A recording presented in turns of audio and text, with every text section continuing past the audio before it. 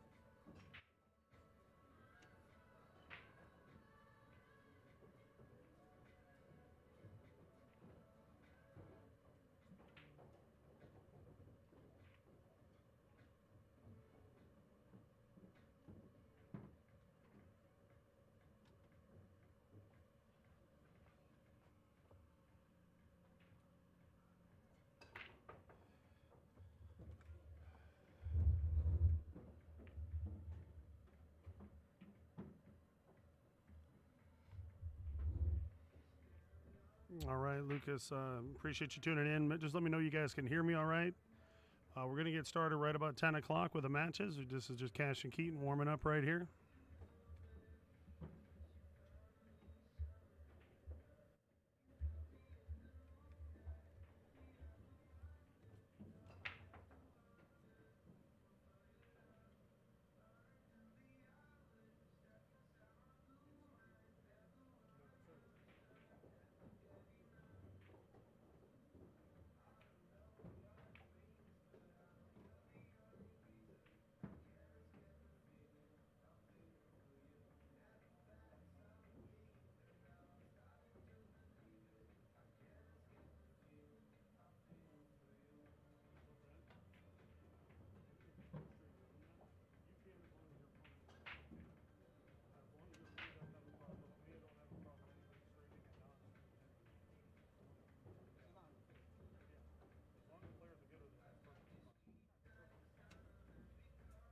And I heard you asking Bobby something about the auction.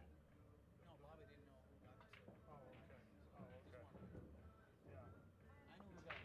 Not that. No worries. I wasn't sure who was asking. I get a kick out of it. He's asking everybody except the guy that has the answers, and he has my phone. He could have just texted me.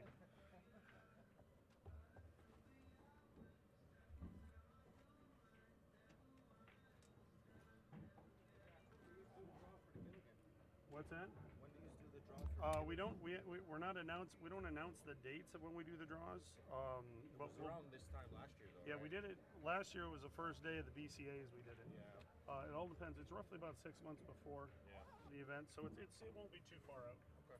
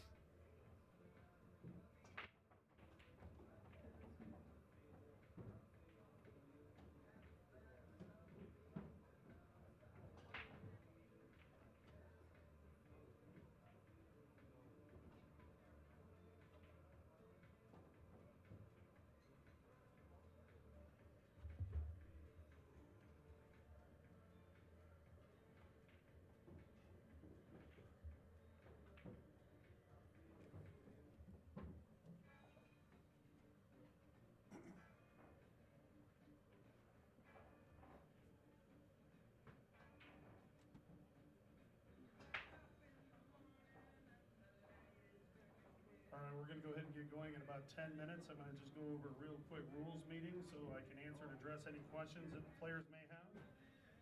Today's tournament is BCA Full League Rules 10 ball. The important thing to note is called early 10 balls do count as a win. Now remember, you can only call one shot at a time, so if the 2's hanging in the side pocket and the 10's hanging in the corner pockets, you can either play the 10 or the 2, you can't call both. The other important thing to know is you cannot call safe and pocket a ball like you can an 8 ball. That essentially is pocketing an uncalled ball, and your opponent would just have the option to give you the shot back. We are playing the 3 foul rule. You must warn your opponent after the second foul. You must warn them before they address the table to shoot their 3rd shot. And that's 3 consecutive fouls in one game. It is win or break. It is rack your own, flip for the first break, or leg if both players agree to it. We do supply the M.O.B template racks that are on the tables. Everybody has the right to use those, but if you choose to use the plastic diamond racks that come with the tables, you certainly can use those as well. You rack the 1 up top, the 10 in the middle, and the 2 and 3 on the corners. It is win or break. We are playing cue ball fouls only.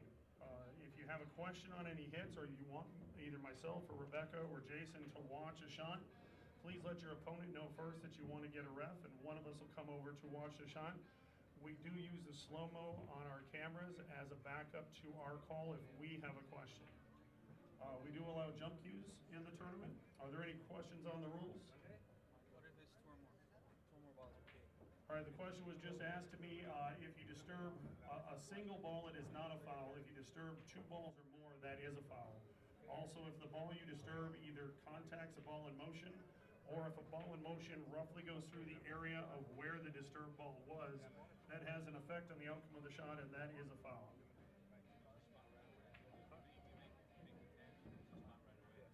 The question was just asked about if you make the 10 an uncalled 10 ball, does it spot right away? Yes, it spots immediately after it has been recognized that it's in. So if you knock in the 10 accidentally, it spots up and you continue shooting. Are there any other questions? All right, I'm going to call the tables in about 5 minutes.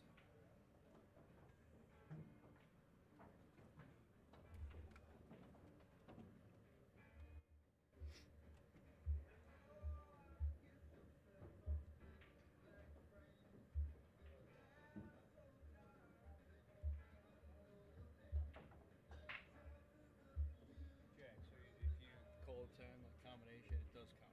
So yeah, if you call the 10 on any combination early, that's a win. Called early 10 balls a win, but you can only play 1 shot. You can't call the 2 and the 10. Okay. You know what I mean by that? Yeah, sure. Okay. Okay, thank you.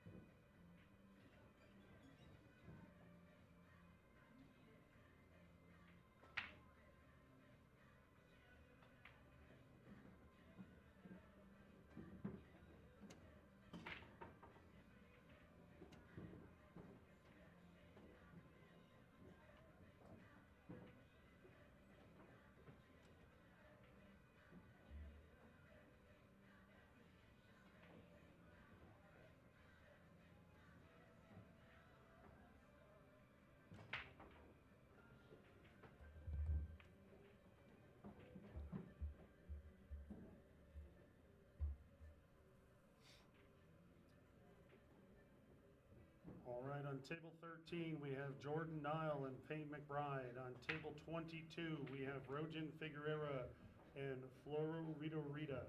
On table 23, Cashon Keaton and Ruben Silva. On table 24, John Giles and Nick Sheret. Table 25, Ian Costello and Bobby Emmons. On table 26, Jeff Beckley and Mark Vidal. On table 27, Frankie Hernandez and Manuel Fernandez. On table 28, Waleed Hashim and Adrien Prasad. Good luck and play well, gentlemen.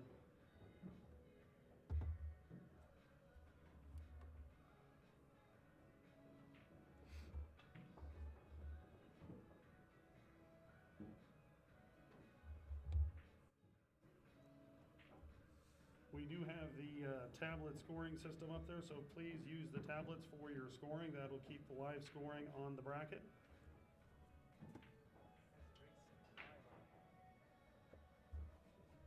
That's strange.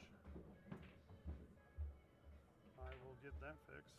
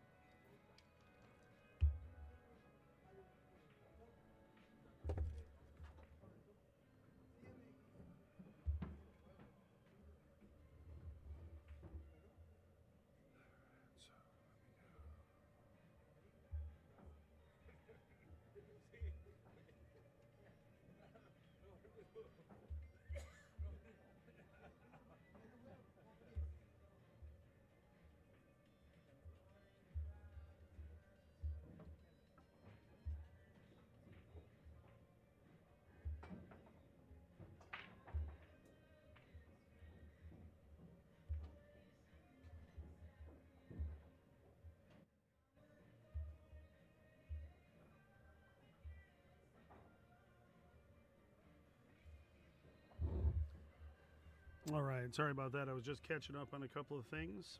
So we are now underway.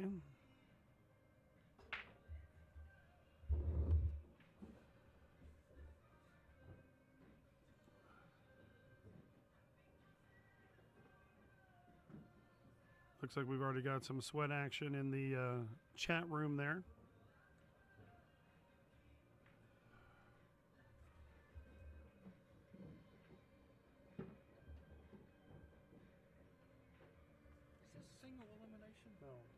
race to 11 on the winners, 9 on the losers, and a final single is a single race to 15. This is a 2-day? Yeah.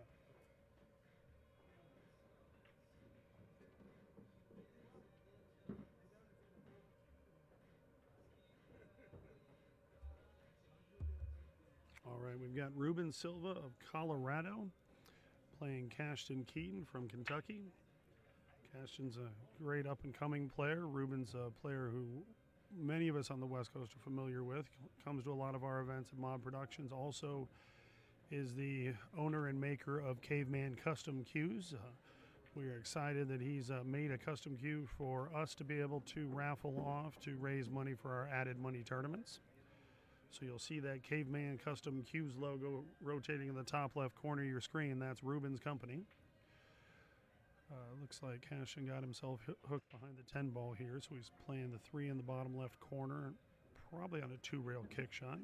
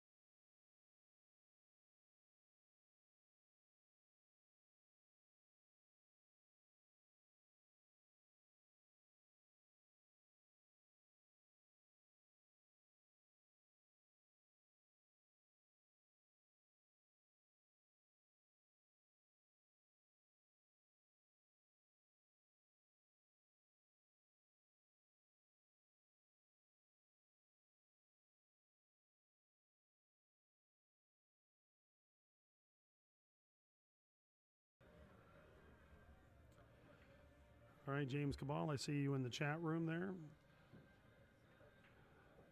Are you playing in the Bakersfield Open this weekend? Got a lot of great players out there in Bakersfield. Love that tournament. One of these years I want to get out there. Always hate to have to schedule on top of things, but this one, unfortunately, was the date that Griffs gave us. Yeah, Tim, he makes some of the most unique and effective jump cues. Talking about Ruben Silva's Caveman Custom Cues.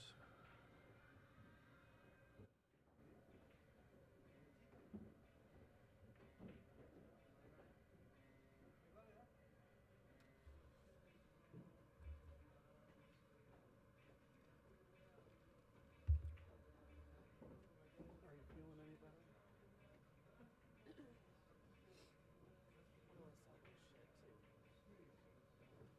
I'll be fine.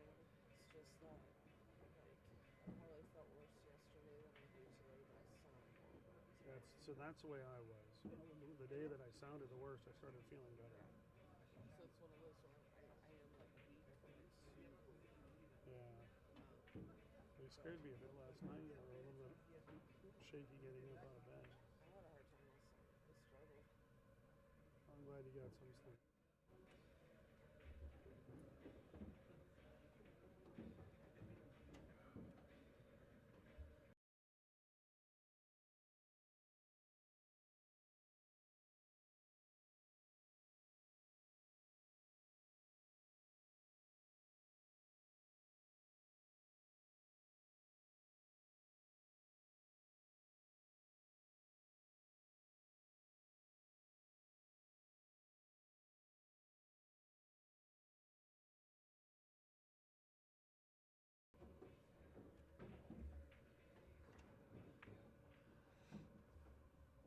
Look forward to seeing you this week in the Swanee. So Griffs is a busy room. So we've got this tournament going on today and tomorrow. This is the finals on it. And then come Monday is day one of the Swanee Memorial. That's Monday and Tuesday. And then Wednesday starts the CSI Expo, the BCA World Championships. And there's 2 pro events going on there. So Griffs will be absolutely packed during that time.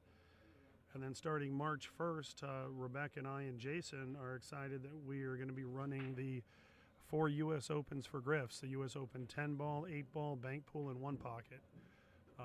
We're really excited about that. So Griffs has a lot going on this month. Then after that, we are running locally, the Doc Hill Championship of the Rum Runner, and then the Andy Mercer Open tournament at the Rum Runner. That tournament still has a few open spots. If anybody wants to get into the Andy Mercer, it's a $250 entry, race to 6, 9 ball on a bar table.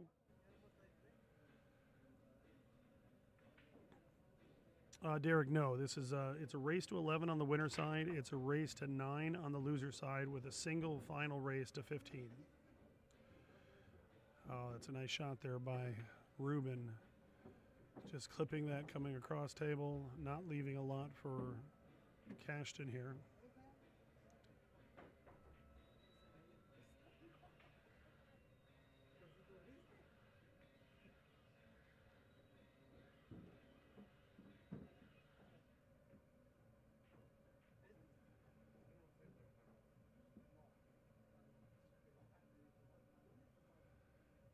I think he was playing a two-way shot, trying to not leave the 7, and instead he kind of left it in the middle. So Ruben's coming to the table with a good look at the 7 in the side and has the 8 in the corner.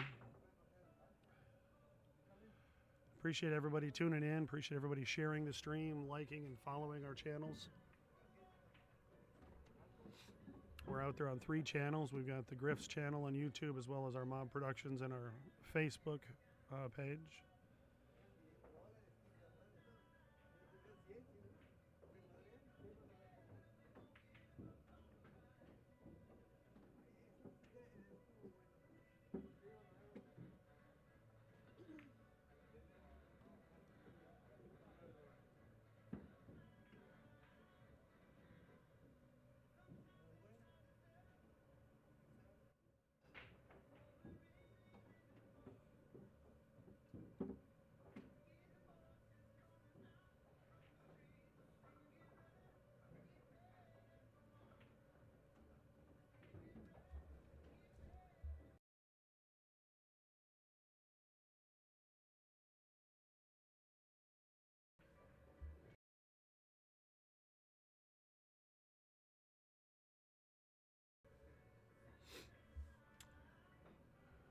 All right, Ruben takes game 1. It is winner break.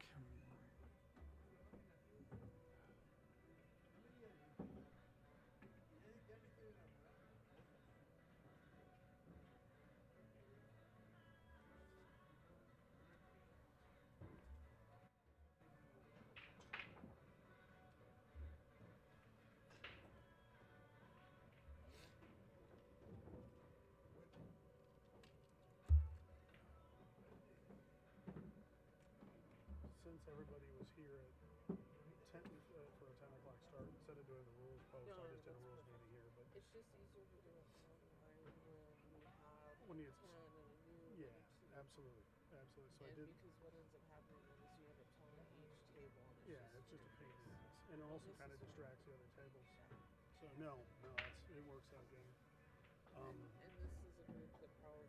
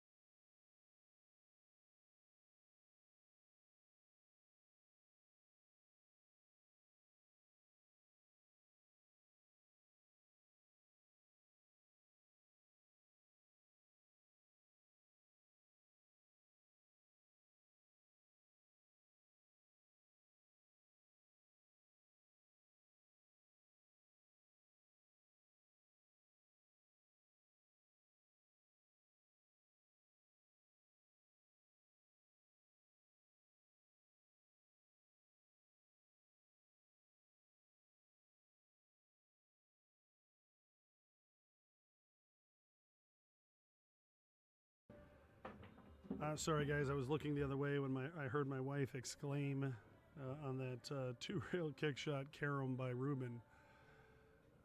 That was a great shot to do it. Now he just needs to stay down on this shot. He's stretching on for the 6.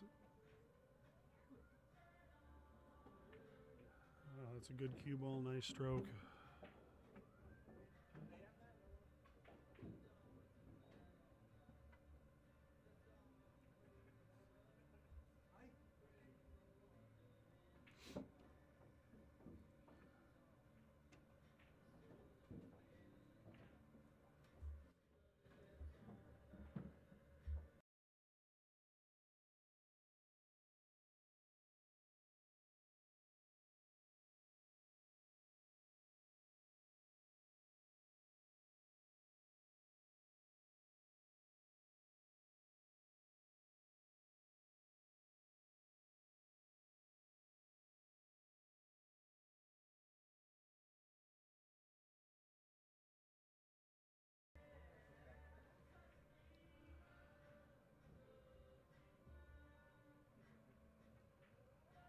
All right, Ruben's off to a 2-0 lead.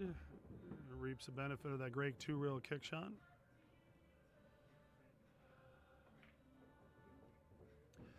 And you guys can follow along all the matches that we have going. There's 8 matches to start with 16 players in the field. I'll give you a quick score update on it, but we have the link to the bracket and digital pool, and we're using tablet scoring, so every match scores gets reported live. On table 13, Jordan Niles up 1-0 on Payne McBride. Rojan Figura is up 1-0 on Floral Rita Rita. Nick Sheret of Canada is up 1-0 on John Giles. Ian Costello and Bobby Emmons, another great match, are tied at 1 apiece. Mark Vidal and Jeff Beckley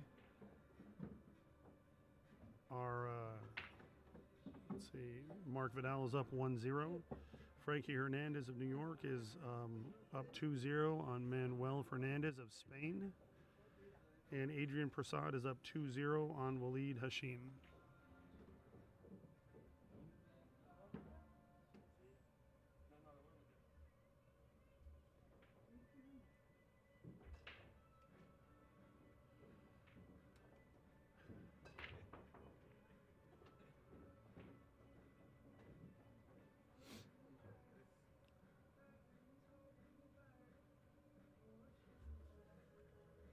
Always such an awkward positioning for the camera because I can't get it on where I'm at table, so I got it as close as possible, but it's just a hair off center.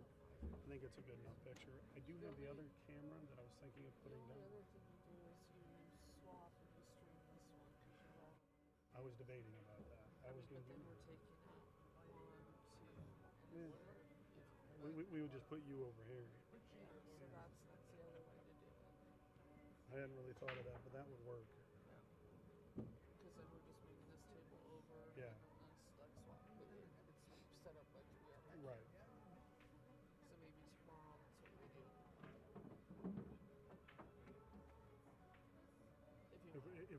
If we move the booth. Okay. Coffee, cold sugar. Is that why you came over for? Okay. Well, and just say hi. What kind of cream I was just about to walk up there. Regular or fictional? Okay, regular cream or fictional sugar? And then a bottle of water? What's that? No, on the break? No, not on the break. Question was just asked regarding a 10 ball made on the break. The 10 does not count anywhere on the break. It counts as a ball made and spots up, and you continue shooting.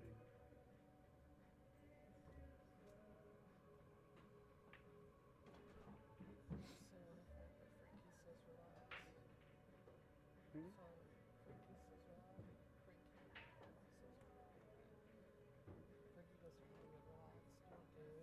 Oh.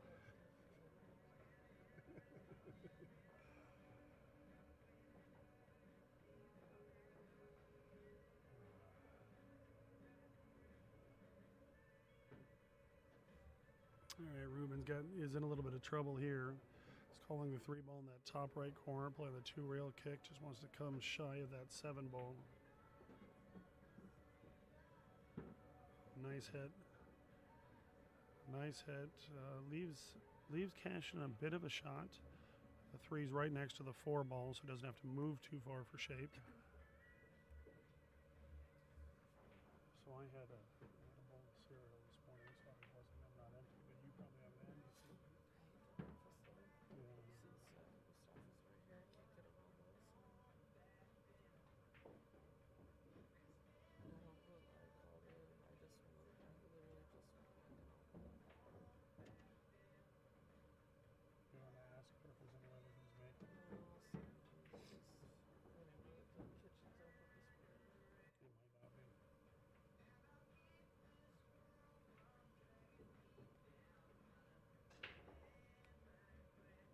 You need me to. I could run to Green Valley Grocery and grab me some. I could go. This is gonna be a horrible statement.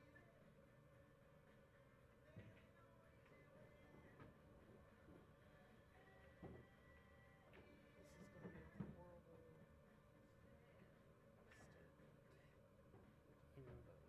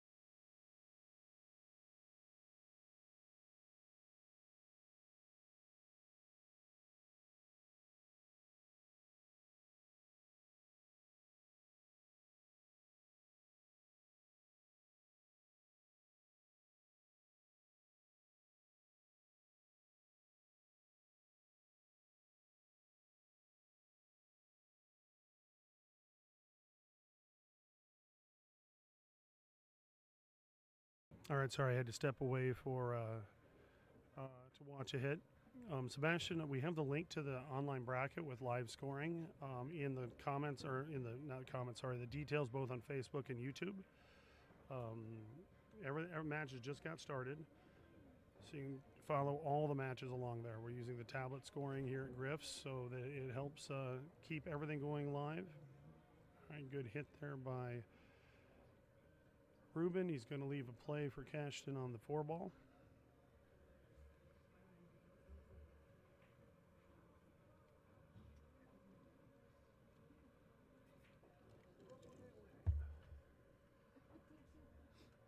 Sabrina, I wasn't ignoring you earlier. I just was in my own little world. Yeah, I knew that. That's No why I worries. didn't just.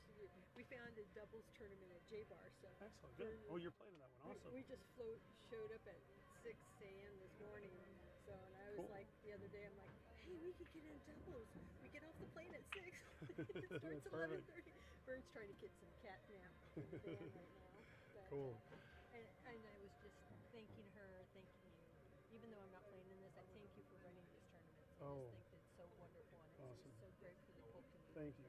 Appreciate that. It's good to hear.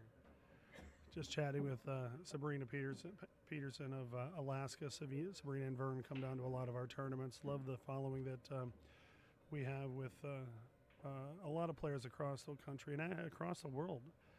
This tournament alone, we have a number of players from Canada. We have a player from Spain, from New York, Illinois, Kentucky, Colorado, California, Arizona.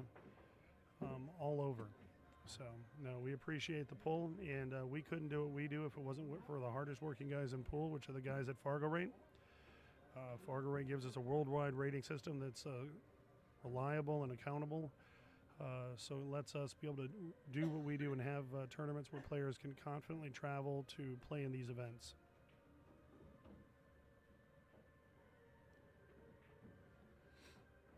Looks like Dylan Norton is looking for some action, sweat action on Cash Keaton here. If you're on Facebook and following there, he's in the comments. That was a good shot there by Cash, just having to roll it and take the shape. Unfortunately, got right on top of that 8 ball. Makes a 7 ball a lot harder than he would have liked it.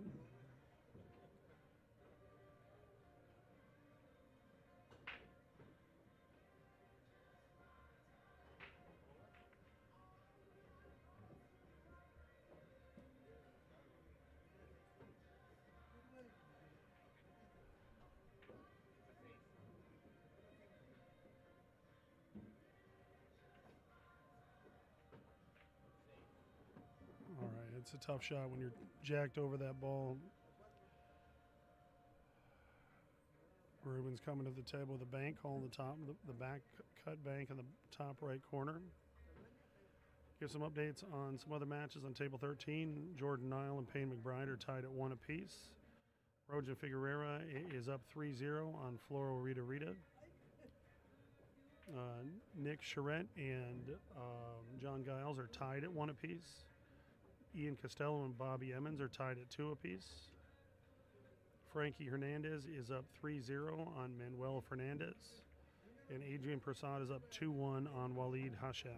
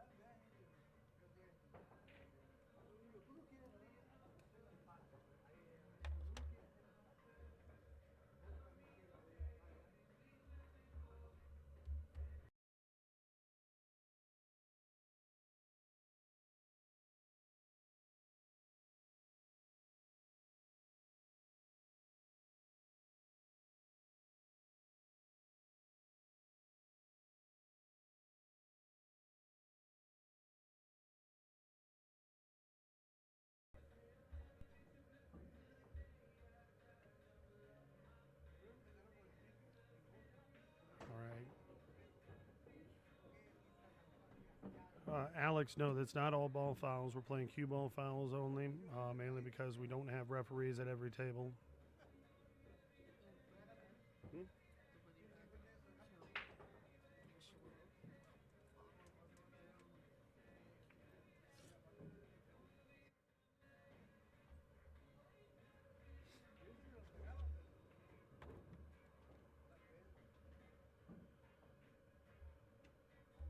All right, Cash gets perfect on the 10 ball here to take his first game. He's down 2-1, breaking in rack 4. I'll be back in just a little bit.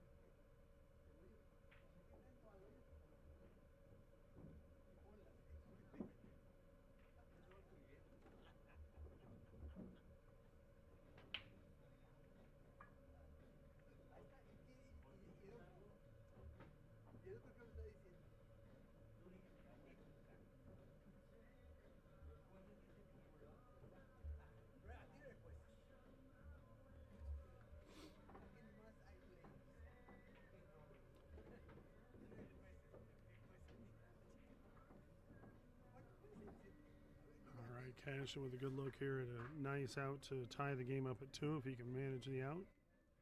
Got a little straighter on this 4 ball than he wanted to, so he's looking probably at drawing it back to play the 5 to the side.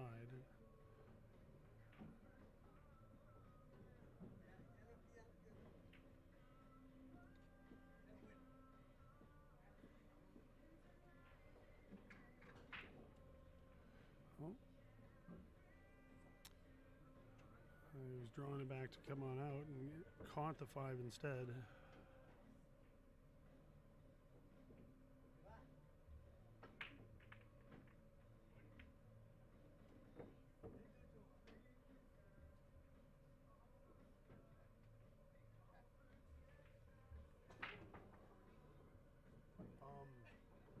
Okay, so that's John Giles. John Giles gave me $40 for his Calcutta. I put it.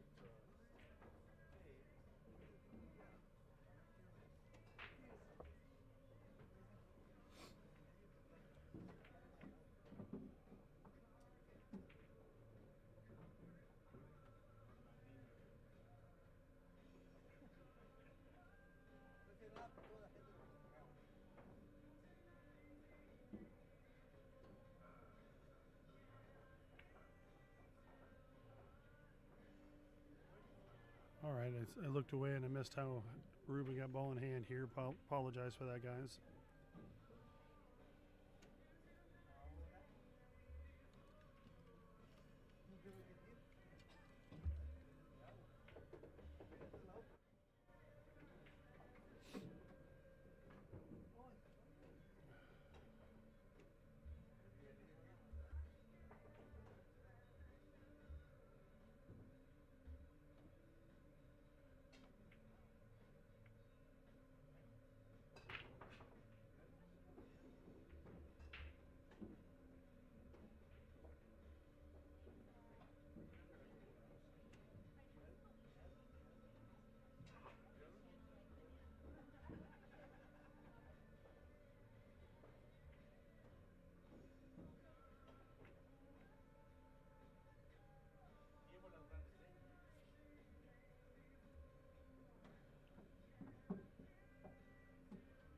Ruben's going for his extension on his cue.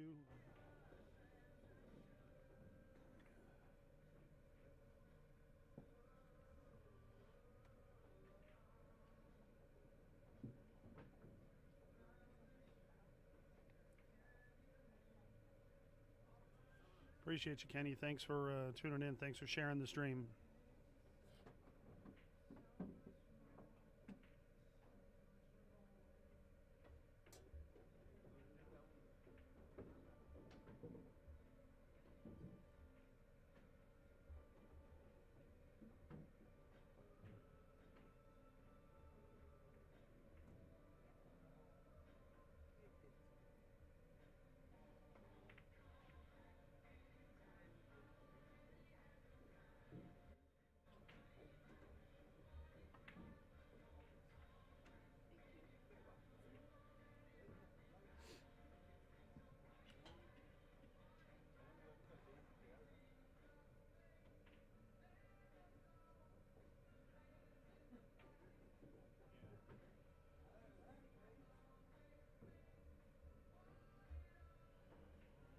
I just backed up the video, just I wanted to take a look at it, and yes, there was a foul on the combo. That's the only reason the 10 didn't count, is he double hit the cue ball.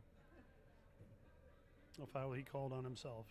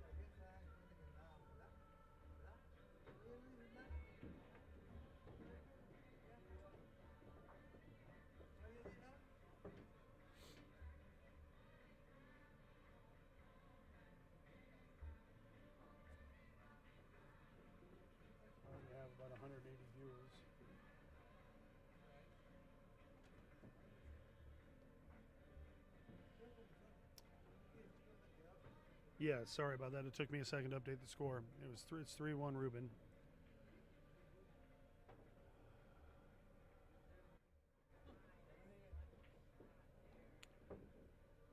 Appreciate everybody tuning in. We've got around 180 viewers already this morning. Appreciate you guys being here to support the players.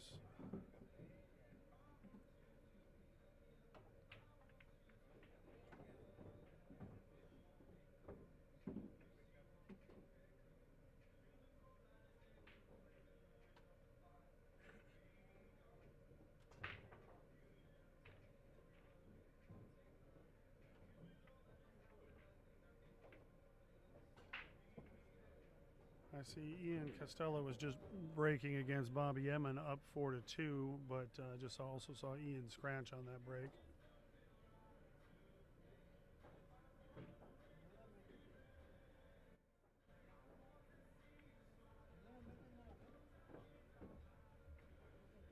Give you guys some other score updates. Payne McBride is up 3-1 on Jordan Nile.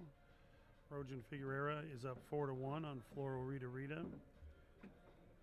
Nick Sheret is up 2-1 on John Giles. Mark Vidal is up 3-1 on Jeff Beckley.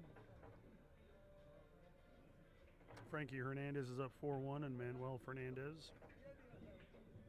And Waleed Hashem has tied it up with Adrien Prasad at 2 apiece.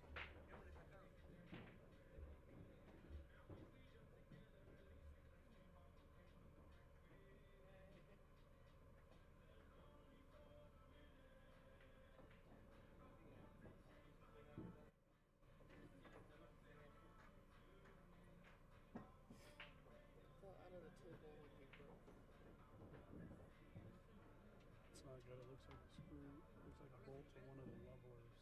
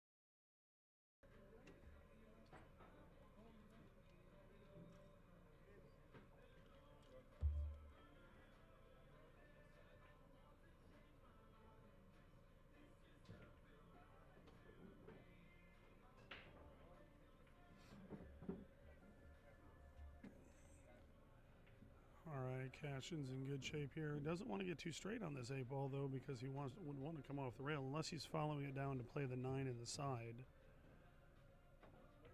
I was thinking you might want to play the 9 in the same pocket he's going to make the 8.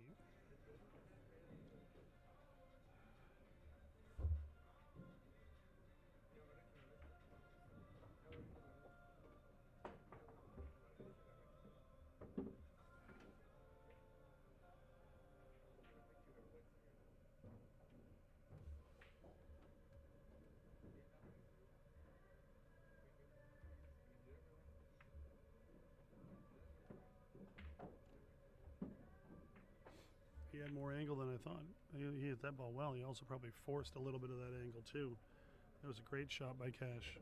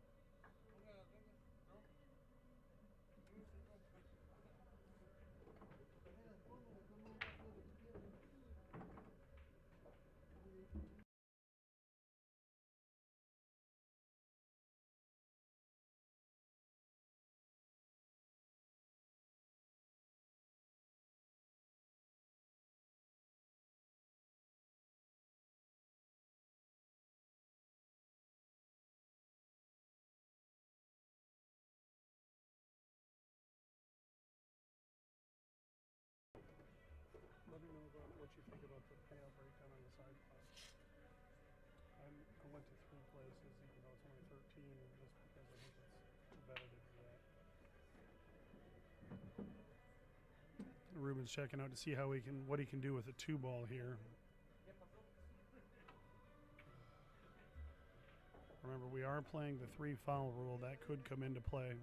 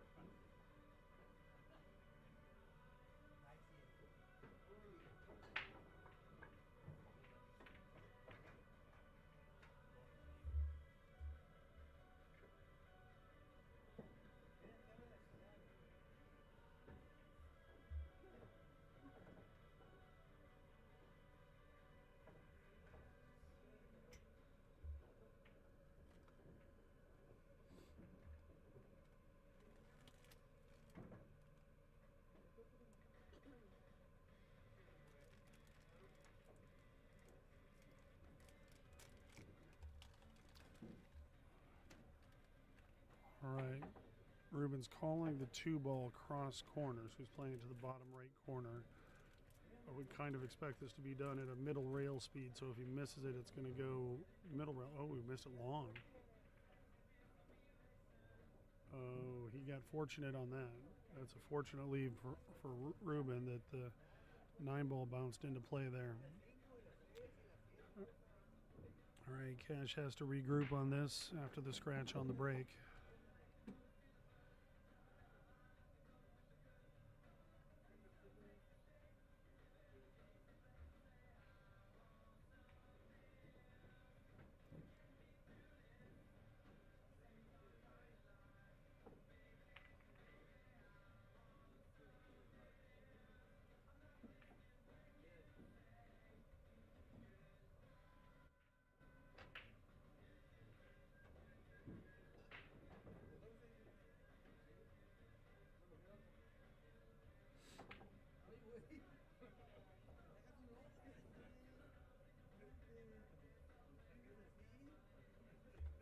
Sorry, Jeremy, this is as loud as I can have the mic go up because I can't allow the background music to come in to kick us off YouTube and Facebook. So also I apologize because I'm getting over a bug and my voice is shot. So this is as much volume as I have and my mic can do.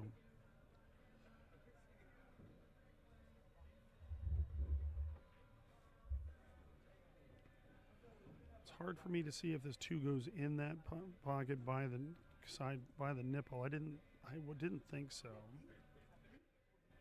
and if it did, it was just barely. So Cashon has a tough back cut on the 2-ball, but if he can make this, there's a couple of options to play shape on the 3. The 3-8 combo in the top left corner is not dead on, but it's definitely a playable shot. I think that's what he's looking at right now. It can also come across the side rail and play it back in the 3 in the left side pocket. But most important, just have to focus and make this 2-ball.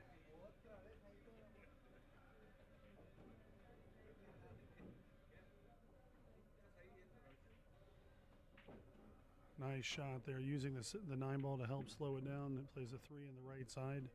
That was a beautiful shot by Cash.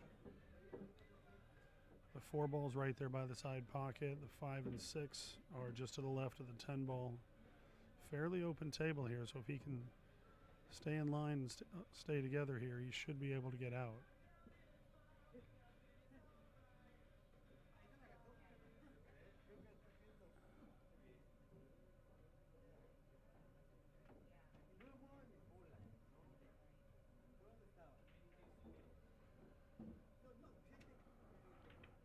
He knew he was going to be contacting the 7, and I like that he played it aggressively so that he could control it into it and not just leave it to the roll of a cue ball.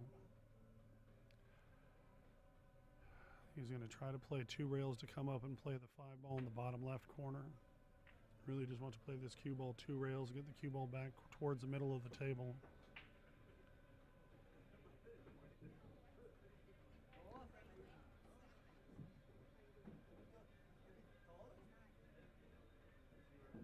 Nice shot, good speed.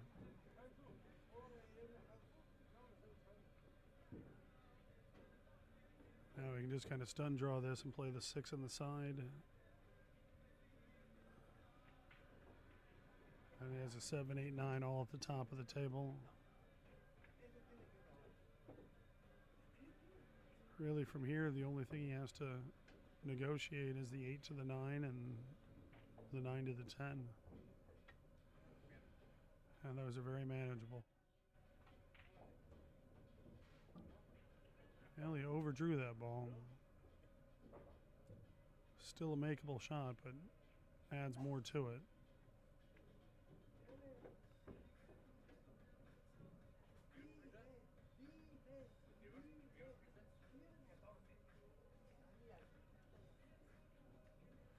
Dylan will be posting the payouts here in just a moment. Are the payouts good? Are the payouts good for me to post?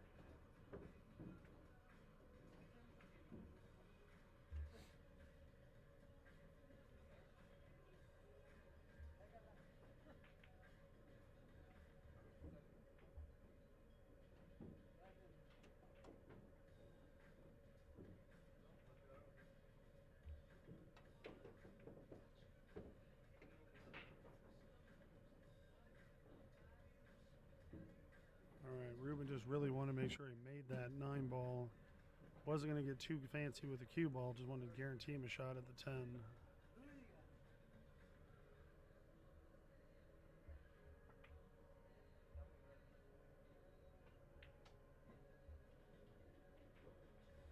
All right, Ruben makes cash pay for that overdraw to get shape on the 6. Takes a 4-2 lead. That's a big swing right there. I'm going to step aside for a moment to post the payouts. I'll be back in just a moment.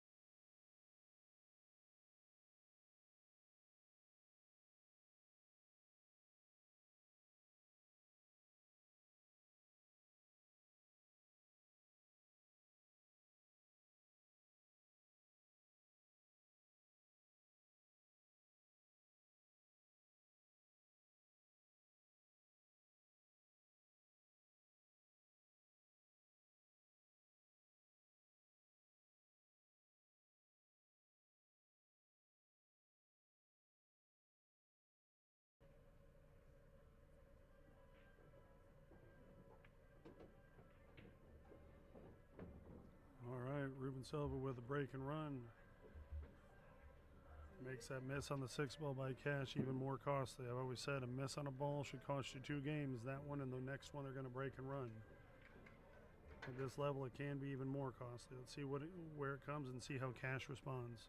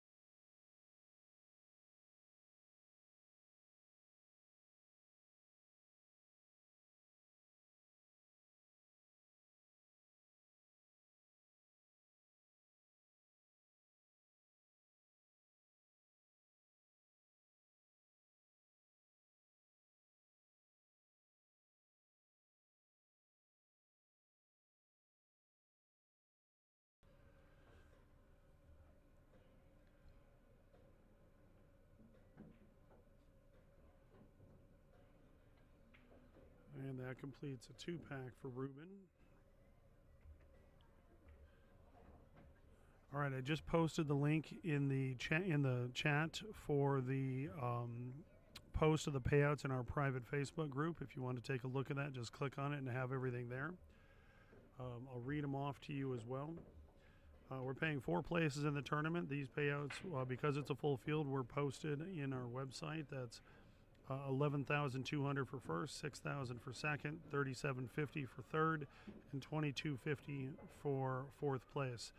We have 13 players in the $200 side pot, paying 3 places in that, $400 for third, $800 for second, and $1,400 for first. We have 13 players get in the $400 side pot, again paying 3 places in that, $800 for third, $1,600 for second, $2,800 for first, and we had 11 players get into the $300 winner take all, so that's $3,300 to the winner there. All right, cash gets back to the table after Ruben has put a 2-pack on him, and see how he responds. We also have the payouts for the online Calcutta of 16 players that pays the top 3, $28.22 for first, $16.93 for second, and $11.29 for third.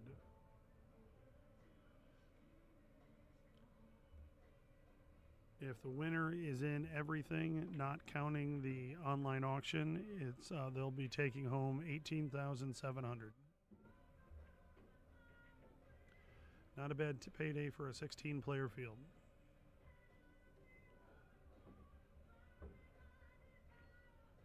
All right, cash puts a good safety on Ruben here.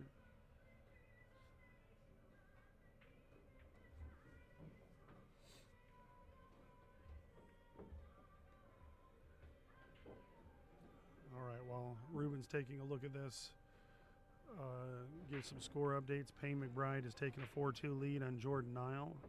Roan Figura is up 6-2 on Floro Rita Rita. Nick Sheret is up 4-1 on John Giles. Bobby Emmons has come back and is up 6-4 on Ian Costello. Mark Vidal is up 5-2 on Jeff Beckley. Frankie Hernandez is up 6-4 on Manuel Fernandez. That's a New York. Frankie's from New York and Manuel's from Spain. Those are our 2 longest distance travelers matching up first. And then Walid, Hashim, and Adrien Prasad. Adrien has taken a 5-3 lead there. You can follow all these scores on the Digital Pool website. The link is in the details. Oh, a nice hit there by Ruben. The link to the bracket is in the details both on Facebook and YouTube.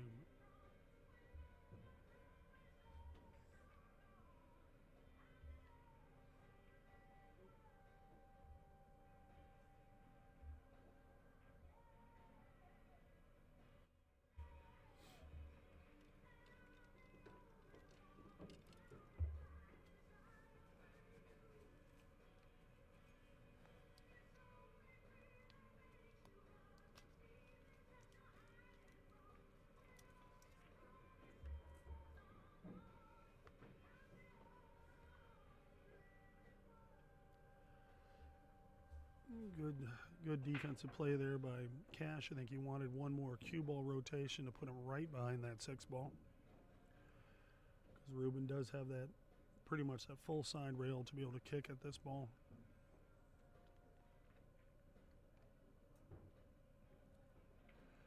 He's calling the 1 ball in the top right corner.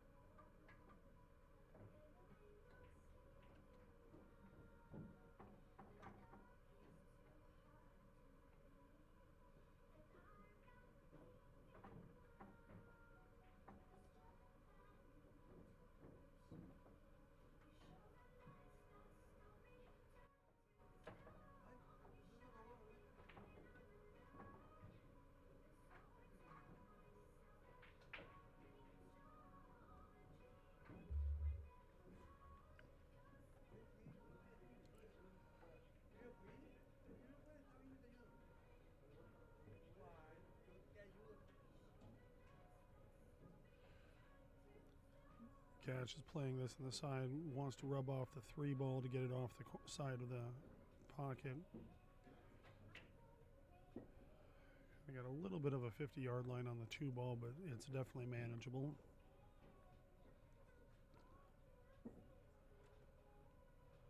As with sometimes when things aren't always going your way, not everything gets to the right spot immediately, so you've got to battle through it a little bit to get back in rhythm and find your stroke and game.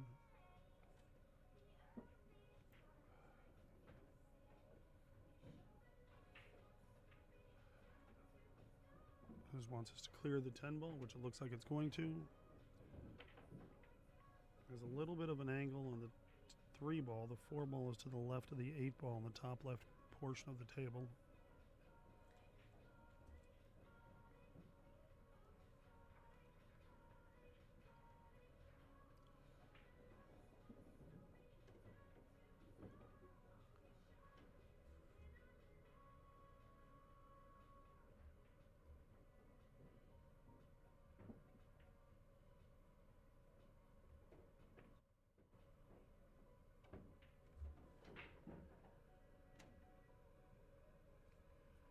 That's a good play. Coming up table, making sure you get yourself in a good position. Kind of wants to stun this ball out. I'll be right back.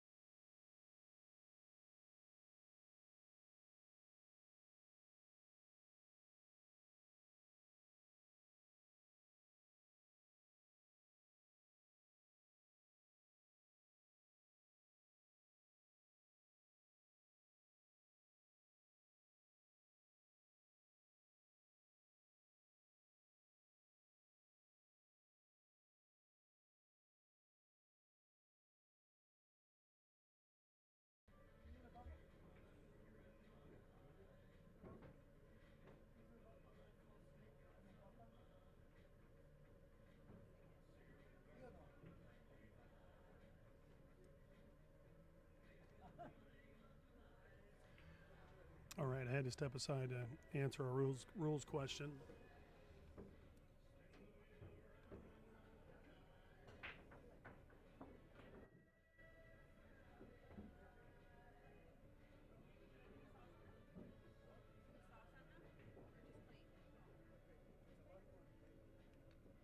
And would you like french fries or tater tots?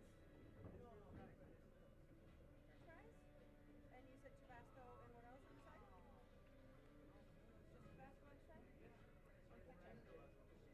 Okay. And ranch and blue cheese? Yeah. Got it. Nice play there by Ruben.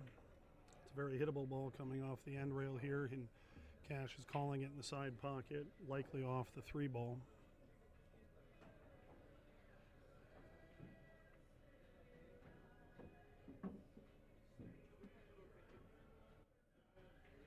I can't tell if that's 2-6. It does not look like it's onto that top right corner.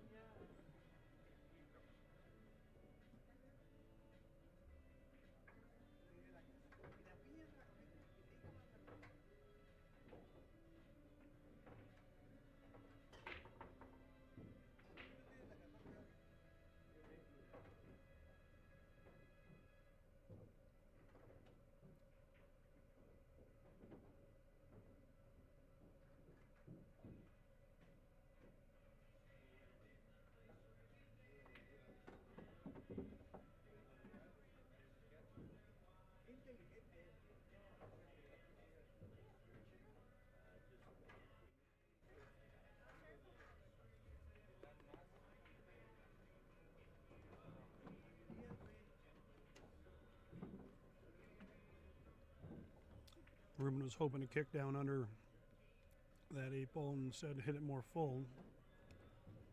So he's going to get one of his jumpers.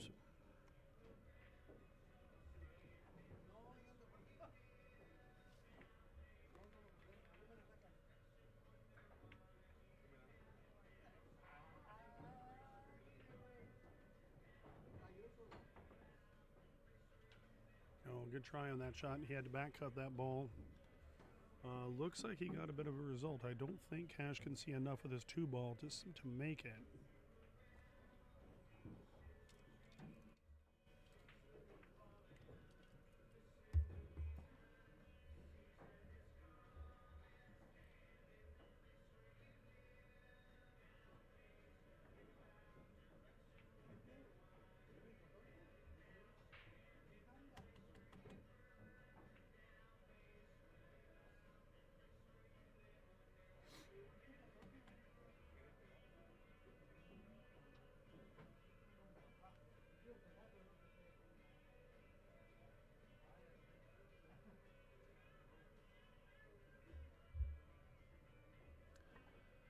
And give some score updates. Jordan Nile has climbed back. He's down 4-3 to Payne McBride.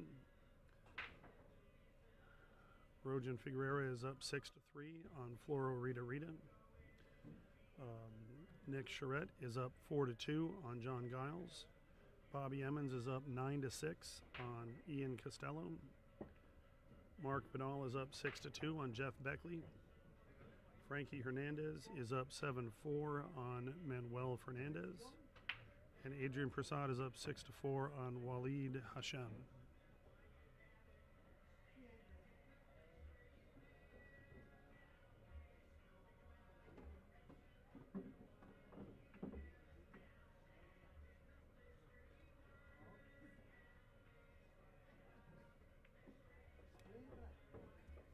Cash with a good hit there. He's going to leave Ruben a play.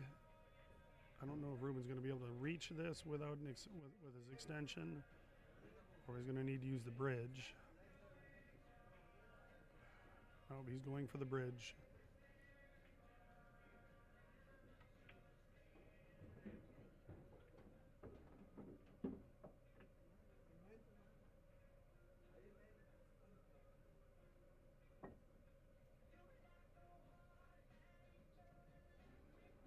Nice shot there.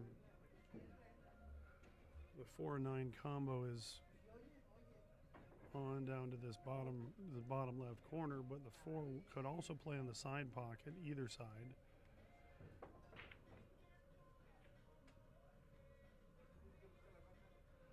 The 6 ball is hanging in the top right pocket, and then you have the 7, 9, 10 down with the 4 ball here at the bottom left.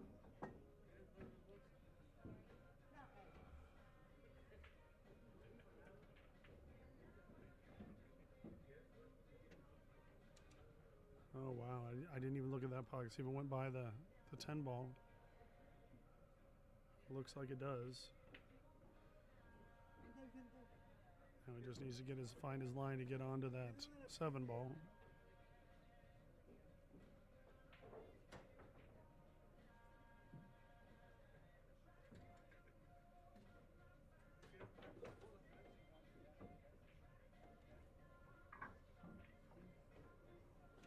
I always find this to be the hardest shot to control the cue ball speed coming off. It all depends on how thick you hit the ball.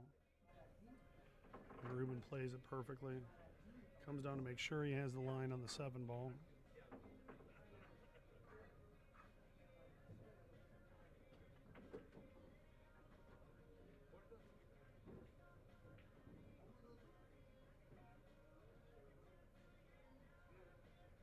He does not look happy with it.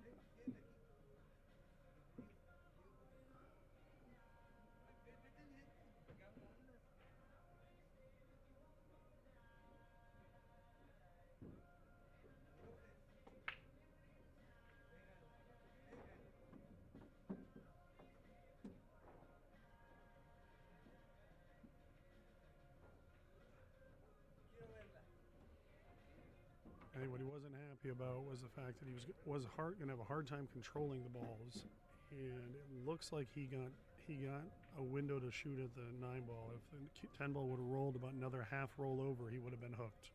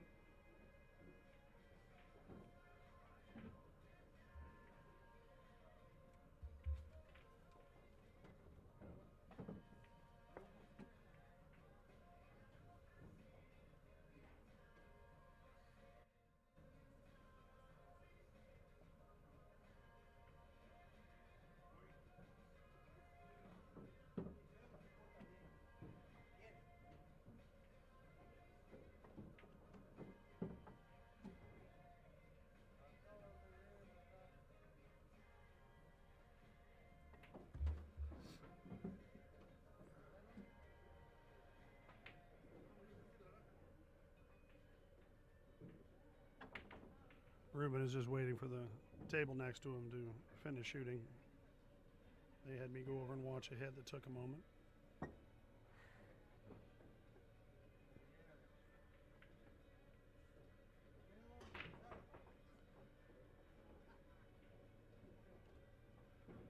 All right, Ruben takes a 7-3 lead.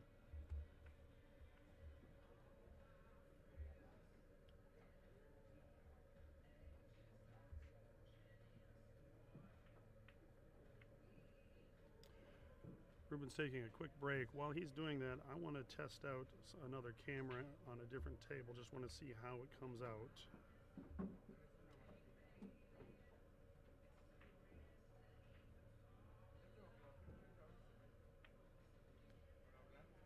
So this is Ian Costello breaking against Bobby Emmons. Ian is down, I believe, what is the score over here? It is 9-7. While they're on a quick players break, I'll stay here, but once Ruben comes back, I'm going to go back to the main match.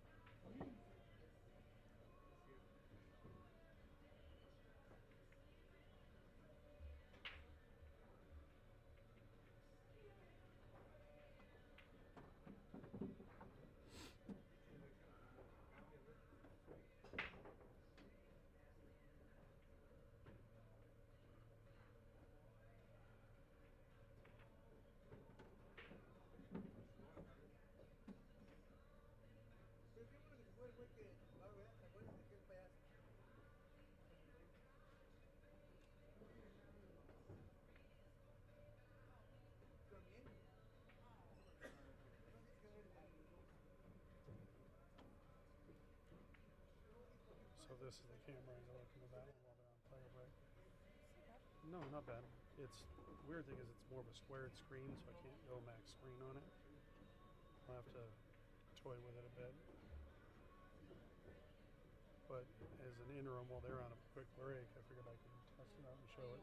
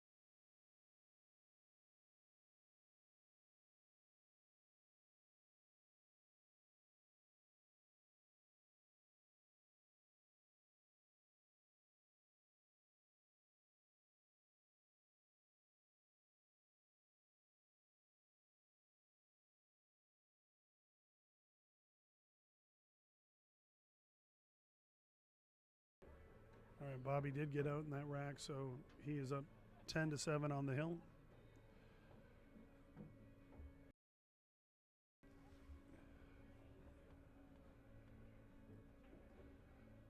Cash got a little straight on that 2 ball and looks like he has a play on the 3. It looks like he just got there. I'm trying to look at the body language. It looks like he can see it to make it.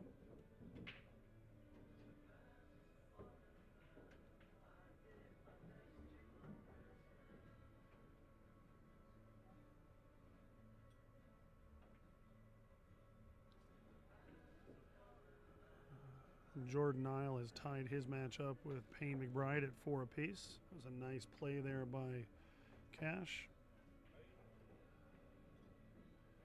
Looks as though Ruben might be able to can get to the end rail and swerve it. Might be able to swerve and play to make the ball. Rojan Figura is up 6-5 on Floro Rita Rita. Floro is making a little bit of a rally in that match. Nick Sheret just won a game, and I believe that puts him up 5-3 on John Giles. Mark Vidal is up 6-2 on Jeff Beckley. And what's been a little bit of a contentious match over there. Frankie Hernandez is up 7-5 on Manuel Fernandez. And Adrien Prasad and Waleed Hashem, Adrien is up 7-5. And these are all winner side matches, first round matches, going to 11.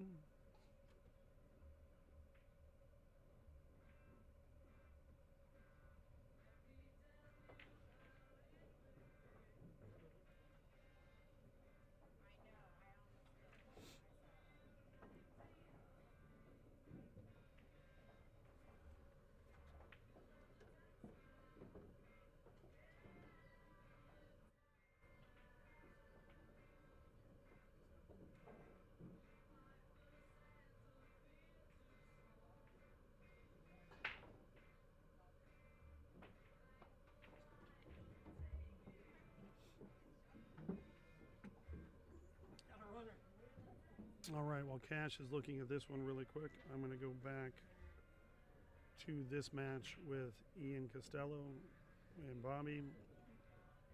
Bobby is on the hill. Ian's at the table. Bobby just played a safe on that 4-ball.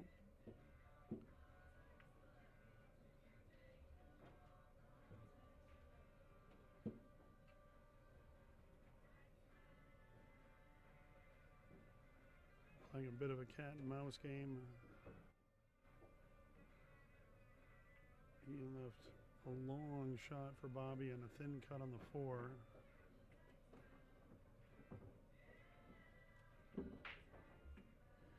And Bobby plays a smart defensive shot and gets a good roll to hook Ian behind the 6-ball.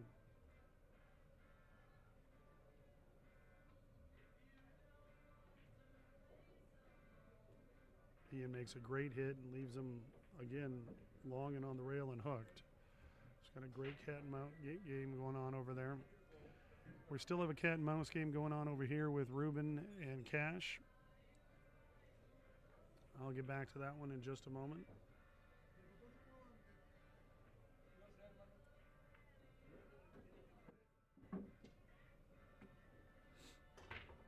Bobby wanted that 4 to carry a little further past the 8-ball.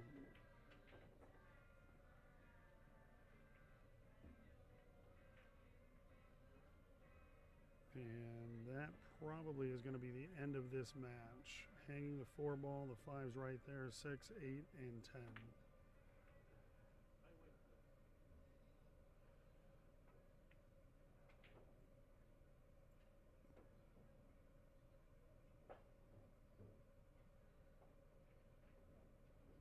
All right, I'm going to keep you posted on this one. I'm going to go back to this match as Cash has got his jump cue. The 3's hanging in the top right corner. Bobby made the 5-ball. He's shooting at the 6-ball now. Lets a stroke out to draw it all the way back. He's perfect on the 8. Who do we get to watch it here? Me. I'll be right back.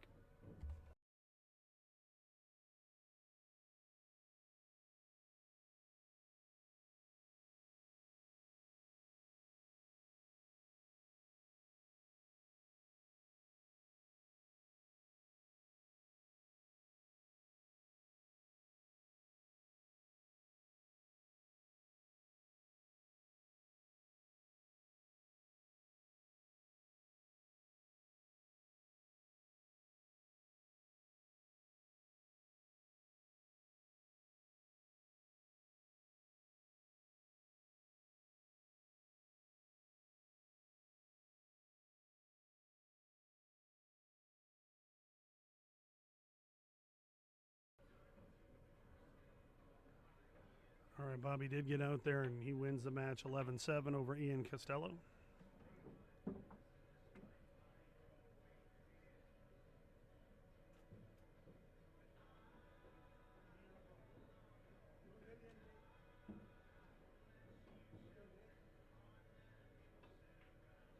Ike, you're welcome. Appreciate you guys tuning in. And the 4 is by the 6 ball, right there in the top left portion of the table. The 5 is in a tricky spot here with that 8 ball. And he's probably looking at playing a safety, put in the cue ball behind the 8, and just a soft one rail shot on the play on the 5 ball.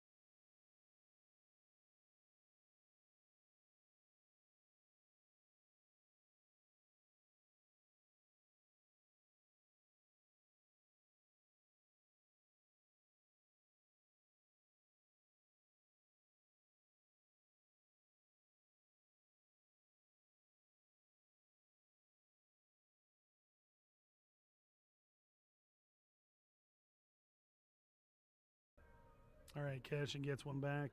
Ruben's coming to the table after a dry break. Doesn't look like he can see. He can see the edge, the very edge of the one ball, but I don't know if that's enough to make it. He might have to swerve this, but if he swerves it, getting shape on that two ball is not going to be easy because he's going to go into the area that he doesn't want to be. Unless he has more of it than it looks like. 'Cause it looks like he's hitting it center ball. Oh, he hit that with outside. Yeah, he played it not to make it. He played to leave it right there on that end rail. That was a great shot.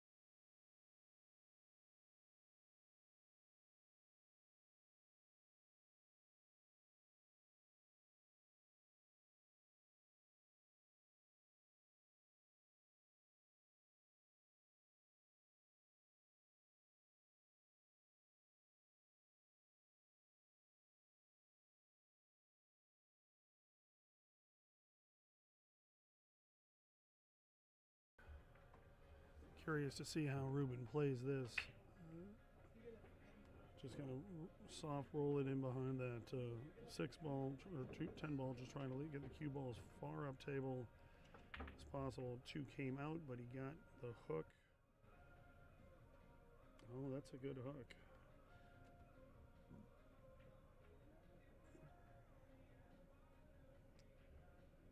I think he's gonna have to go off the end rail with spin into this ball.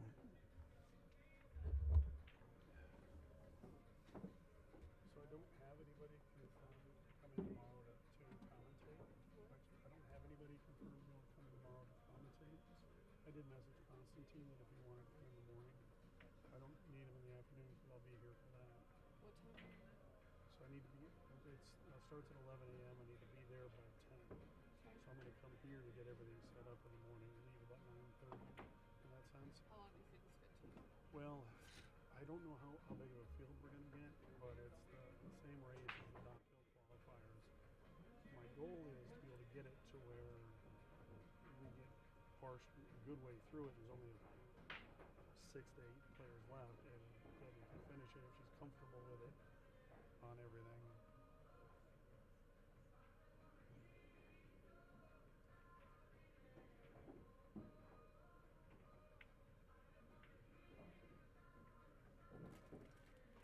The benefit is we don't have to play it out because we're giving away 2 spots.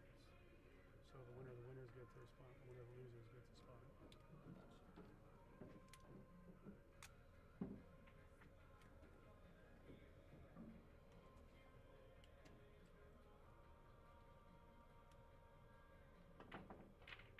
Jason theoretically said he may be able to come and sit behind the mic, but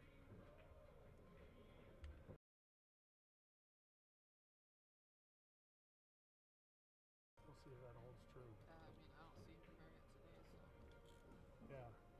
Well, I knew he said he was light at the office, so he said he could be here a little bit today and should be able to be here most of Sunday.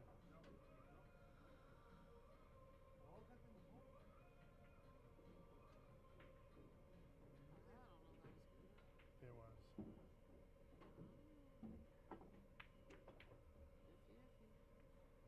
Yeah, it was because no one was there to watch it.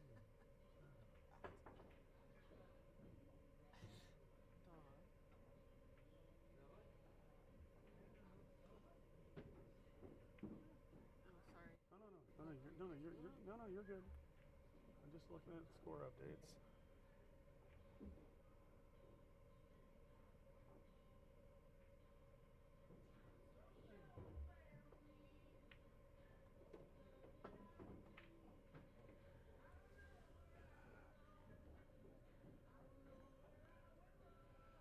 Looks like, is he playing?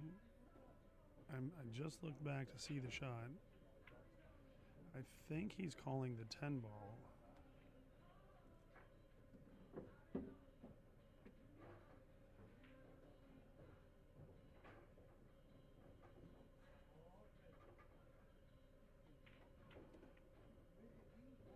Yep. Nice play there by Ruben.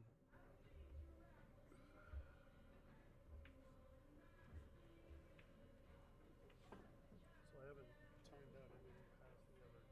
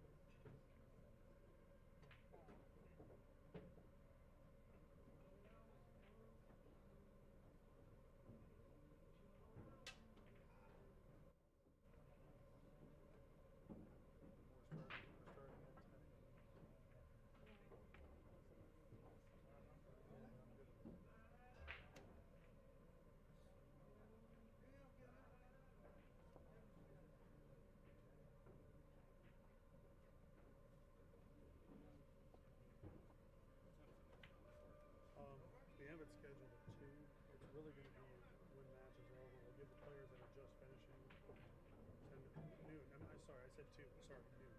We're scheduled for a 2-hour match, in essence. We do that a little bit so that we have players ready to play instead of having to chase people down. So you're probably more or less waiting on a match right now. You're waiting on table. So which table is he waiting on? I know.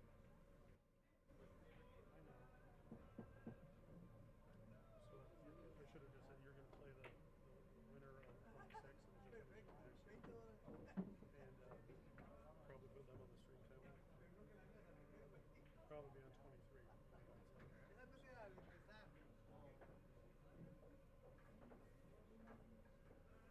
You're always welcome to hit balls on the table as long as you're cognizant of the other matches.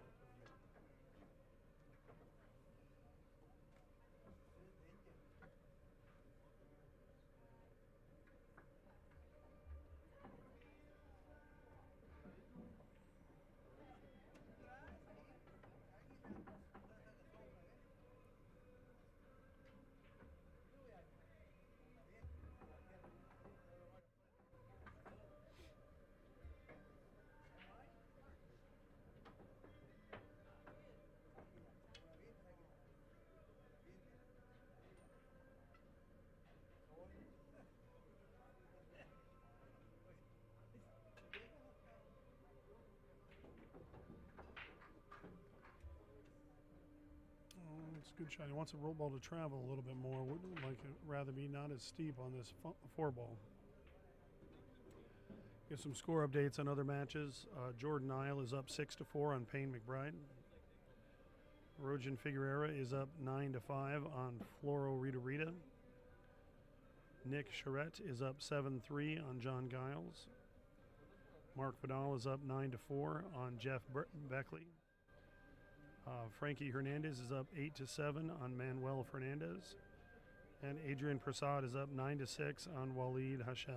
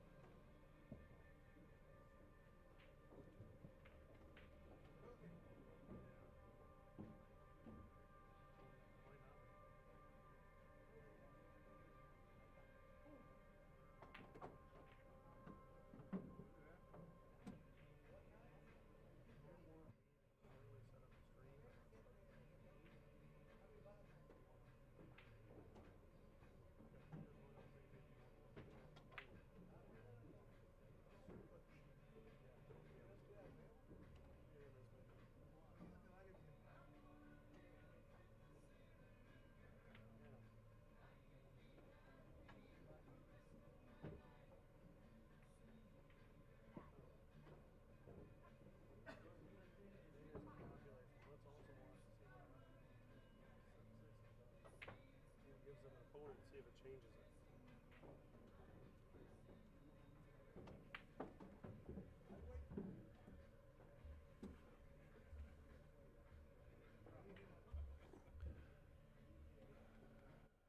All right, Cash has a back cut into a little bit of a cut in the side pocket. It looks like it goes by the 10 ball.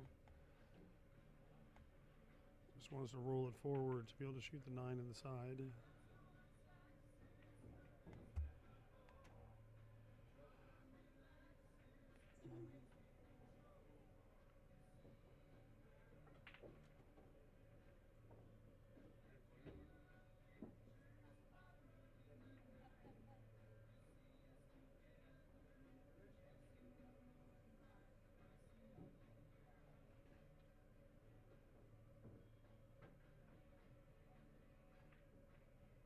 Ooh. It looked like he was trying to hold that ball up a little bit, kind of steered it. He's had a couple of shots that have gone awry, both in the side pocket that I recall, and those have cost him dearly in this match.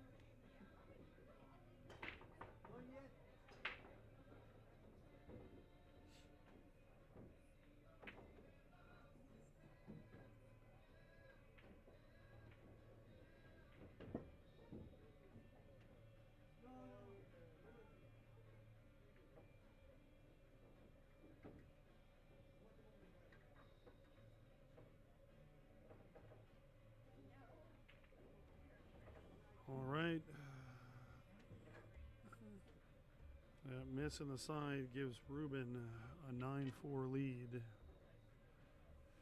Ruben breaking here to have a chance to get out and get on the hill. Cash just has to hope he gets another opportunity.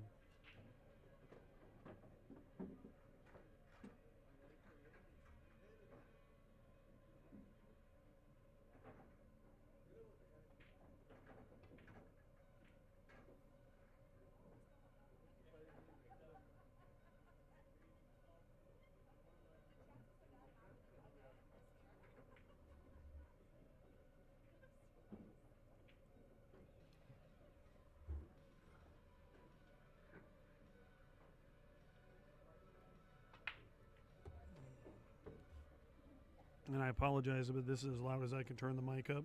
That's also about as loud as my voice can go right now, as I'm getting over a little bit of a bug.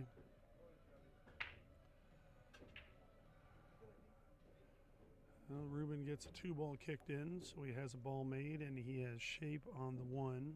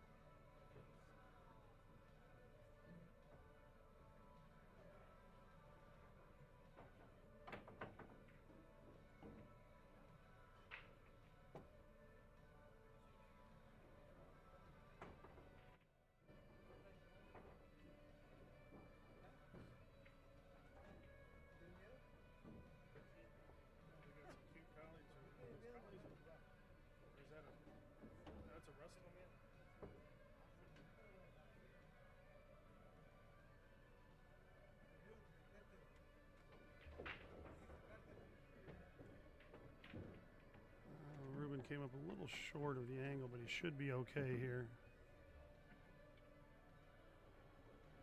Just be a little bit longer on the 6 ball.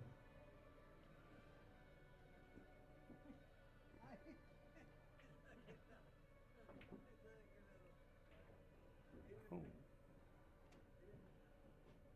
That's a stroke out there. Gets the angle he wants to be able to follow up and come play the 7 in the same pocket.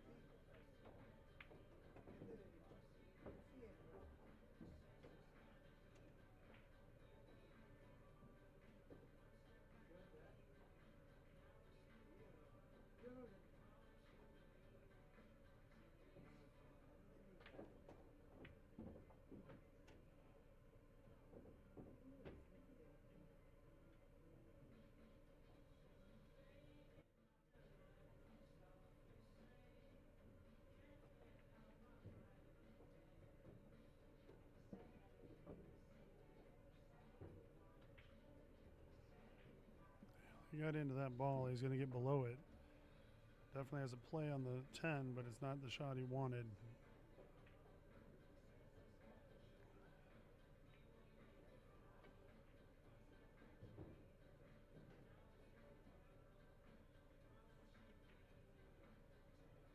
And he misses.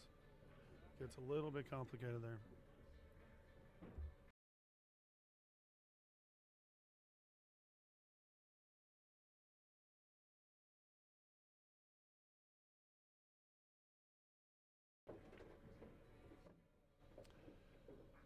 All right, Cash gets a chance to get the game back he gave away last time, so this is a critical shot for him right here.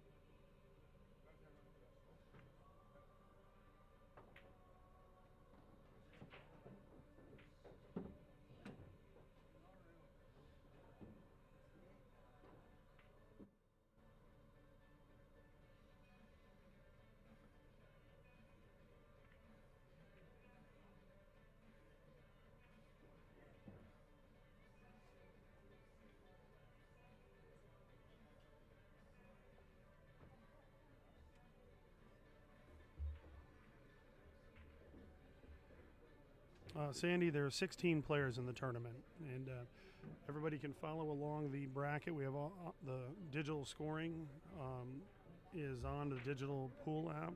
It's not app, but the website. You can get that link in the details on the post, both on Facebook and YouTube.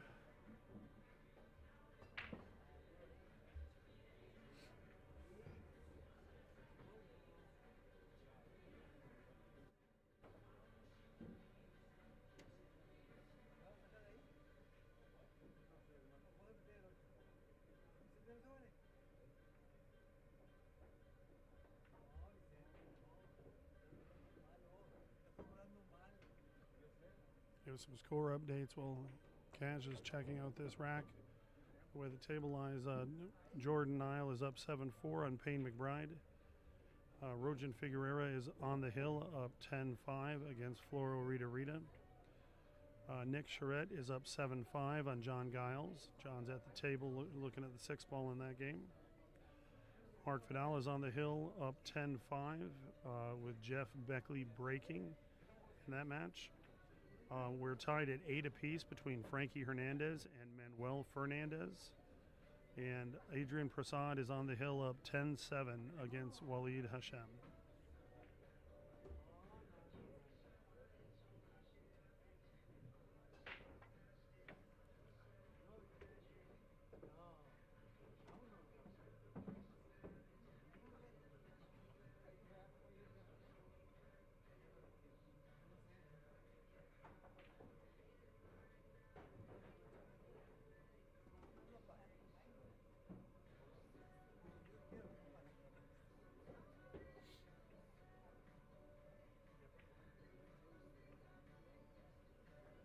Oh, nice shot there, putting the cue ball up there by the 10 ball. I think he came just shy of hooking him, so Ruben does have a shot on it. I thought he was going to get a little closer to that 10 ball.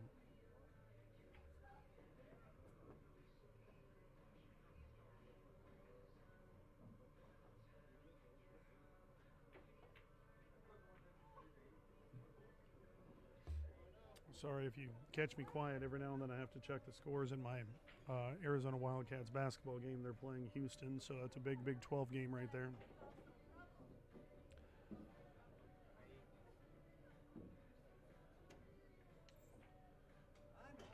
Ruben gets a bit of a roll there, catching the corner of the side pocket, not going in the other side pocket, and still falling shape on the 3 ball.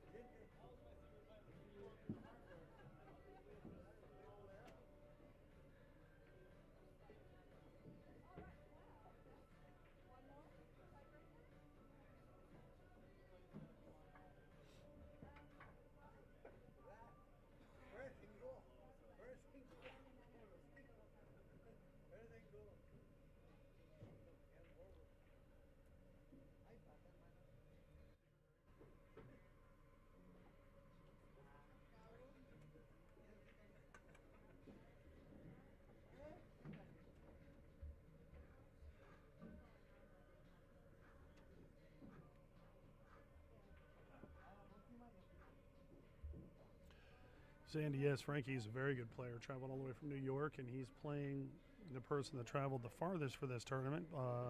Manuel Fernandez is here from Spain.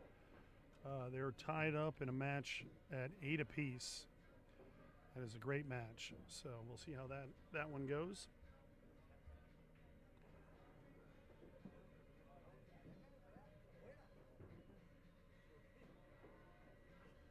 Looks as though we have a winner. Roan Figura has won 11-5 over Floro Rita Rita.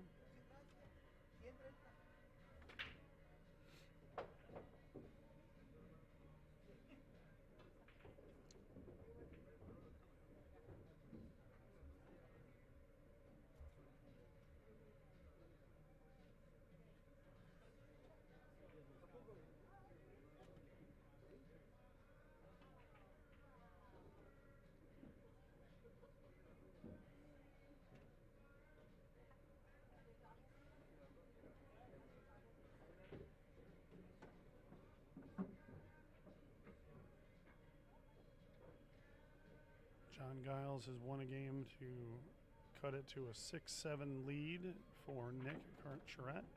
And that was a good shot by Ruben there, getting great on the 10 ball. This puts him on the hill.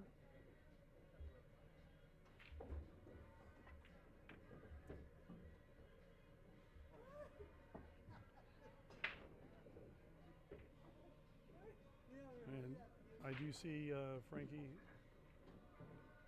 Frankie Hernandez is breaking over there, so he must have won, so he's up 9-8 on Manuel Fernandez. Waleed Hashem has got a game back, so he's down 10-8 on Adrien Prasad. Adrien's on the hill. I see Jeff Beckley shooting is at the table. He's down 10-5 to Mark Vidal, but is shooting at the 7 ball and looks to be in good position. Jordan Nile has taken an 8-4 lead on Payne McBride.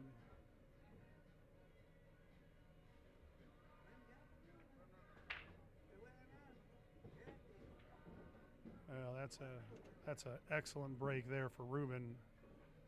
Balls are fairly wide open with a shot on the 1 ball.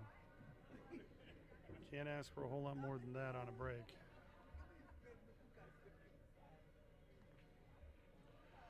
Alex, no, Bobby Emmons isn't playing a match yet. He's waiting for an opponent. He plays the winner of Mark Vidal and Jeff Beckley.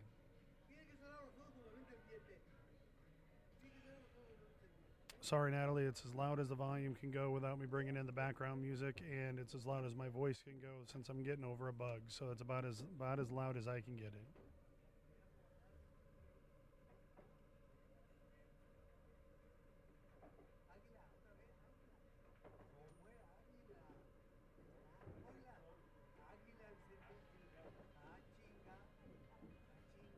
Ruben came up a little short on the shape he wanted there. A little awkward, and he's on the rail. This is a shot where I don't like having to elevate my cue on it because I would say the higher the butt of my cue goes, the lower my Fargo goes.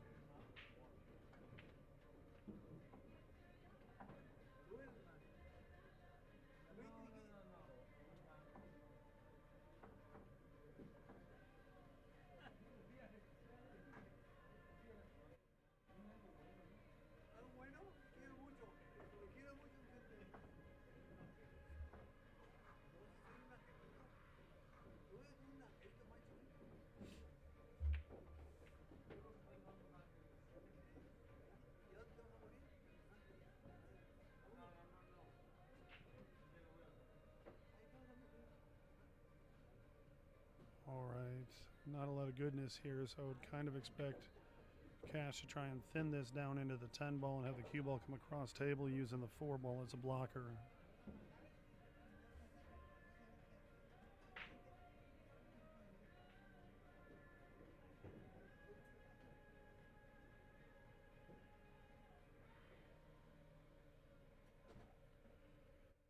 Yeah, that's a good play. Nice shot there.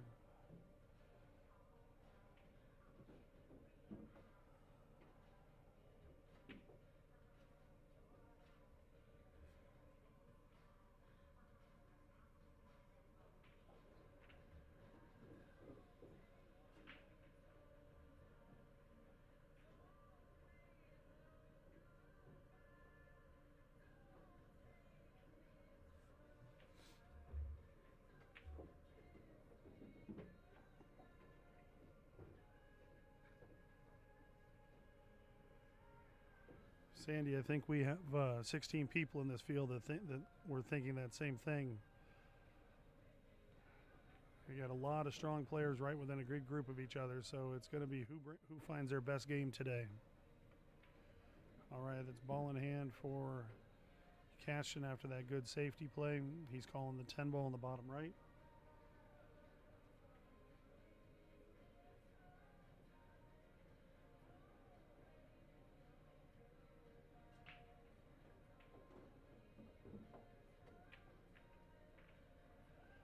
Nice shot there by Cashon to pull it within 4.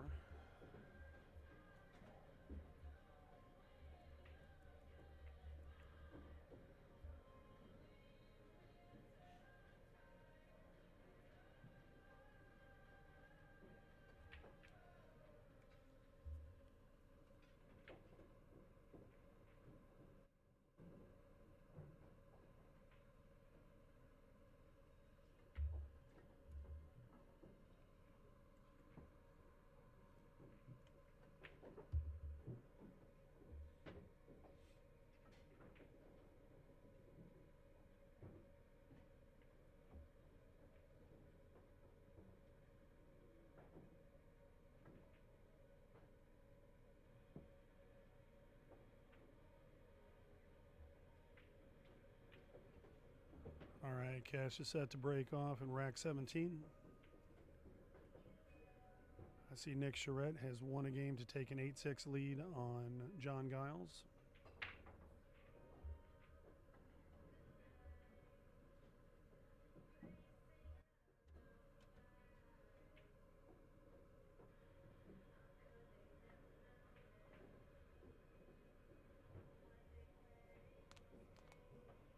I also am looking down the row of tables and see Adrien Prasad is at the table.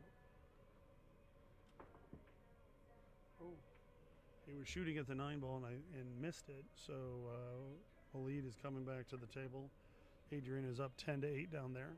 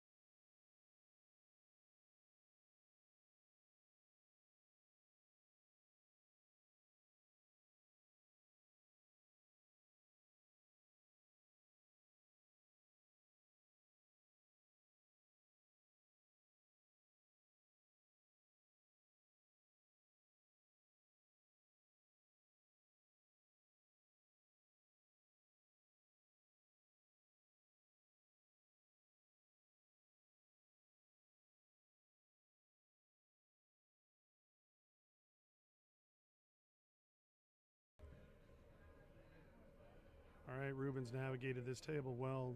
Started with a very intricate shot. Oh, okay.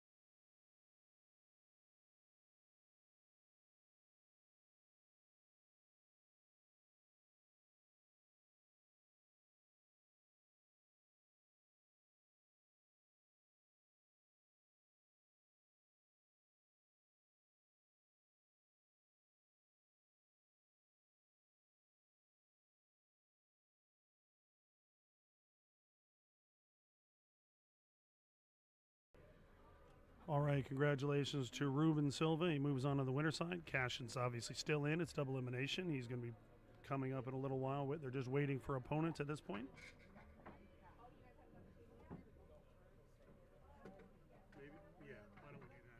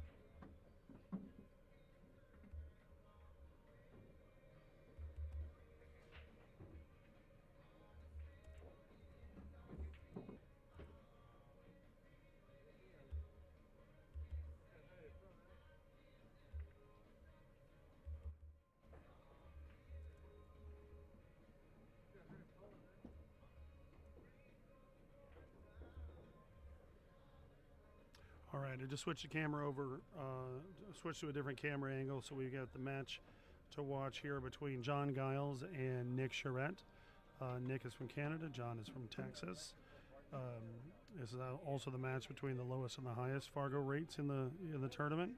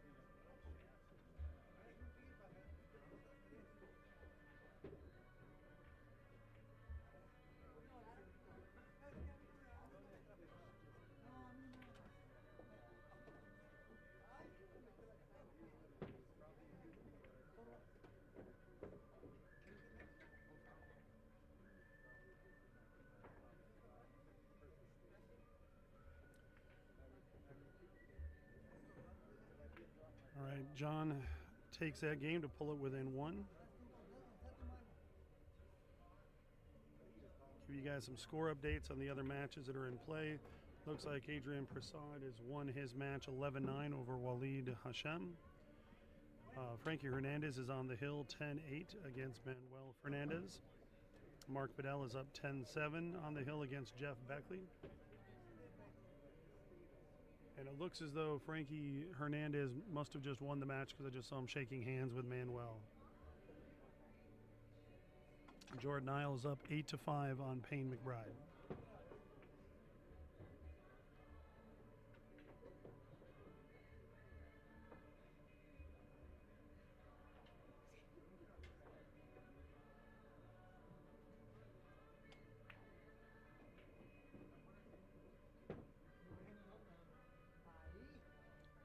Yeah, Kenny, Adrian's a great shooter. His game's always on the improve. His homeroom's one of the best in the country, and hard times in Sacramento. Shout out to Oscar and Desiree for all they do for pool up there.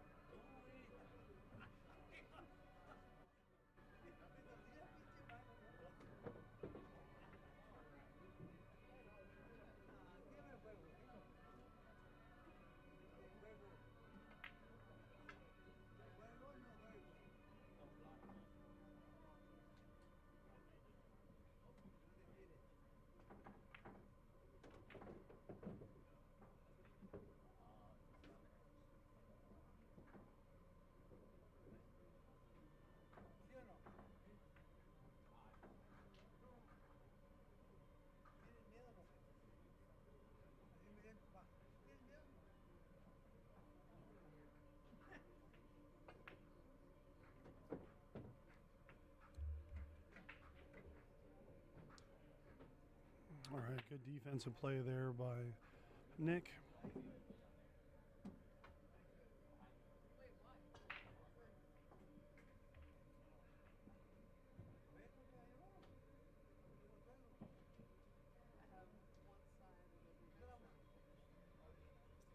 That's the way it goes. Do you have a schedule like for the next round?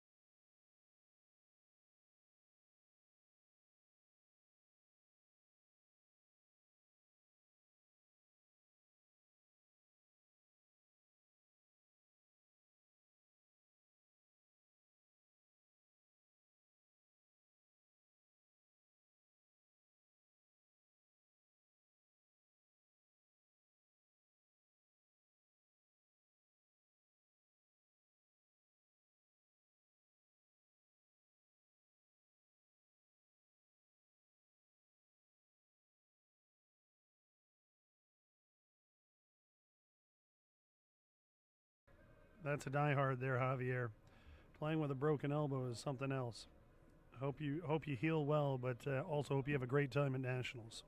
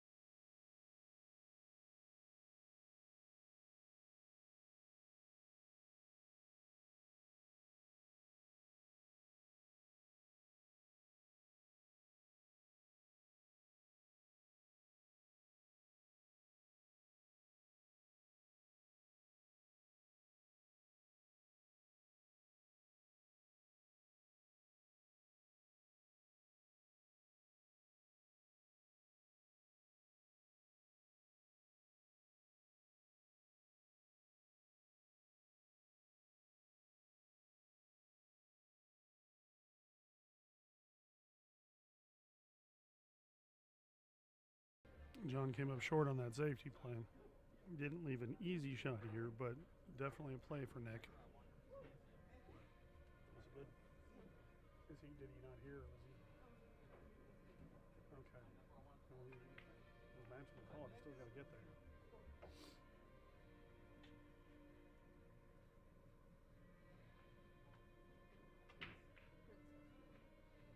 Out here he's not. This ain't hard.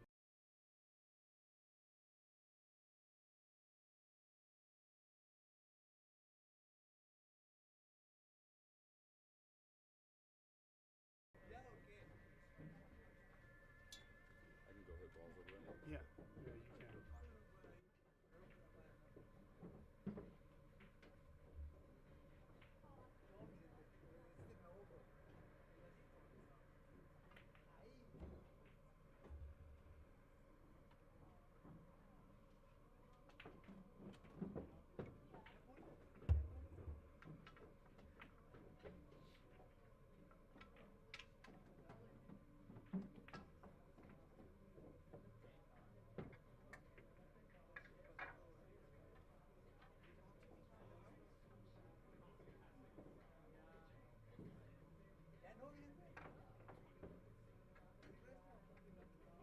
Okay.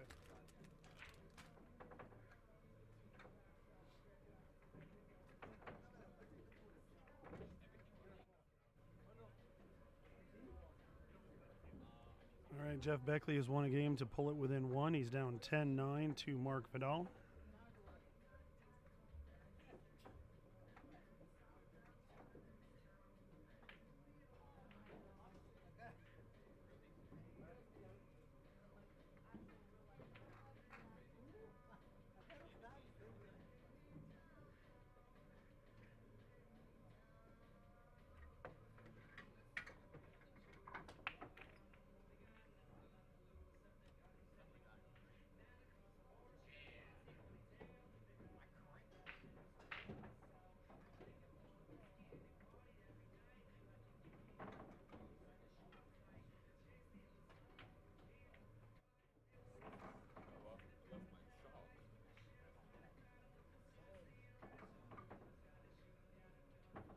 They haven't started on 25 if you want to go ask them.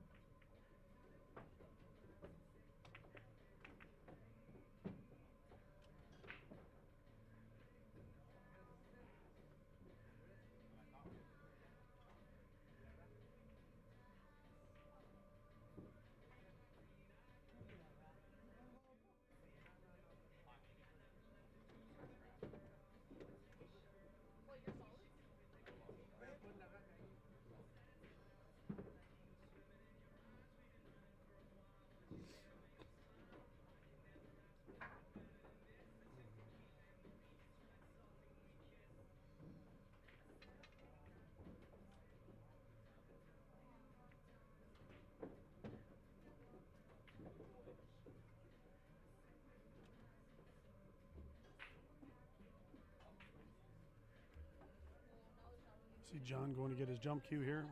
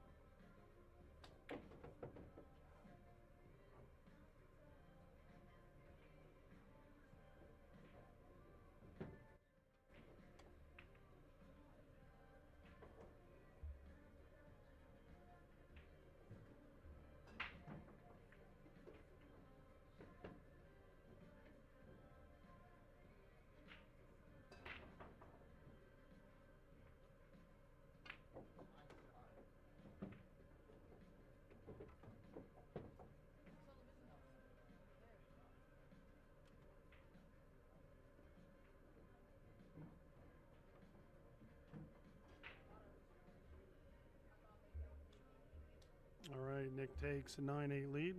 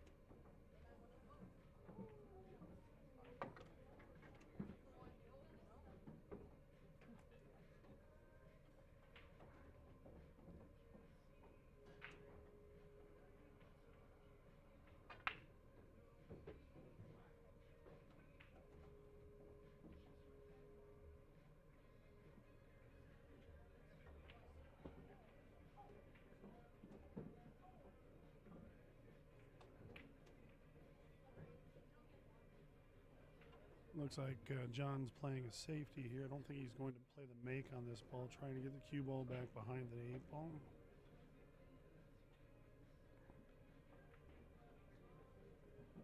I could be wrong on that. We'll see what he's doing here. Oh, he did play the make. That's a good shot. I know it wasn't, the angle was tough for me to see how close it could be in there, but it's a great shot.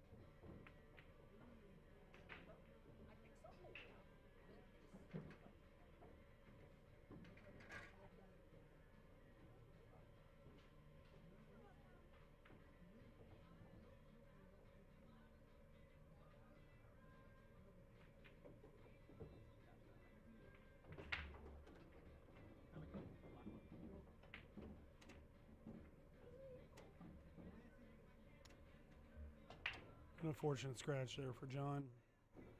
Nick's coming to the table with ball in hand. Fairly open table, but he's going to have to move around the table to get back from the 8 to the 9. A little yo-yo drill with a 6 and the 7.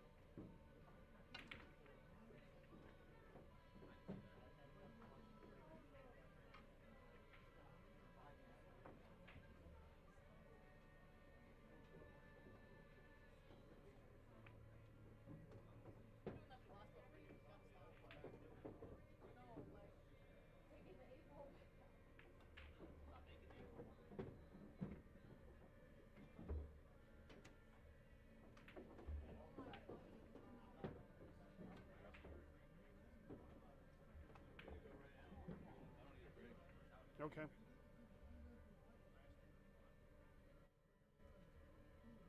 I'll call the match in a second.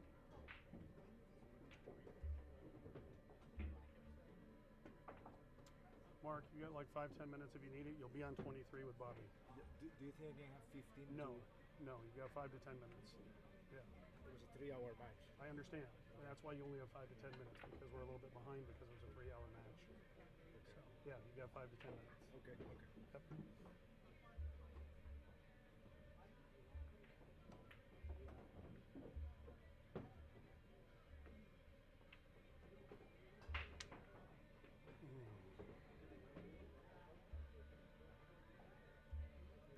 On table 28, Ian Costello and Jeff Beckley. It's a race to 9 on the one-loss side.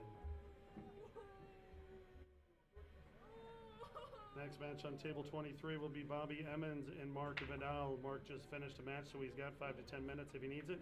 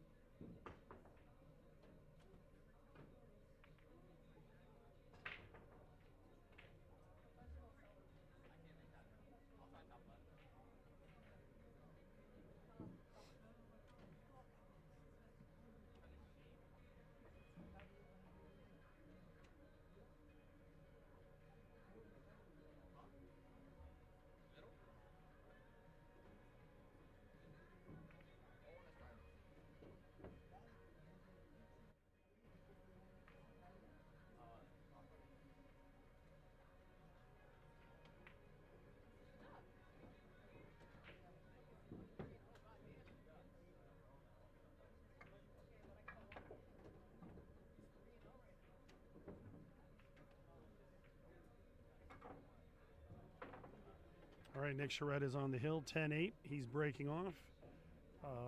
Looks like John just took a quick restroom break, so.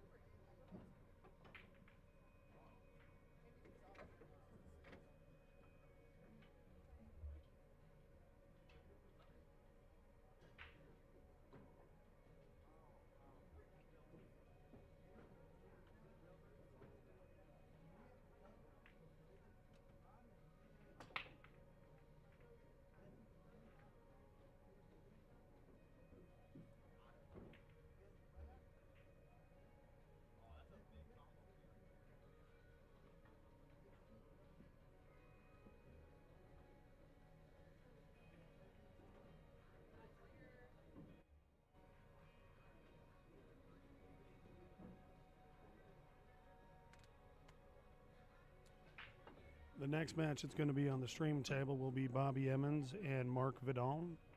Mark just finished his match, so he's got 5 to 10 minutes on that. We will cut over to that table once that they get started.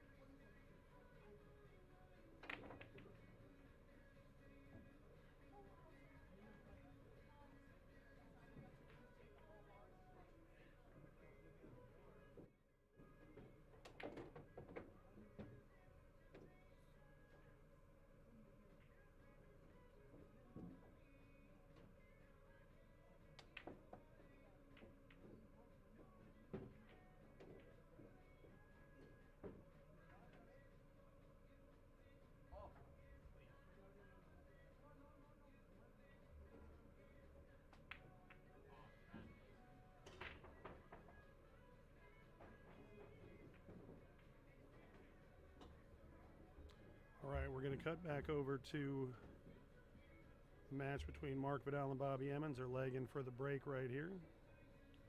Looks as though Mark is going to, ooh, maybe not. Looks like Bobby won that just in the last minute of a roll. That was a great leg. So I'll keep you guys informed on how the match goes between Nick and John. We're going to get back. This is a second round winner side match. I'm going to get the scoreboard fixed here in a second.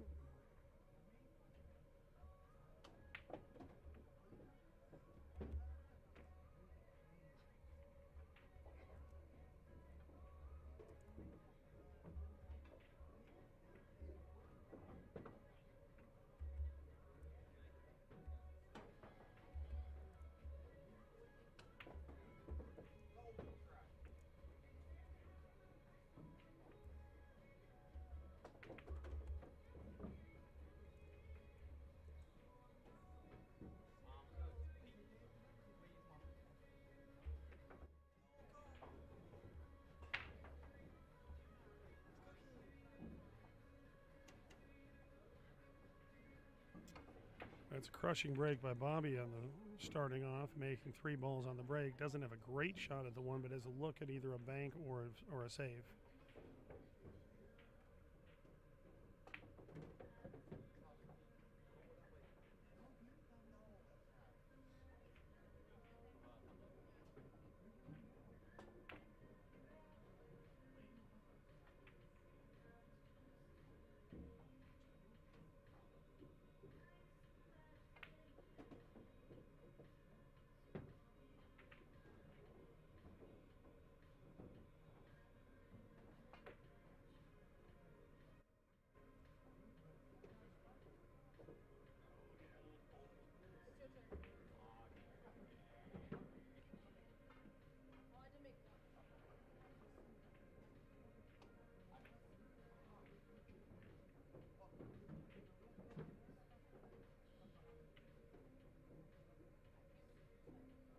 Bobby's calling the bank to the top left corner.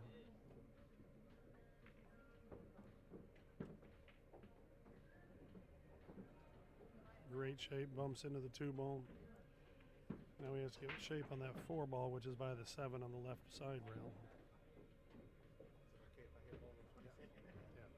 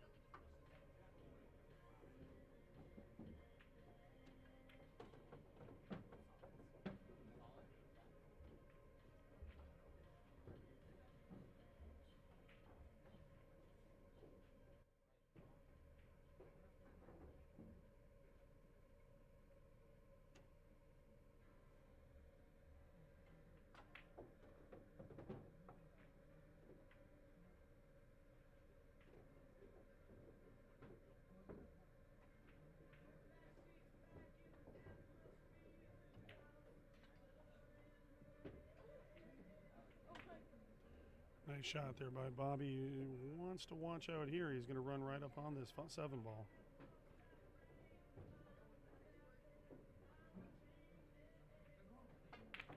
Oh, nice back cut. Close quarters back cuts are tough.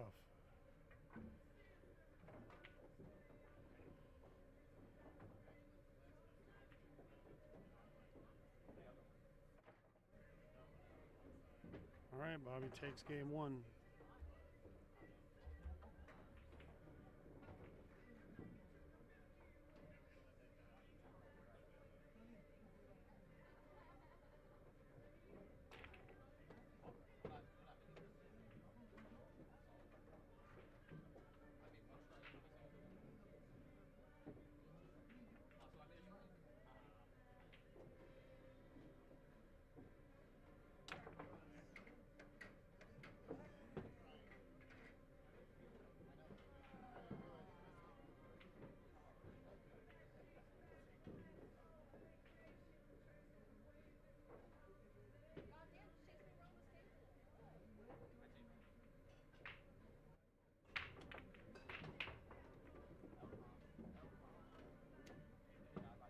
Another good breaks by Bobby, making ball on the side. Has a play on the 1 ball.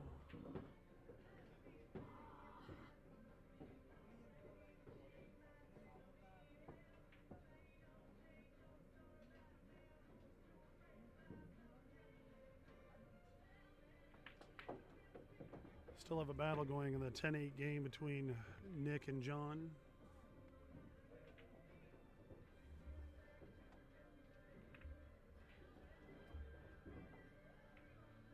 Jordan Nile is on the hill up 10-7 against Payne McBride.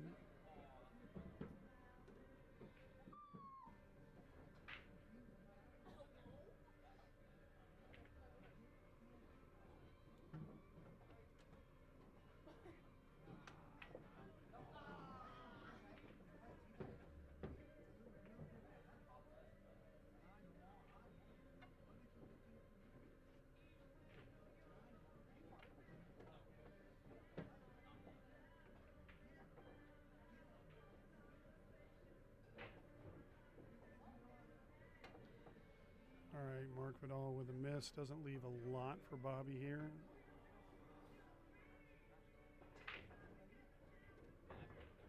Oh, Bobby just going with a full Q jump and spears it in.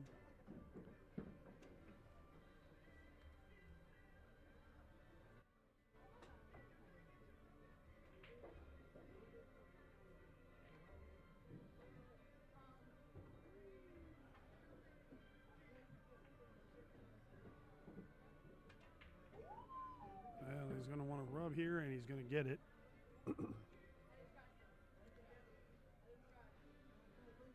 Let's, put this ball in. Would prefer to be off the rail, but still works. And he's going to run into the 4 ball. Got a little bit of an angle on it, but I think he's past. I think he's past the 8 ball.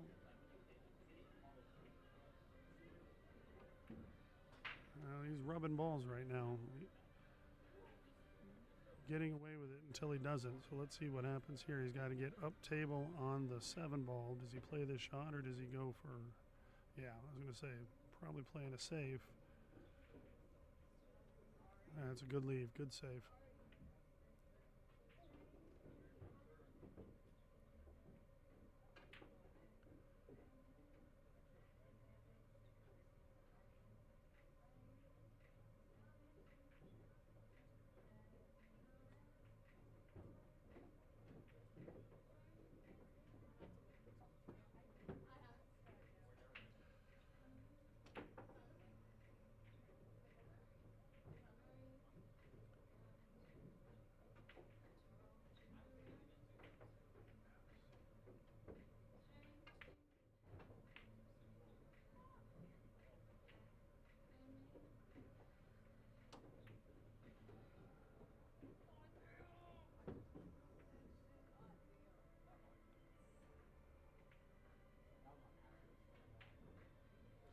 Ooh, Bobby with a big miss.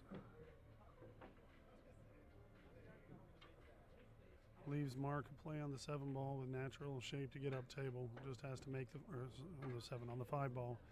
Just has to make the 5 and get up table.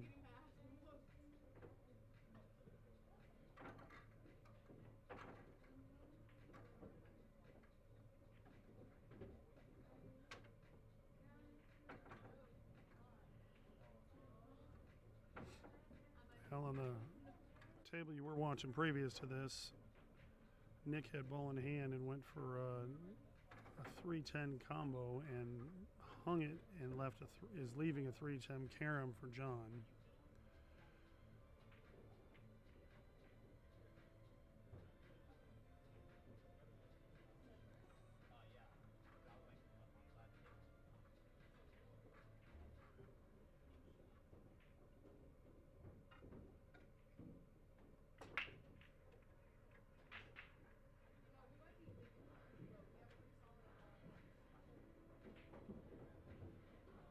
Mark is kicking at the 7 ball here.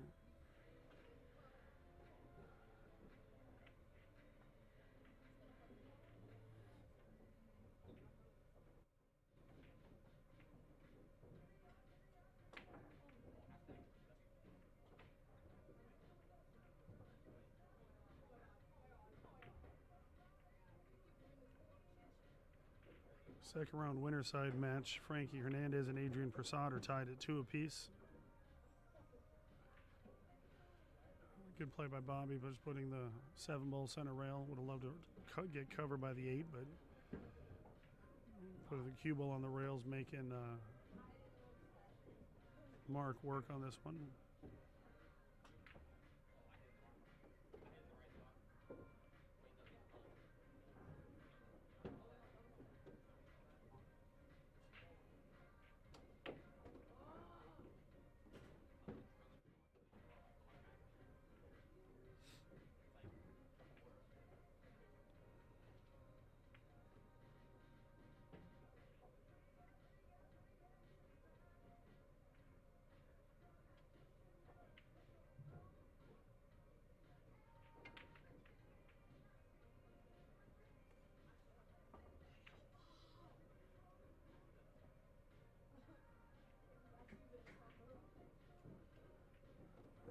Bobby's going to look at the 7 ball. I think he's probably going to play it in the side pocket.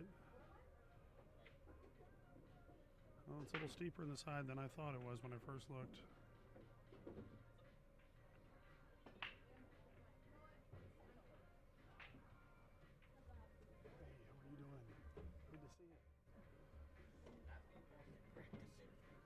Good. Good. Excellent.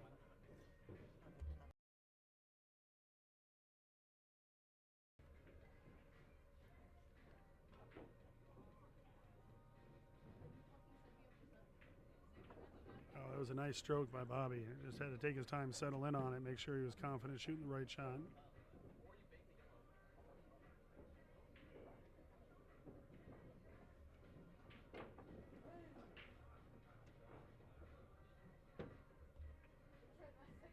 All right, Bobby's taking a 2-0 lead here.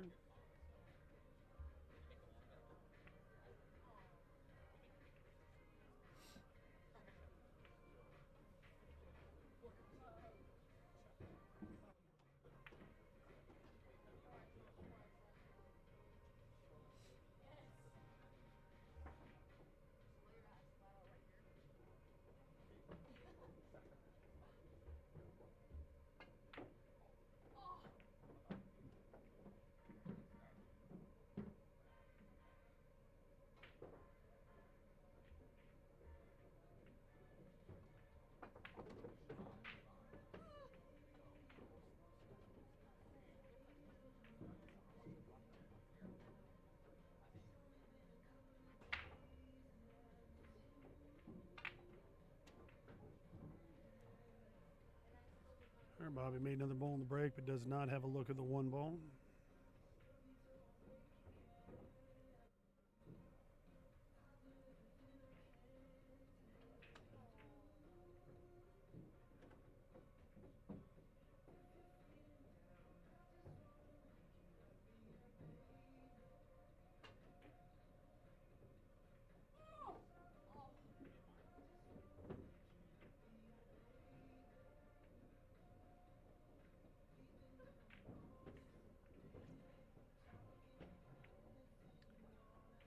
Bobby pushes out. 2 balls fairly close to the top left corner pocket, so you just have to be able to make the 1 and not get hooked behind the grouping of balls, the 10, 4, 5 right there in the middle to right part of the table.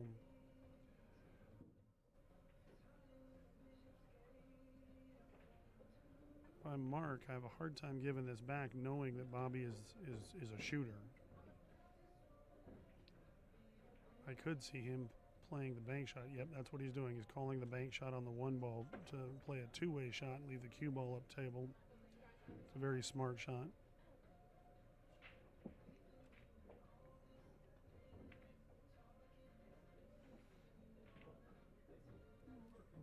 It looks as though he may have left a window. No, looks like the 4 is solid. I'm sitting just a little off angle on that table, so. All right, Jordan Nile won his match over Payne McBride 11-7.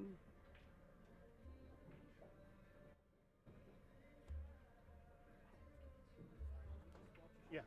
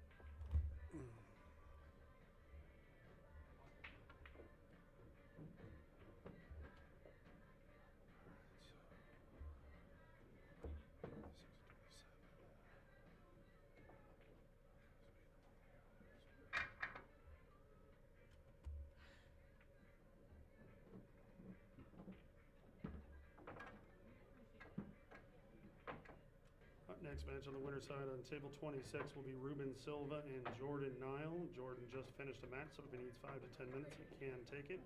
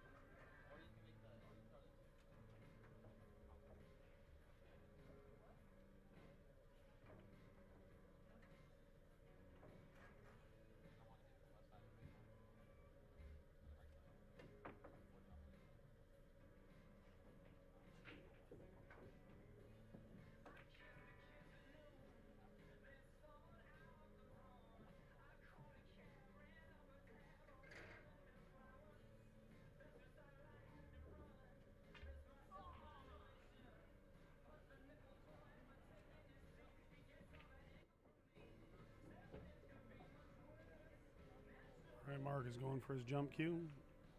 Something I learned from Mark when he played last time on the Desperado is he uses Master's Chalk on his jump cue because it holds better to the phenolic tips than the Town Chalk or the lower residue chalk.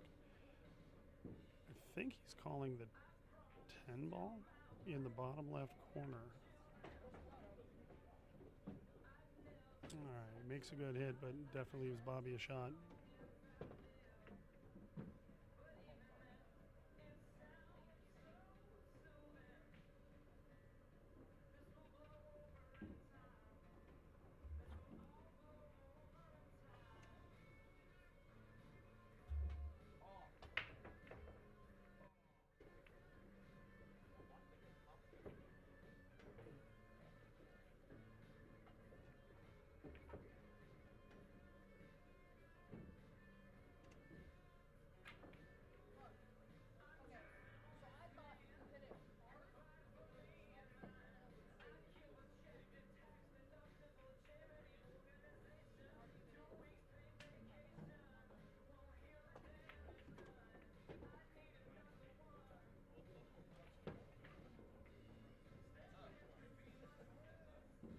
And the grinding match of the day, the first round, John Giles is shooting at a 10 ball to make that match with Nick Sheret, Hill.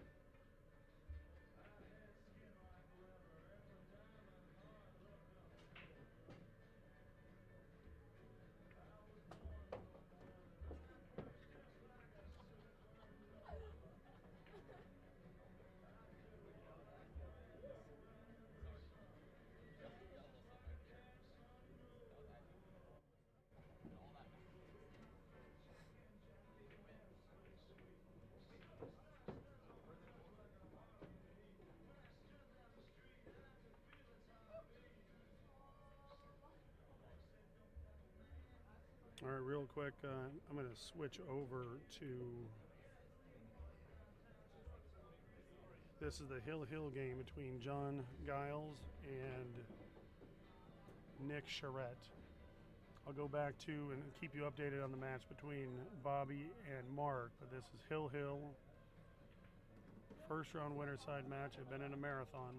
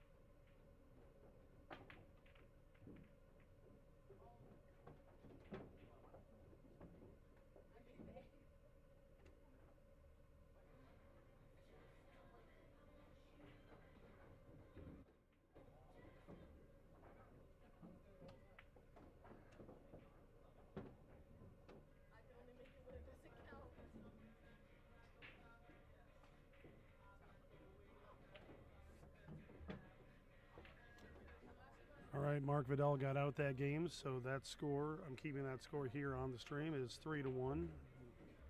The match you're watching right now is the Hill game between John Giles, who's at the table shooting, and Nick Sheret. Again, John's from Texas, Nick's from Canada.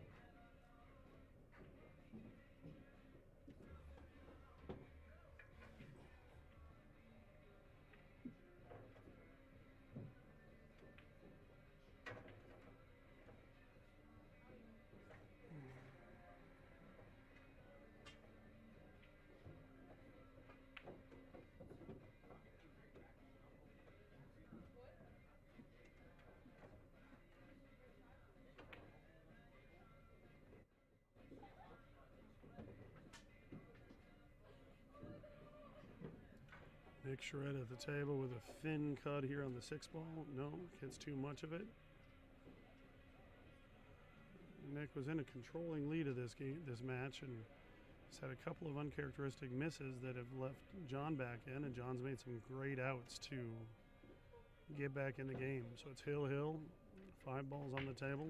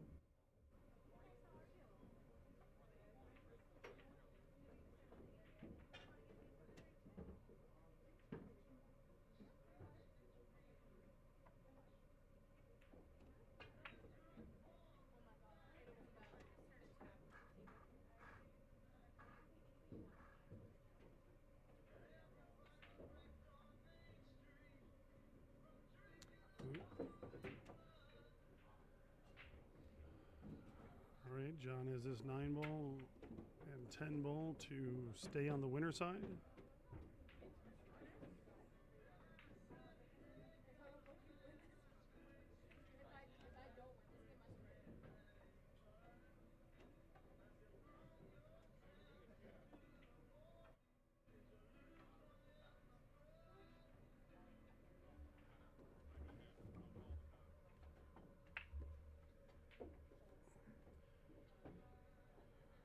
Bobby has taken the next game there, so he's up 4-1 on Mark Vidal. And this 10 ball is for the match. A little bit of a back cut into the side pocket.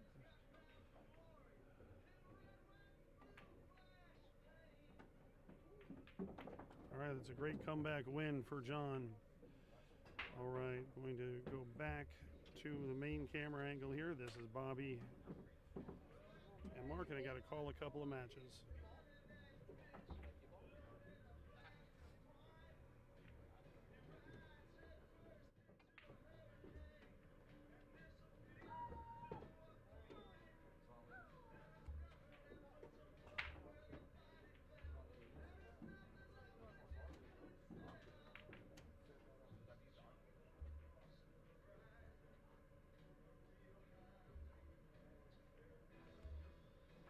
All right, next match on the winner's side is Roan Figura and John Giles. That's on table 27. John just finished a match, so he has 5-10 minutes if he needs it over there.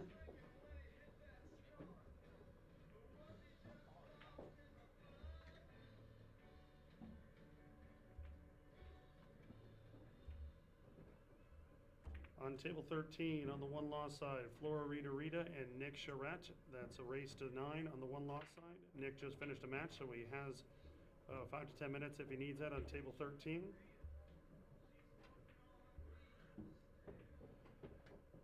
And on table 24, Keaton and Payne McBride, race to 9 on the one-loss side.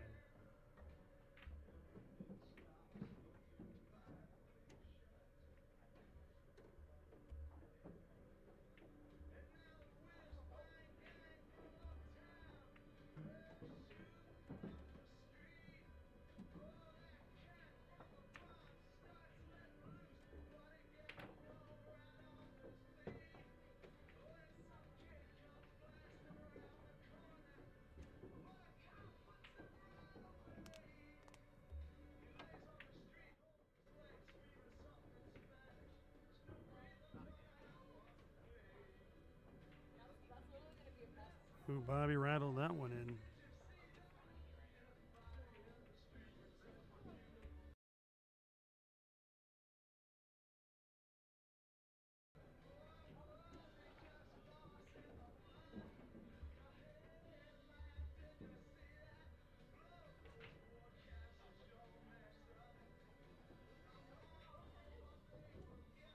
Nick, your next match is going to be on 13.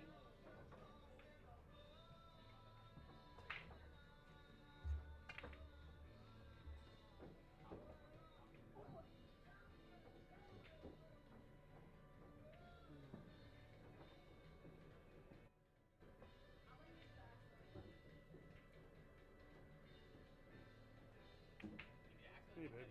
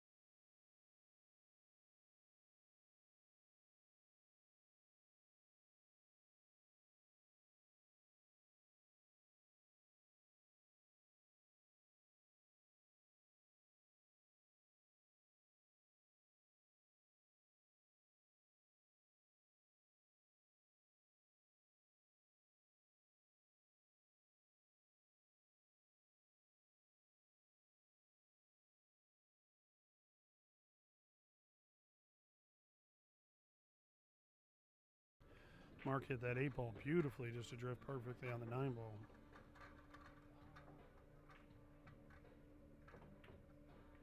I'd rather not be shooting off the rail, but you got to like him making this.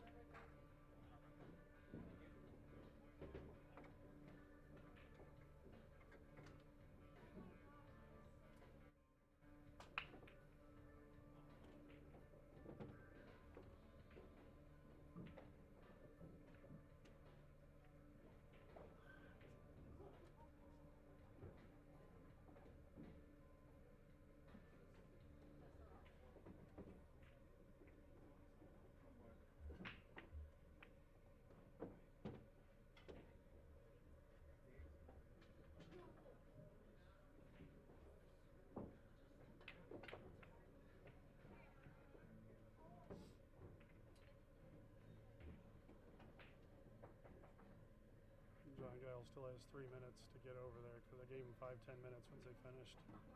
John Giles, he's over there right now. He's just getting a quick bite, but I gave him 10 minutes beforehand. So yeah. You wanna? Are you hungry? Do you wanna split something or?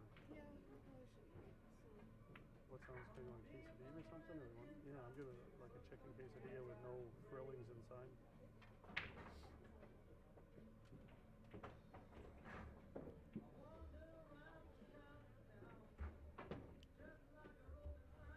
All right, Mark Vidal takes another one back, so it's 5-2.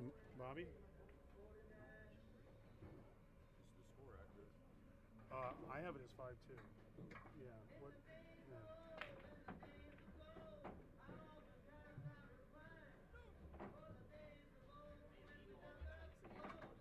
Huh? A little bit, yeah. I bumped him out about a half hour.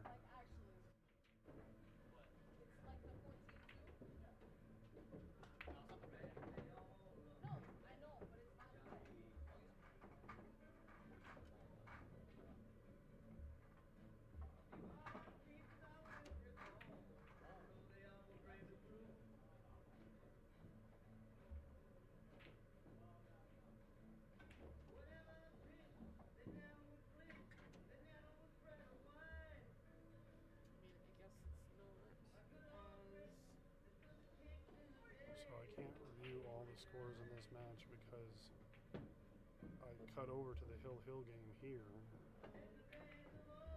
But I was watching it. No, they're good. Hang on, let me just confirm once again. He just asked if the score was right. So 4-1, because I was keeping score here as I was watching that match finish.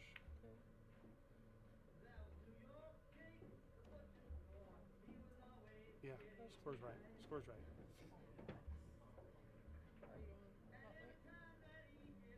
Probably.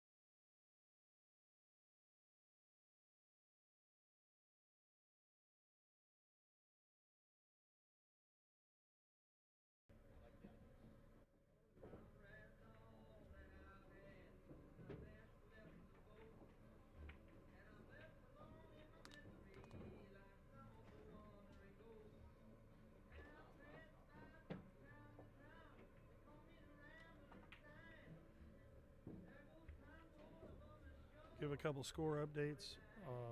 Jordan Nile is up 2-0 on Ruben Silva. Frankie Hernandez and Adrien Prasad are tied at 5 apiece.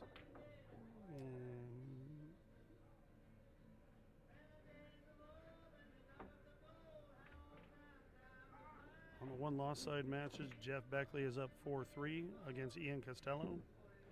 And Manuel Fernandez is up 5-2 against Waleed Hashem. You can follow all the scores and all the matches in the digital pool link. It's in the details on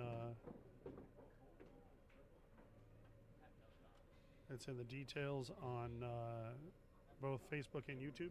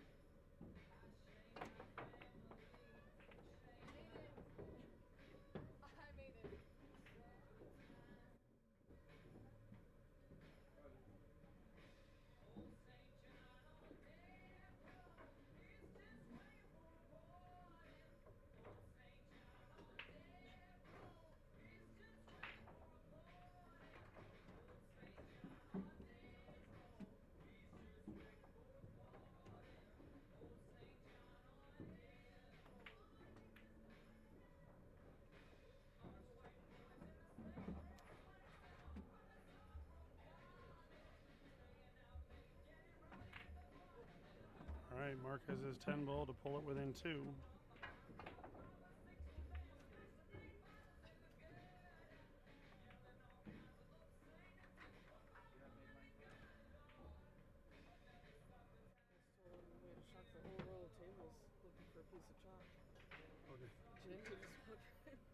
Oh, did he? Yeah.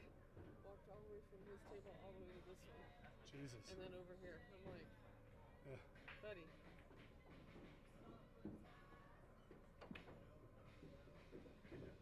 If Brandon gets here, I may ask to see if we can move those house cues over to that side. We've already had one person just walk right through to get them, but they're still full at the moment. I know, but we've already getting people to walk over there.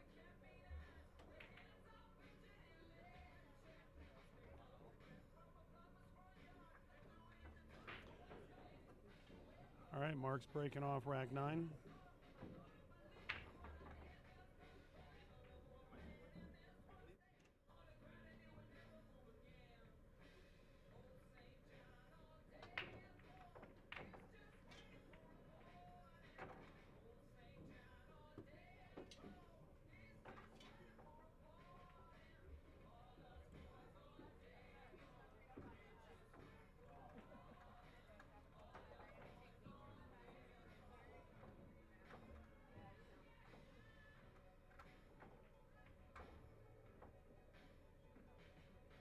You got to step away a moment. I'll be right back.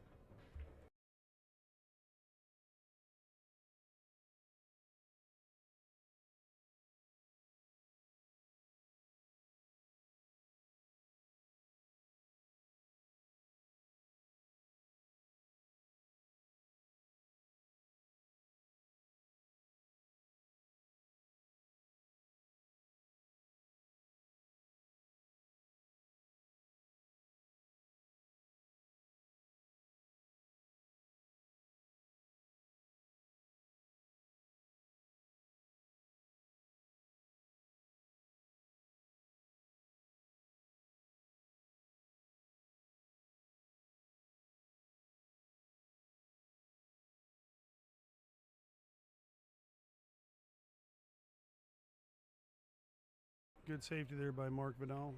Bobby quickly calls a 1 in the top right corner.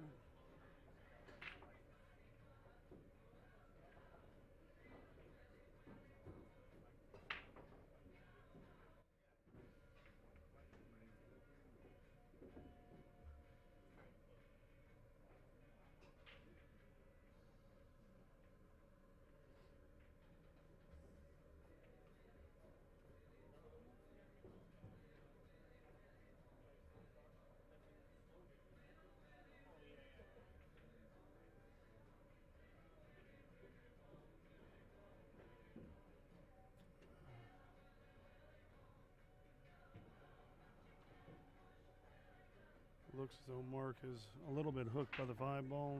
Can go rail first into this.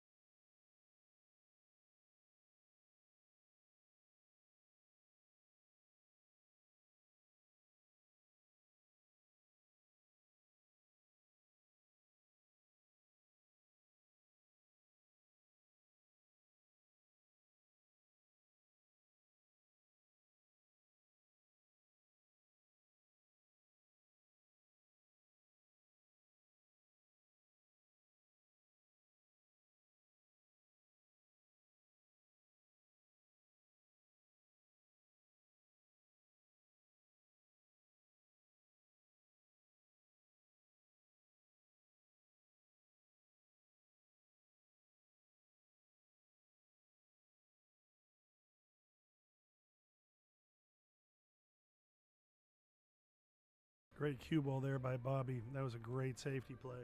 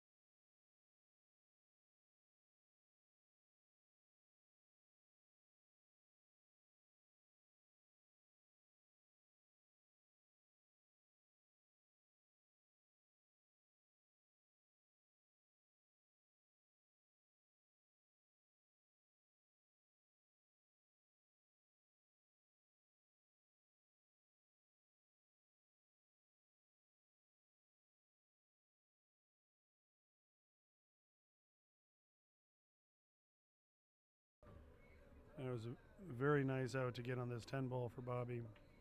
Started with that great safety play. All right, Bobby extends his lead again, 6-3. This is the winner side, race to 11. Remember the format. Winners race to 11, losers is race to 9, and a single final set, race to 15. Winner break, 10 ball BCA Pool League rules, called early 10 balls are a win. We do play the 3 foul rule.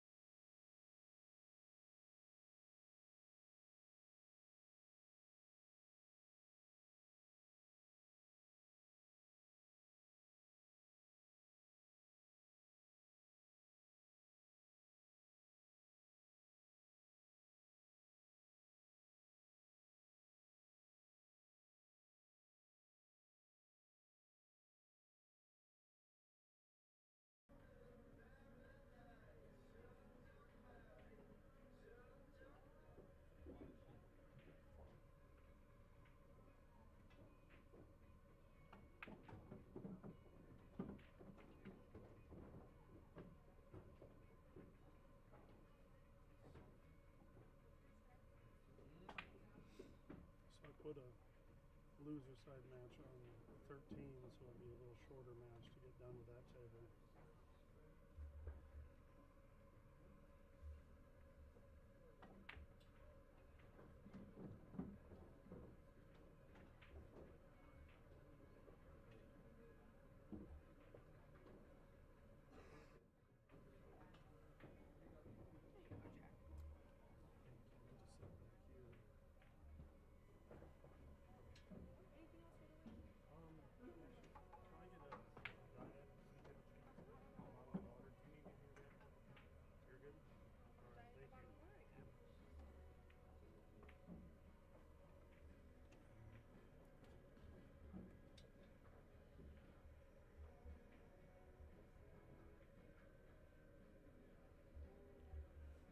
Javier, these are what I would refer to as just either almost pros or just sub pros. It's 730 and under. It's kind of what they would refer to in the old days as a shortstop. Ooh, Bobby just hung that 7 ball, but is he gonna get hooked by the 9? I don't think so. I think he's got this ball. So they're top players, right at the brink of the amateur to pro level.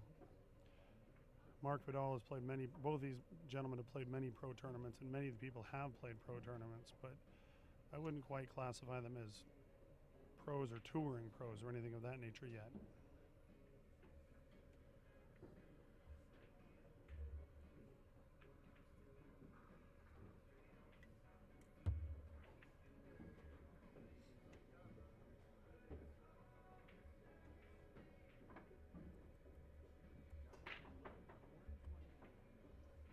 All right, Mark takes advantage of that hung 7 ball by Bobby, pulls it within 2 again. Got to step aside for a moment. I'll be right back.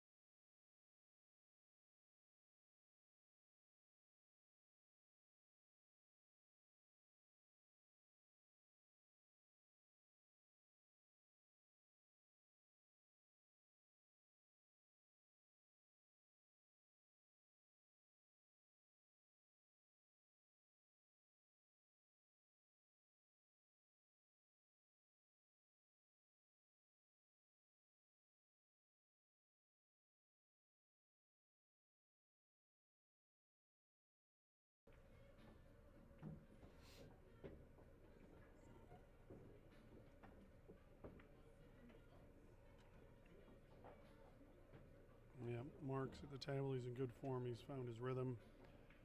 Mark is the defending champion. He won this in December 2023.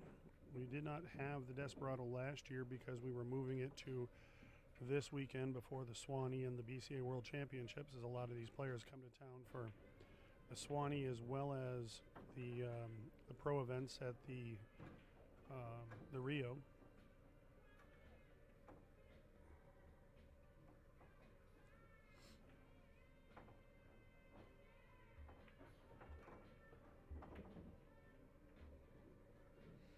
Nice shot and break out there on the 8-ball. Just wants to play the cue ball to go across table and back over. Just play the 9 in the same pocket he's making the 8.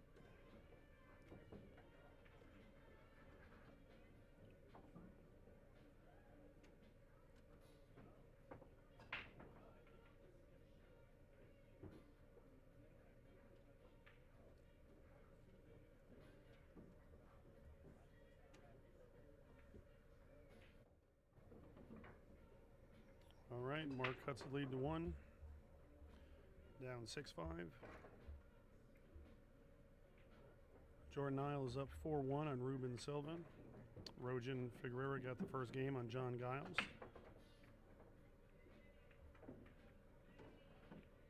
Frankie Hernandez and Adrien Prasad are tied at 6 apiece. Payne McBride got the first game on Keaton. Floro Rita is up 2-1 on Nick Sheret. Jeff Beckley is up 5-4 on Ian Costello. These are all races to 9 on the one-loss side. And Manuel Fernandez is up 6-3 on Waleed Hashem.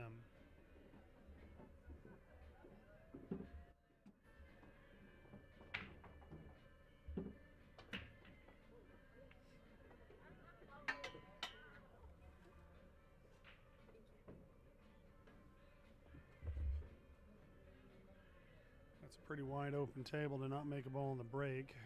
Bobby came to the table in a hurry.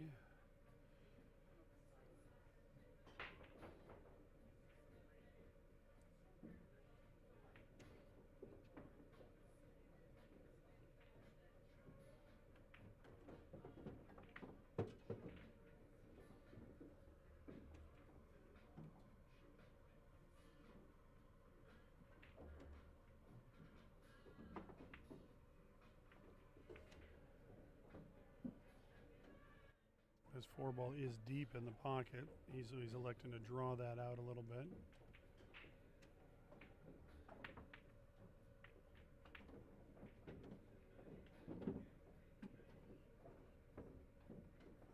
Good shot on that. Just kind of roll and hold that ball up for the 6-ball.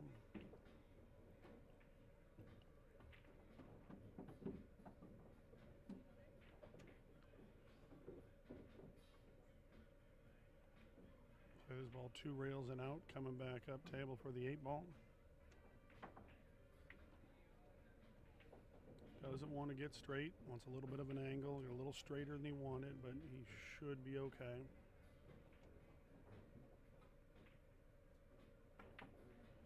And just pops it off the rail.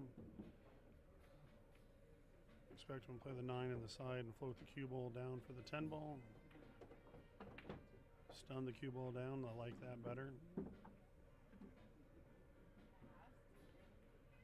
All right, Bobby takes advantage of the dry break and takes a 7-2 lead. Do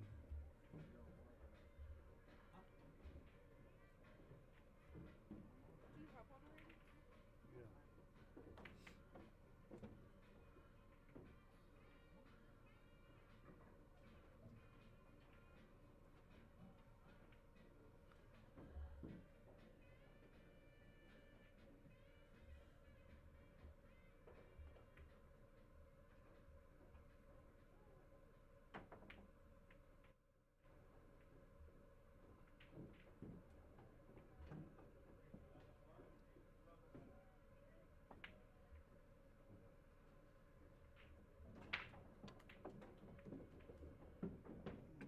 It's a strong break there by Bobby. Makes a 9 on the side. Has a shot on the 1-ball.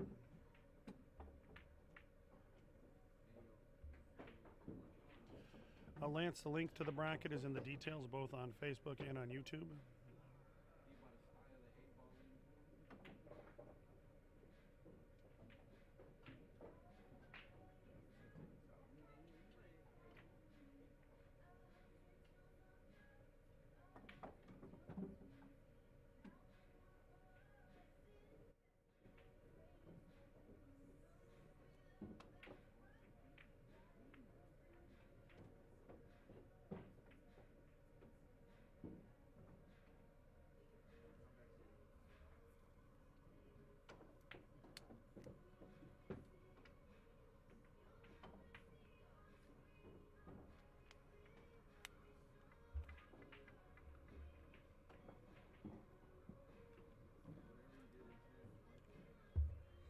And just a reminder, everybody, we are using the tablets for live scoring.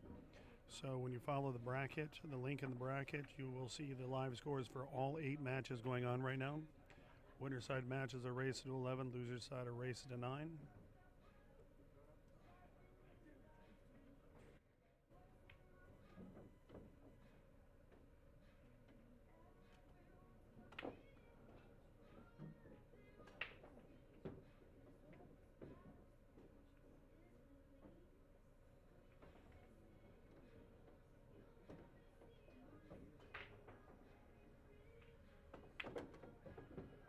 Bobby got a result there with on the miss.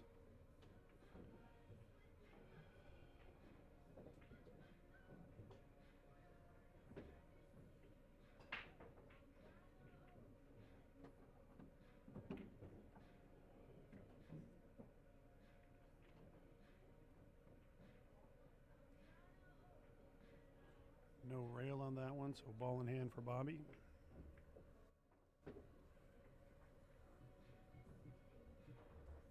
Shouldn't come into play in this rack. It's fairly open, but we are playing the 3 foul rule.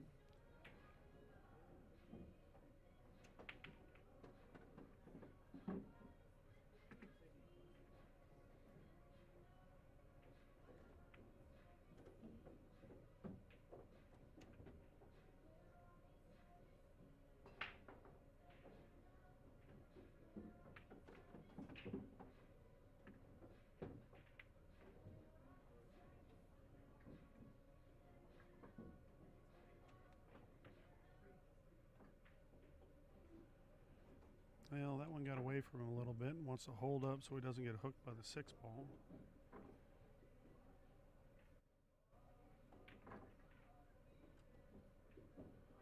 Nice shot. Good stroke on that ball. He's probably playing this on the side, coming. Yep, 2 rails up and around for the 7 ball, but wants it off the rail. I think he'd like that ball to travel further down table.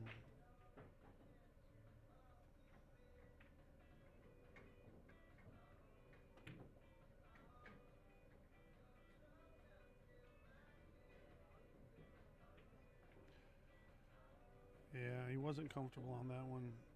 You can tell he just didn't get comfortable before he pulled the trigger.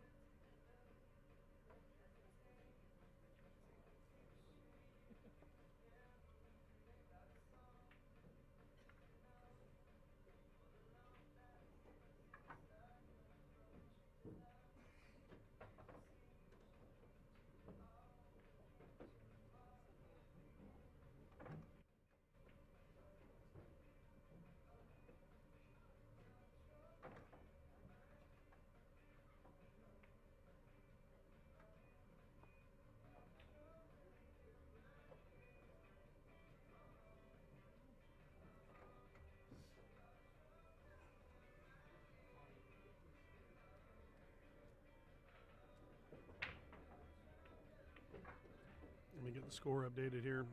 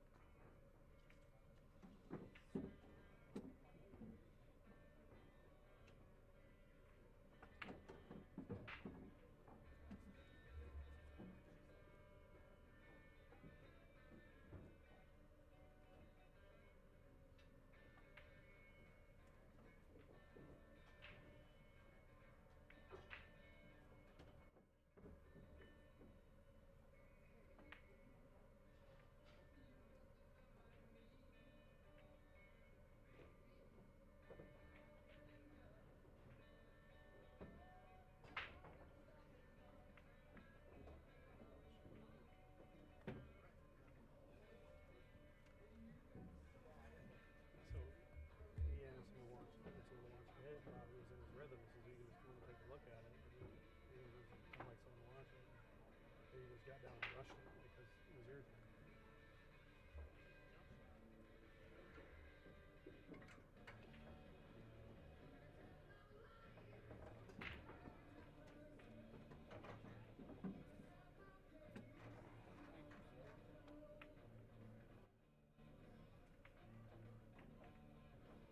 And Bobby rushed that shot on the 4-ball. Kind of getting out of rhythm when they called me over to watch the hit.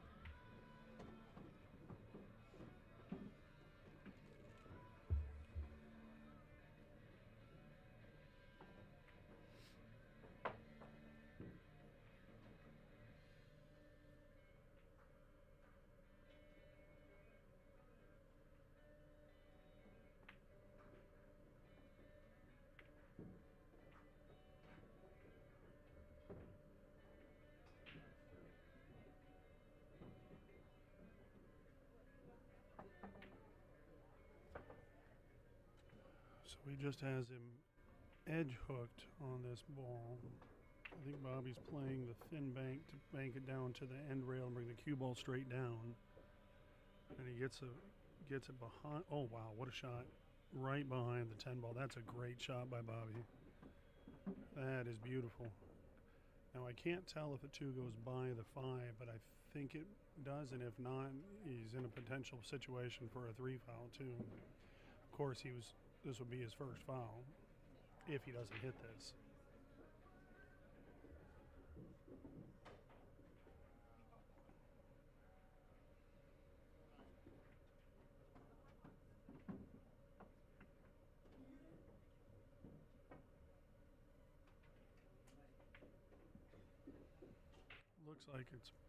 Looks like a shot set up for a Z shot. Kicking at it after the second rail. He's calling the 2 in the corner pocket.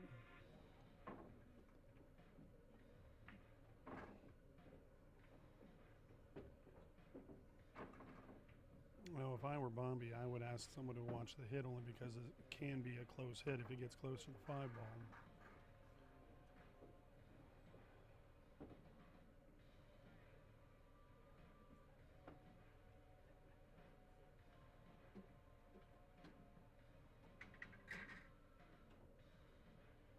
Yep.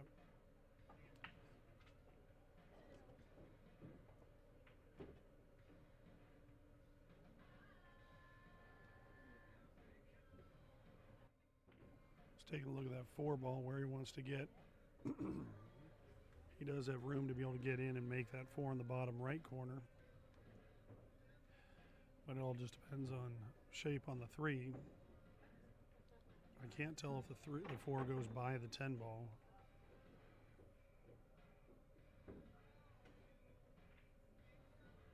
The way he played shape, I'm assuming so.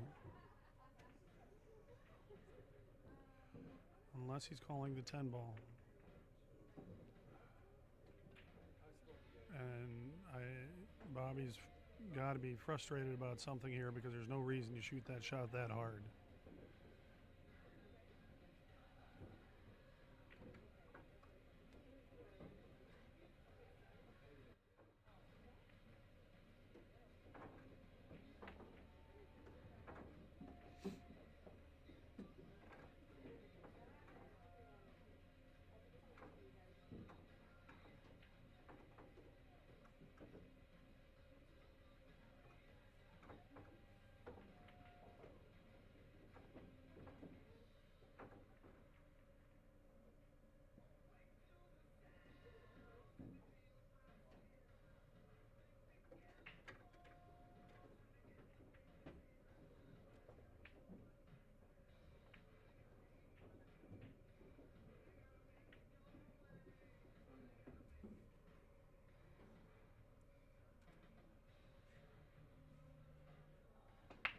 Chuck, the 650 level is a little shy of the pro level.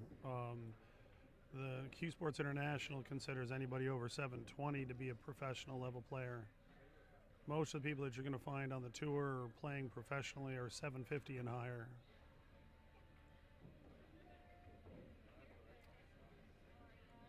Well, Bobby needs to gather himself and find his rhythm. He's got to play on the 4 ball, but he's got to go away from the 5 unless he plays a bank shot here, which I don't really like that.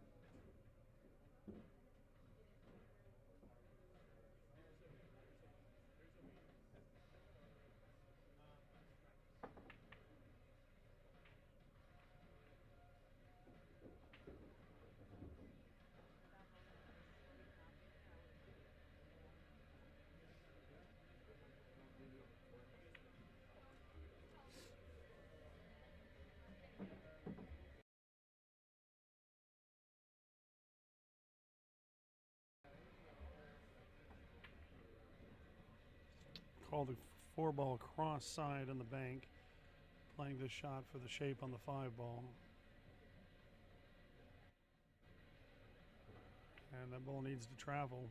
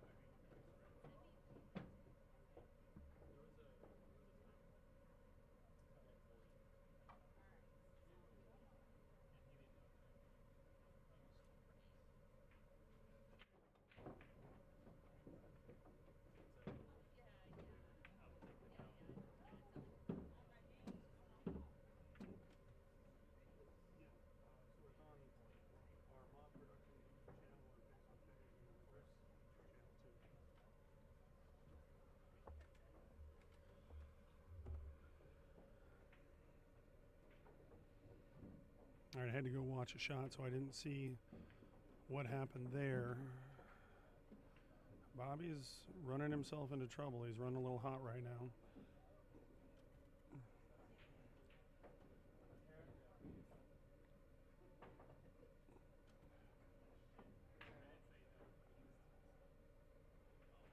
Conceding that one to Mark. I hate to see somebody lose their focus like this for really no reason.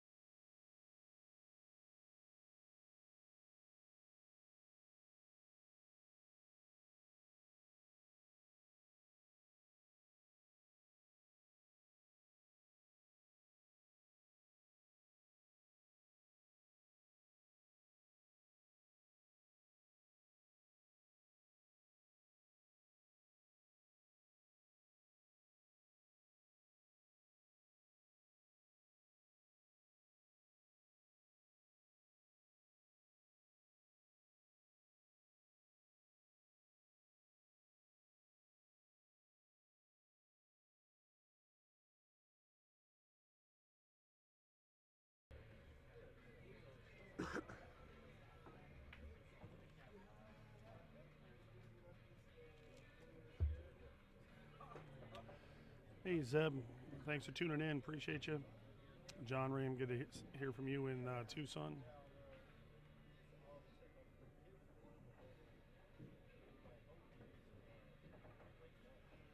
Yeah, William, Bobby has got to gather himself because he's not thinking straight. There's no reason to shoot that 4 ball and get that close to the 5 ball rolling it. You have the entire left side rail to be able to put the cue ball on to shoot it. But he's gotten upset about something that he's got to let go of. Right now, all the momentum's on Mark's side.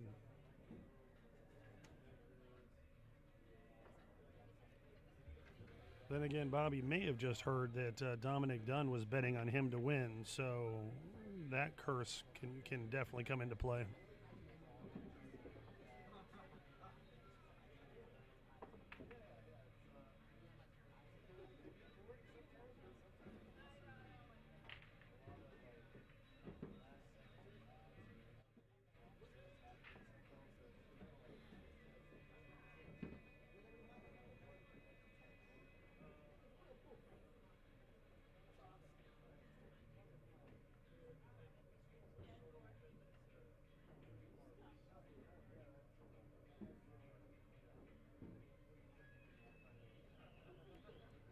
We got a barn burner going with Frankie Hernandez and Adrien Prasad. They're tied at 8 apiece.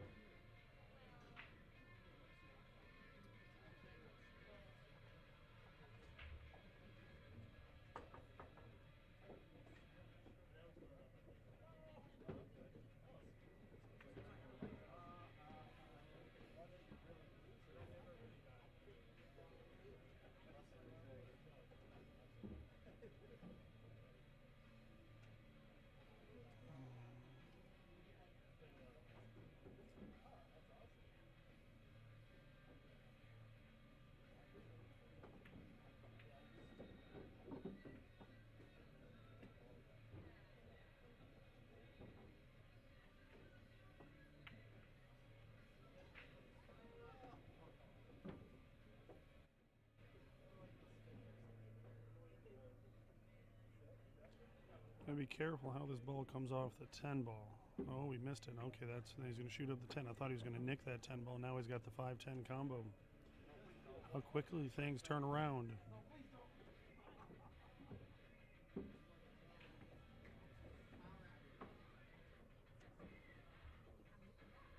right, Mark takes a 9-7 lead.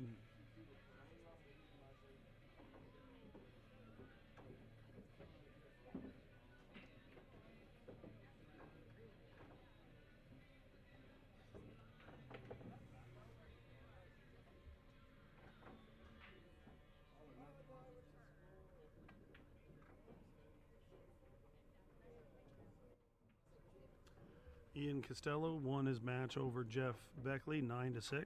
That's a one-loss side match.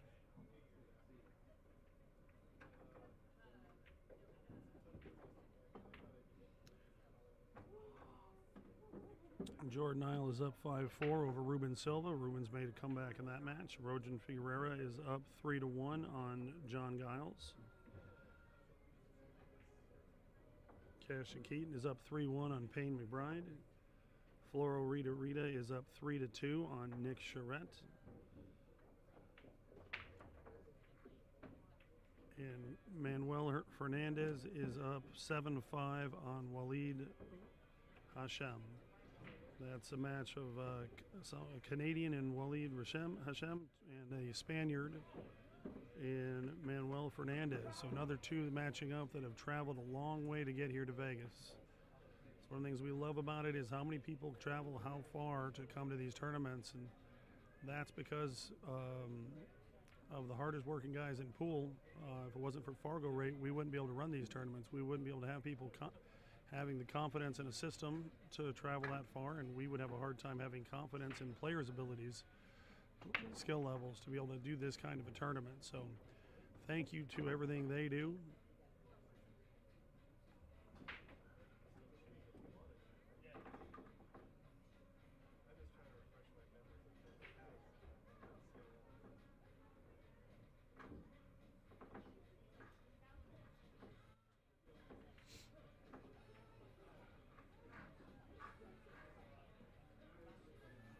Mark's going to have a play on the 3 ball, but it's nothing easy.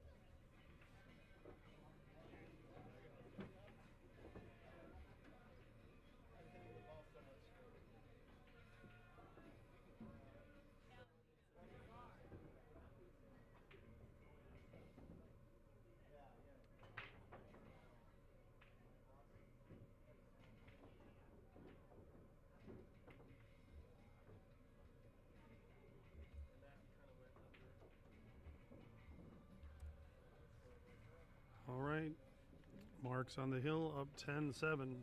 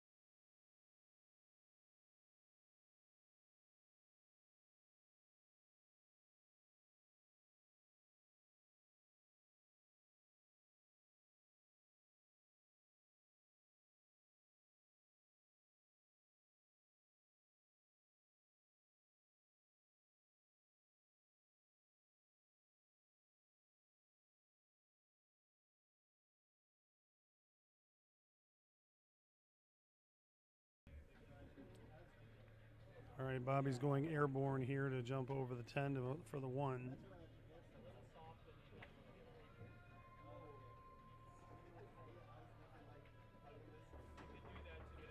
Oh, that was a great shot.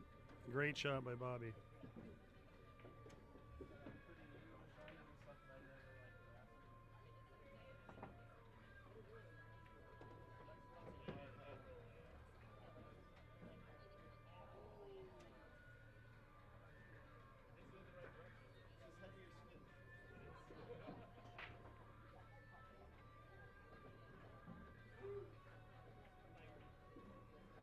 Just remind me and I'll give you their numbers.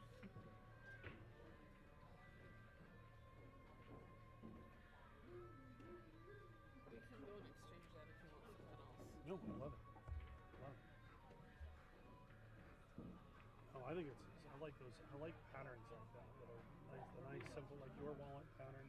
I don't like the gaudy things. Nice and simple. It's perfect. That's crazy.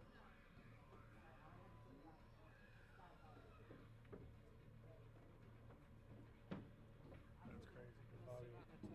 Bobby was completely running away with it. So he's done scores. Yeah. I know he's got some money in him. I don't know what. Well, I know Zach put it in. That's why I texted him. So I was like, Yeah.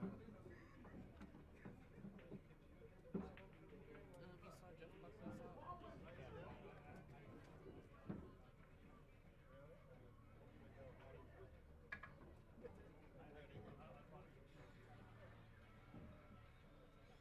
Still a little behind, but not too much. What's that? Yeah, it's not too bad.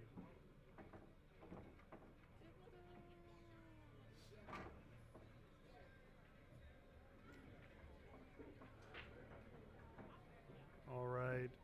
Mark Vidal comes up the winner in that match. I'm going to switch over now to be able to catch the back part of Adrien, Prasad, and Frankie Hernandez. This is a race to 2 right now. It's 9-9.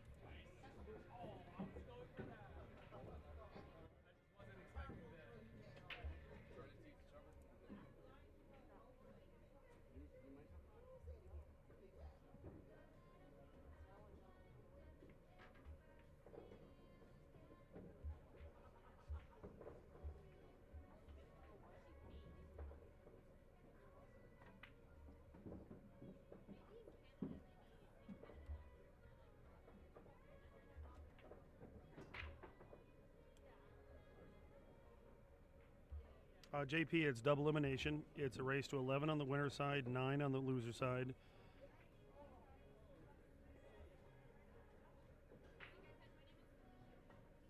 Yeah, the Dun curse has strength. It is powerful. It runs deep.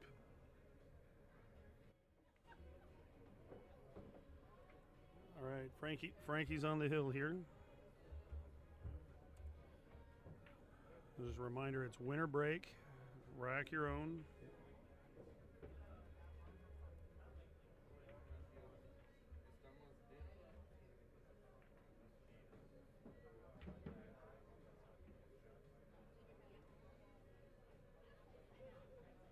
Give some score updates here. Jordan Nile is up 7-4 and Ruben Silva. These are winner side matches. Roan Figura is up 5-1 on John Giles. And then as you're watching here, Frankie's up 10-9 on Adrien on the loser side. Cashon Keaton's up 4-1 on Payne McBride. Floro Rita is up 4-3 on Nick Sheret. And Manuel Fernandez is on the hill, up 8-6 over Waleed Hashem. And of course, I think reported earlier, Ian Costello won his match over Jeff Beckley 9-6.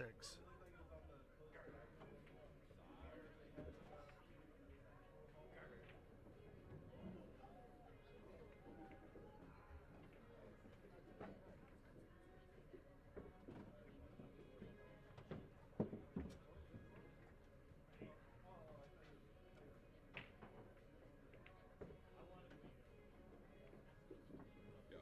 My biggest issue with that whole scenario, don't ask the guy that's playing in the match if it's fucking close. Get a person if you think it's even close. Yeah. Don't ask the guy that's getting down on the ball, hey Bobby, is it close? Yeah. Like, come on, man, that's just some petty fucking shit. And that's why I was like, it bothered me and it cost me the whole fucking set. Yeah.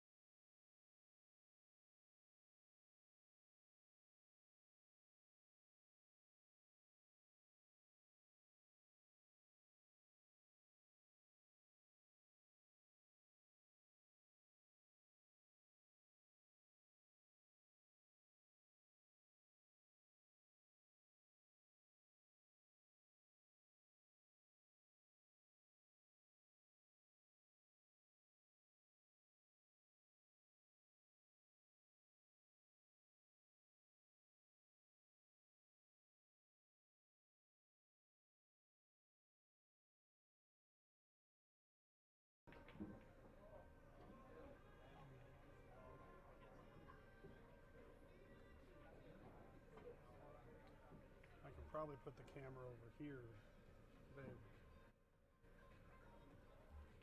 I could probably, once this match is done, I could probably put the camera over there. I kind of don't want to put the kids on it. I don't know. Should I put the kids on the camera after that's done, or should I put table 13 on?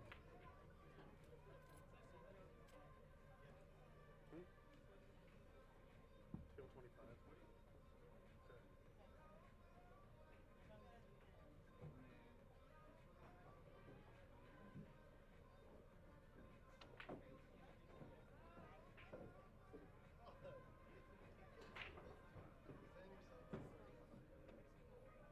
It's powerful.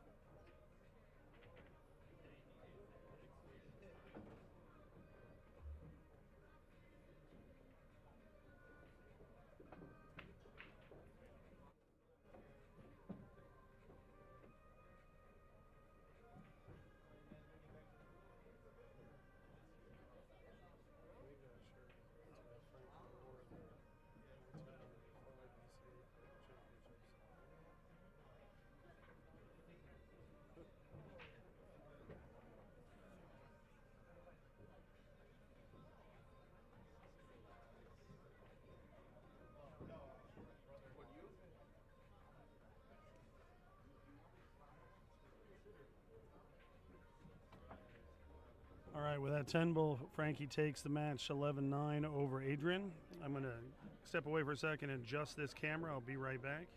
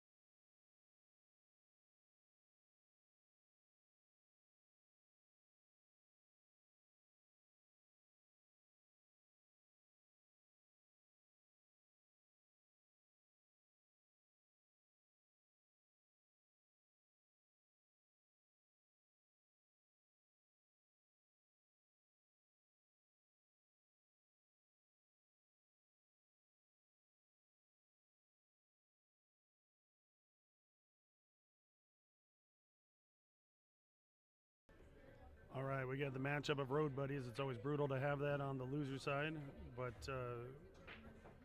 Payne, McBride, and Cash and Keaton. Cash is up 5-1. It's a race to 9.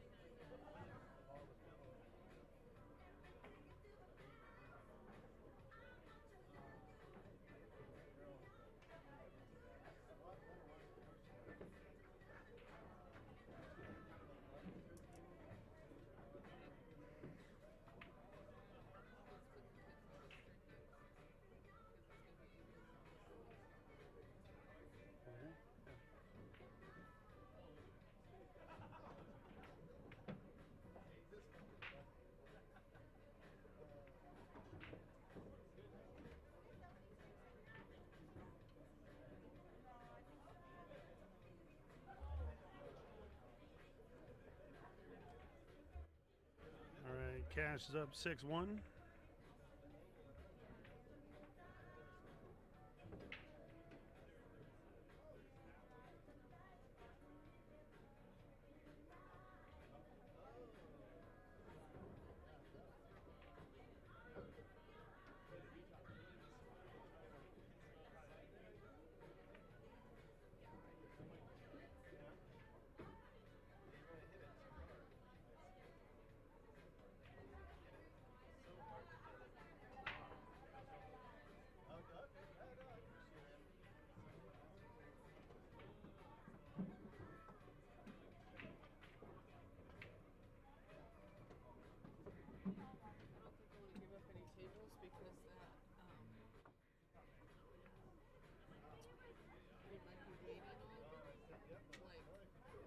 Get matches started So ahead I'd of time. rather get that 5 o'clock round started.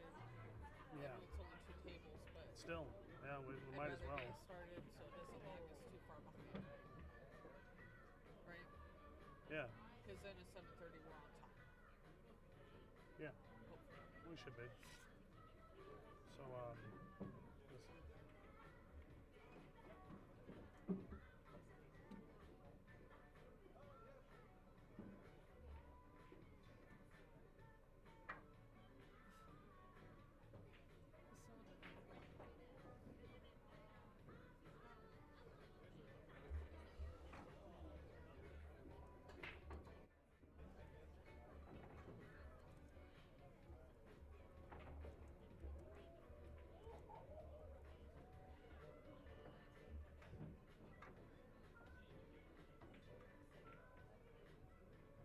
My steak was underwhelming though. yeah. The meatloaf wasn't as good as people would build it. It was good, but I don't know if I'll order it again unless I'm craving it.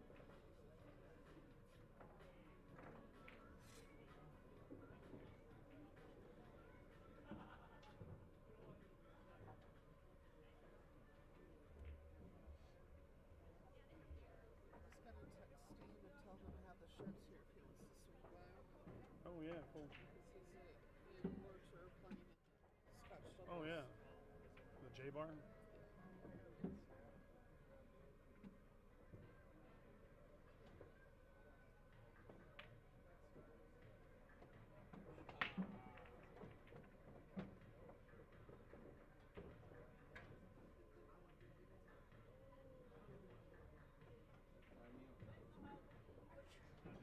Gina's gonna come pick up hers.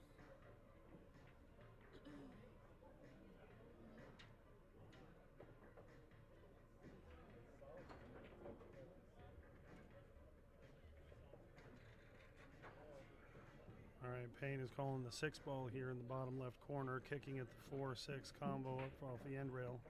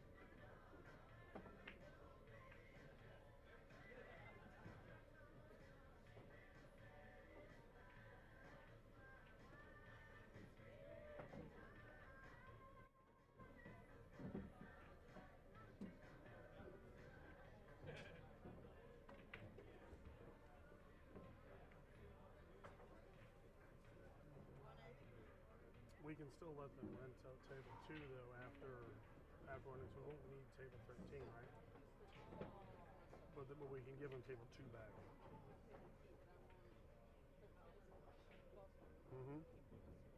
Yep. And then they can also rent out 29 because we can use 28 as a buffer, right?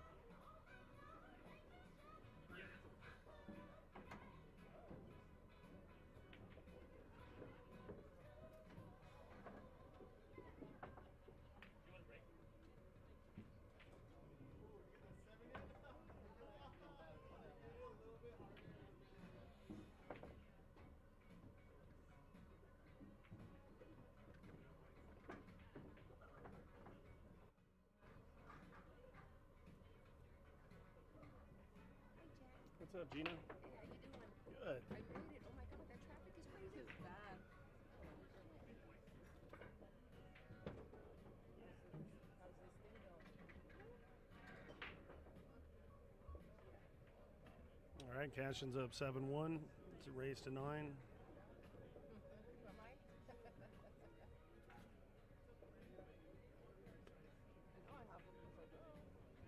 So after this match, we'll obviously give the winners, a 5-10 minute break if they want it. But Cashon will be back on the stream table, the main stream table versus Adrien Prasad, if Cashon wins, of course. If Payne makes a comeback, then whoever wins this match will be playing Adrien.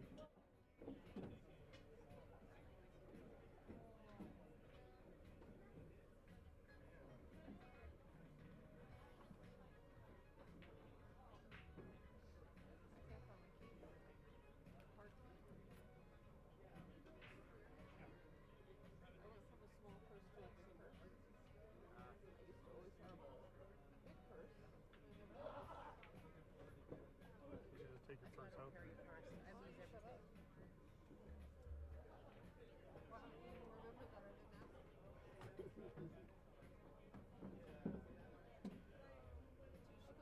And Cash looks like he's definitely found his rhythm. It's tough to tell from this angle. See you, Gina. It's tough to tell from this angle if the 8 goes by the 9. It does not look it. But he's played shape as though it does, so.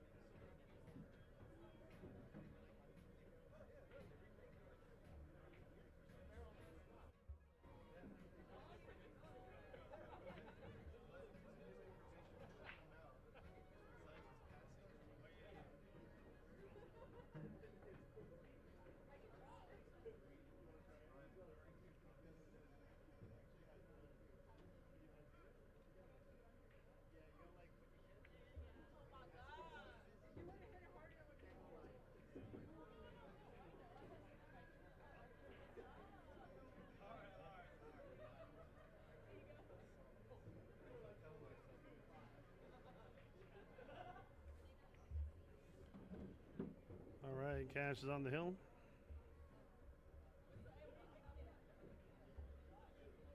Score updates in the other matches. Jordan Nile is up 9-6 on the winner side against Ruben Silva. Rojan Figura is up 7-2 against John Giles. And Nick Sheret is up 6-4 over Floro Rita Rita.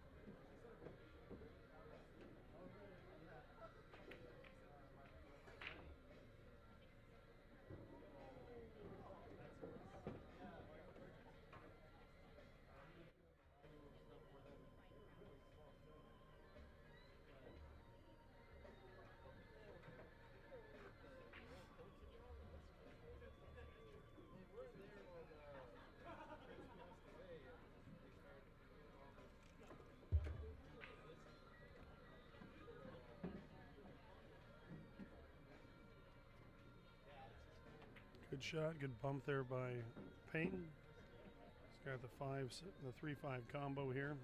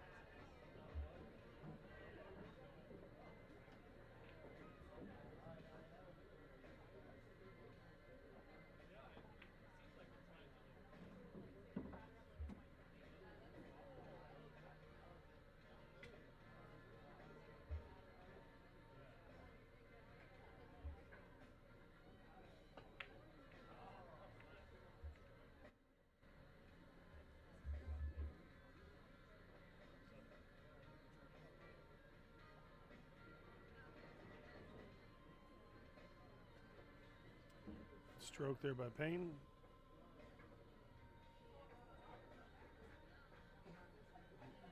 He's in good shape to be able to work this rack out to start clawing his way back.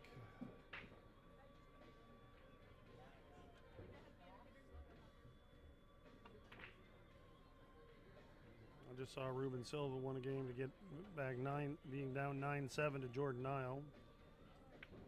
And Rojan Figura is up 8-2 against John Giles. That's on the winner's side, races to 11. And Nick Sheret is now up 7-4 on Floro Rita Rita.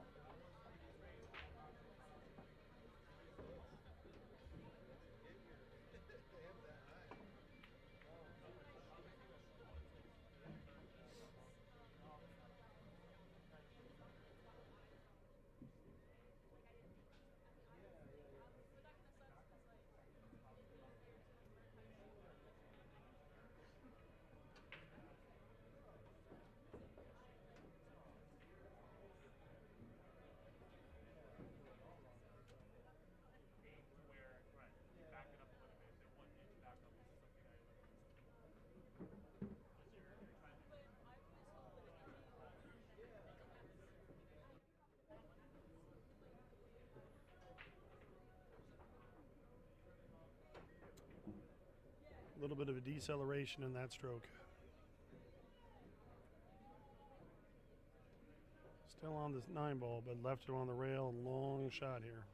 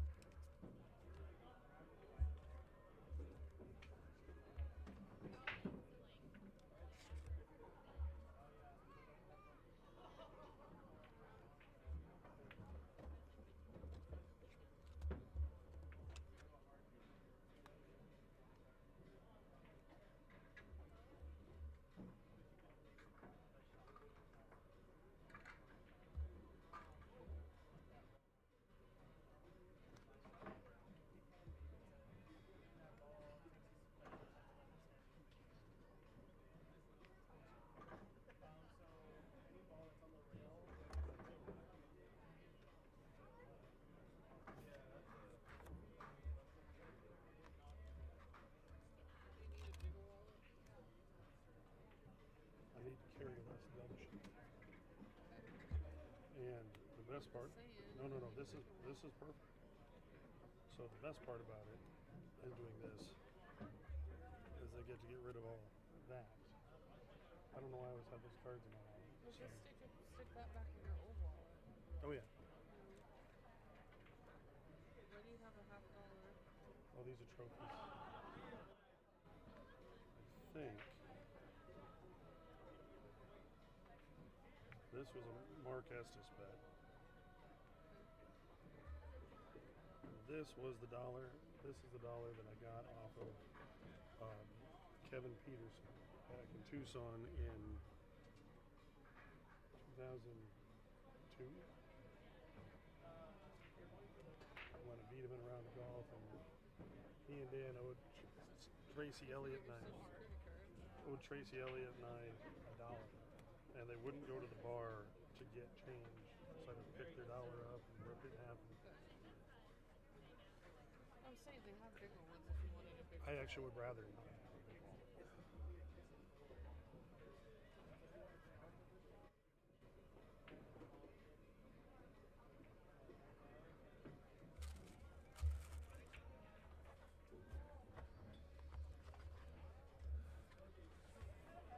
Especially when I'm sitting down like this all day.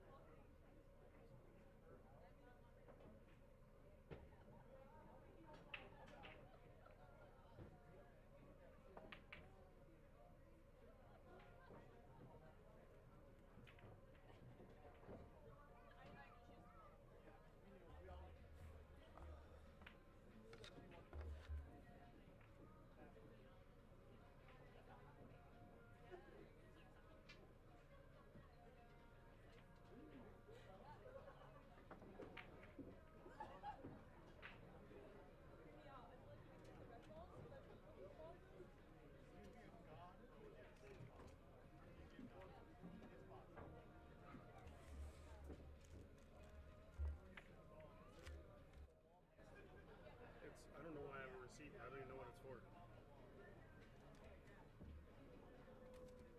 Jesus. Oh, it was a mini receipt. You definitely do not need all those cards. Hmm? You don't need all those cards. I mean, just gotta Oh, no. remember if we're gonna go gamble and pull one of them. Yeah. I'm not, Better wallet. oh no, it's nice. I like it.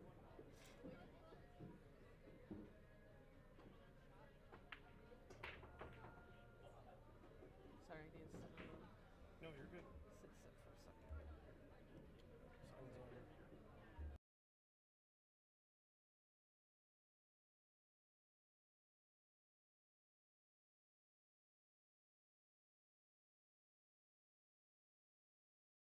Sounds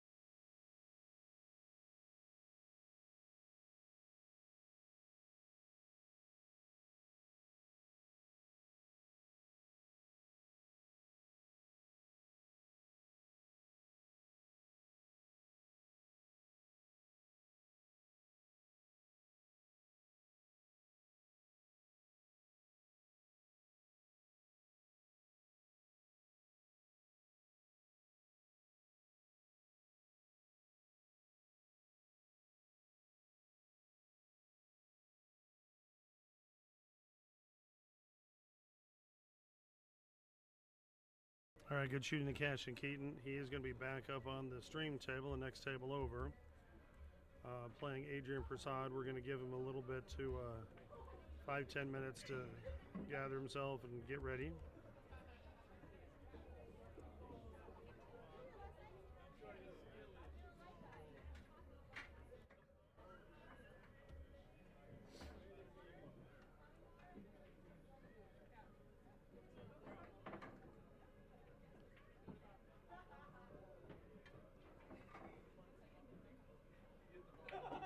The next match that'll be up on table 23 will be Cashon Keaton and Adrien Prasad. As Cashon has just finished the match, he's got 5 minutes if he needs it.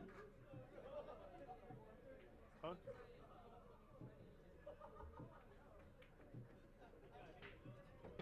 And on table 24, Manuel Fernandez and Ruben Silva. It's a race to 9 on the one-loss side. As Ruben Silva just finished his match, he's got 5 minutes if he needs it.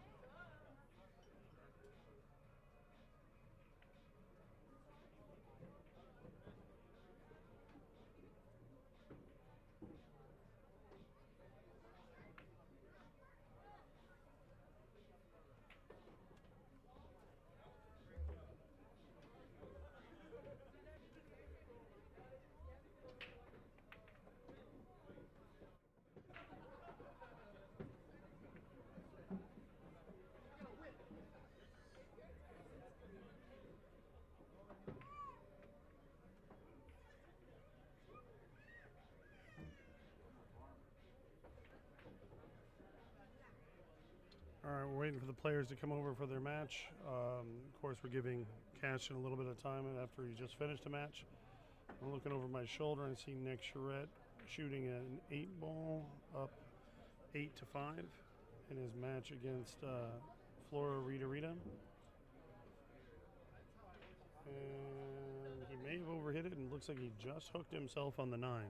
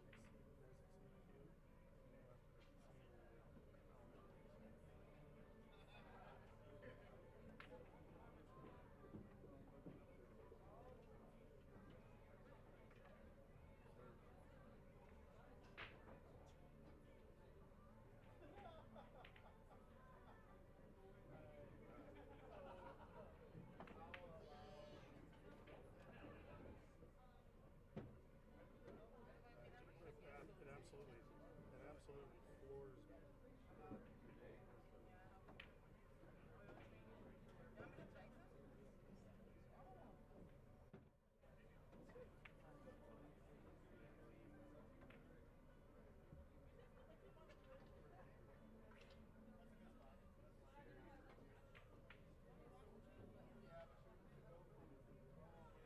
See, Matish. Okay.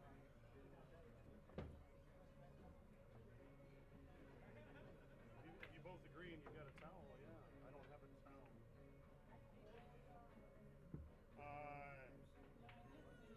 Then no, not midterm. I'm not putting him in the spinner during a midterm.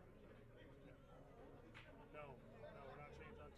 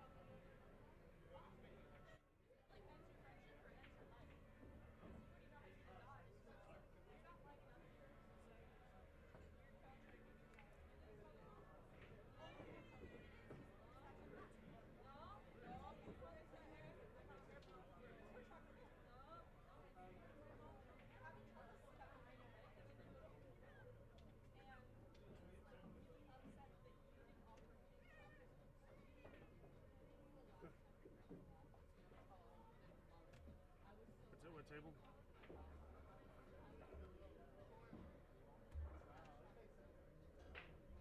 Next match on table 25, Nick Sheret and Bobby Emmons. Nick just finished a match, so he needs 5 minutes. He can take it.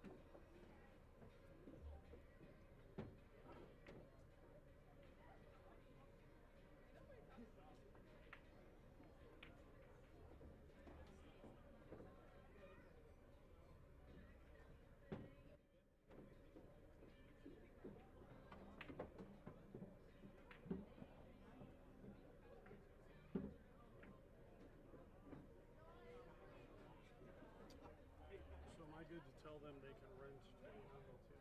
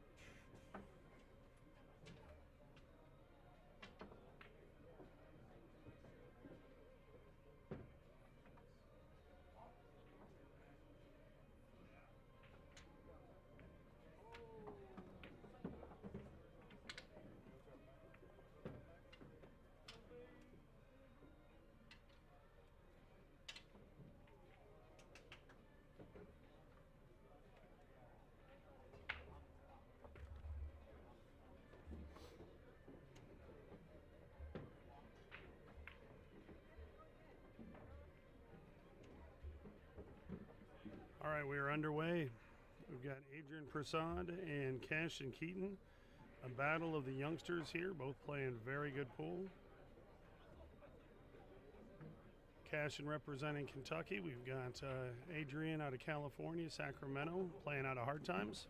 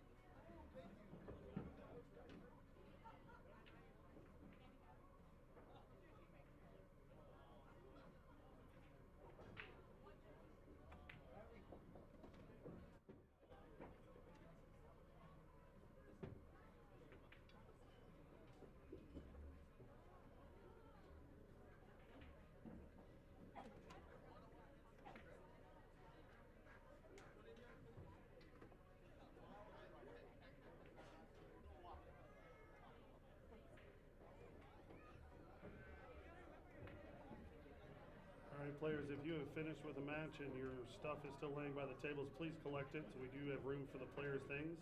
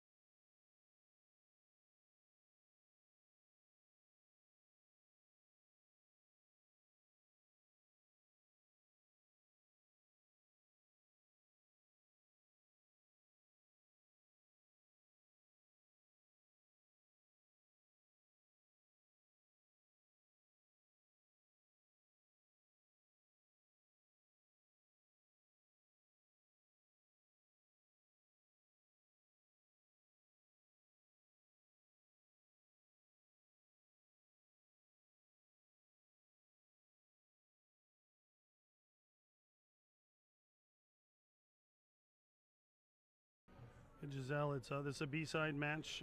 It's a race to 11 on the winner side, 9 on the losers.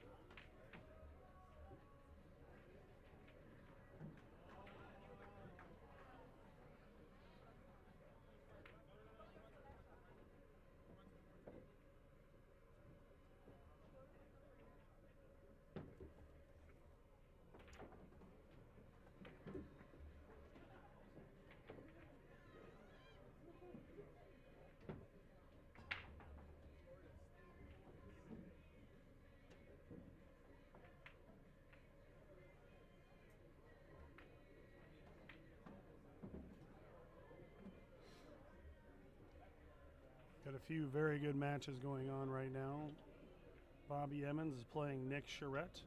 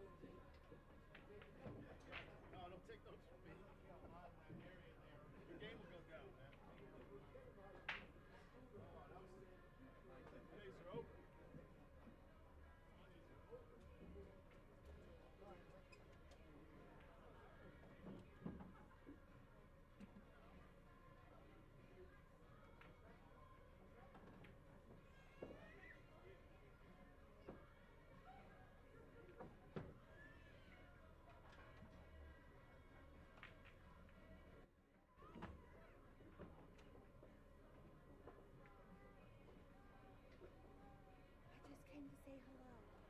Hi there. It's been a while. How are you? Happy New Year. Happy New You Year. guys doing okay?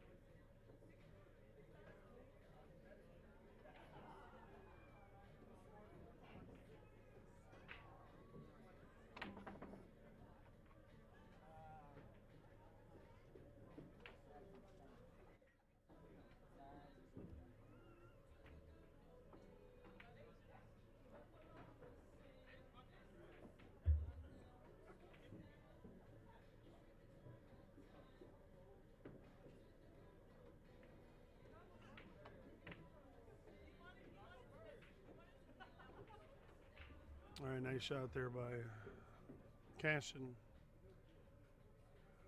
Leaving Adrien a jump shot here on the 2.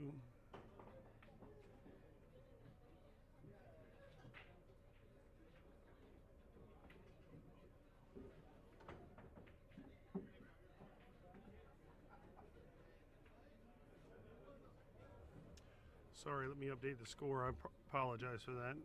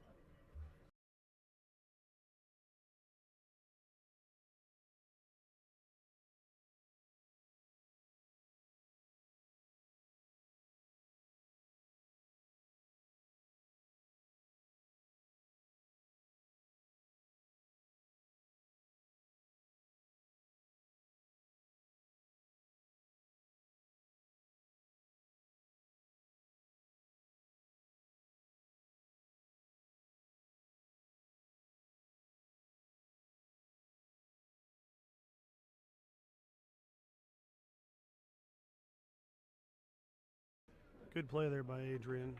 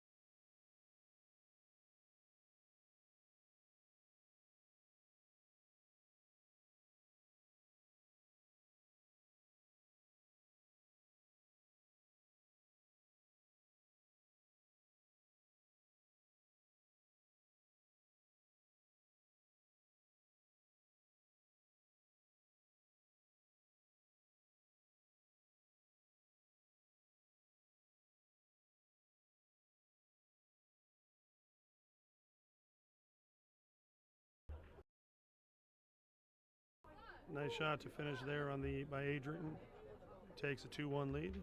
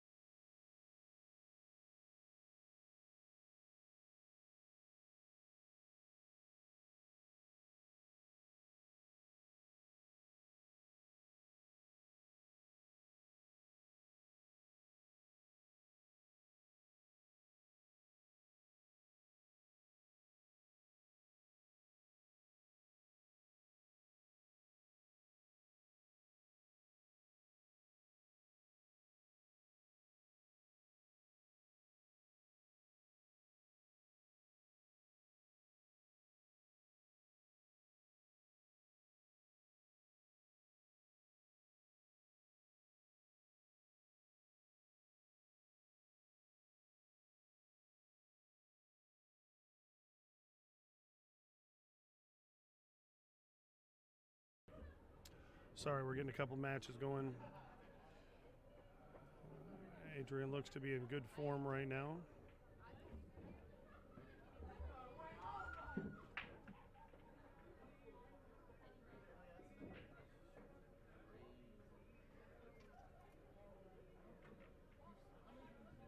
All right, takes a 3-1 lead. He's going to be breaking off in rack 5. Give a couple score updates from the other couple matches that are going. We just called the match between Ian Costello and John Giles. Bobby Emmons is up 4-0 on Nick Sheret. That's a race. These are all raced to 9 on the one-loss side. And Ruben Silva is up 4-0 on Manuel Fernandez.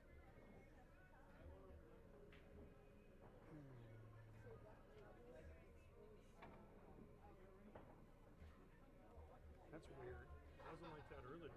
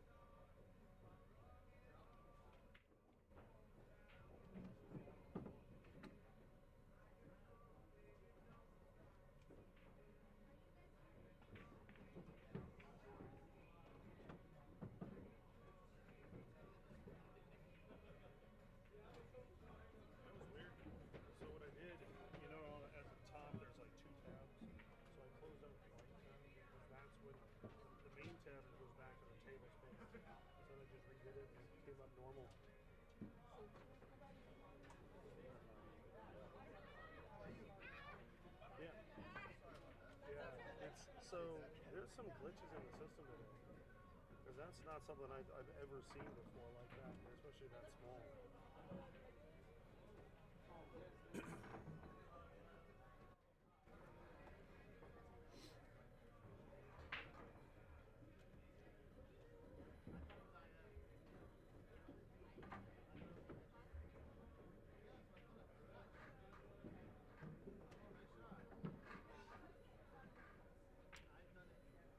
All right, this is a tough shot he's got here, shooting the 4 down the rail just right by the 6.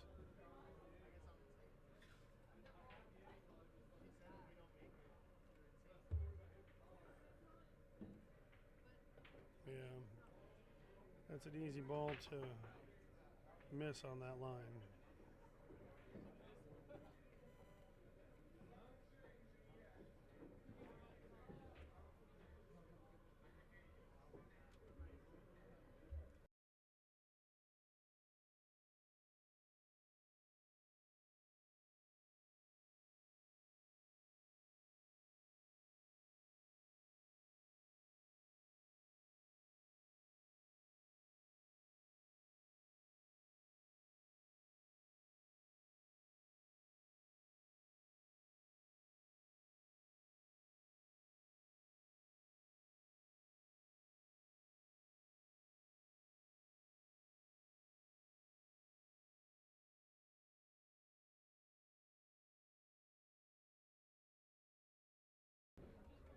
All right, Cashon's at the table trying to take advantage of the miss by Adrien.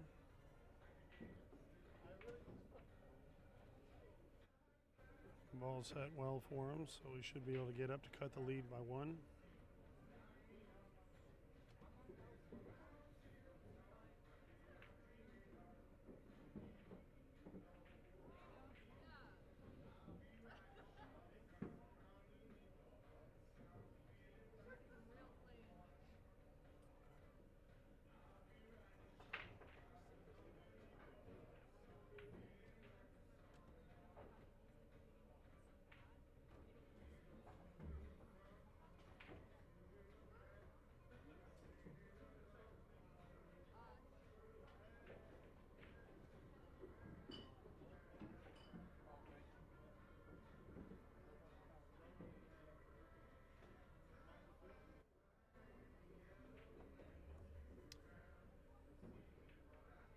Hey Nathan, good to hear from you in there. Thanks for tuning in to support these guys.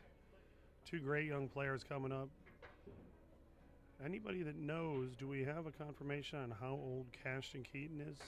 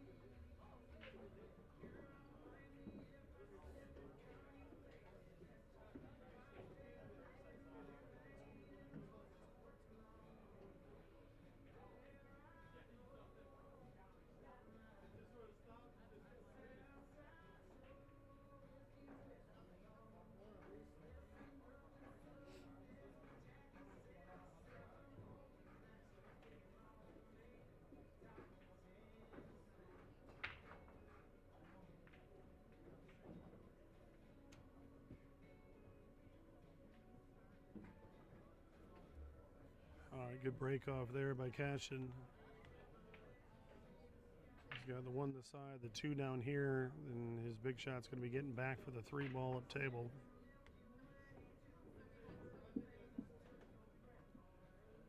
And if he's got the angle, it wouldn't hurt him to run into that 7-ball here. Now, if he's going to run into the 9, you don't want it. But if you can run into the 7, breaking it out a little bit from that 9-ball, that would help you and get you on the 2-ball right. Thank you, Nathan. Thank you. Appreciate you guys.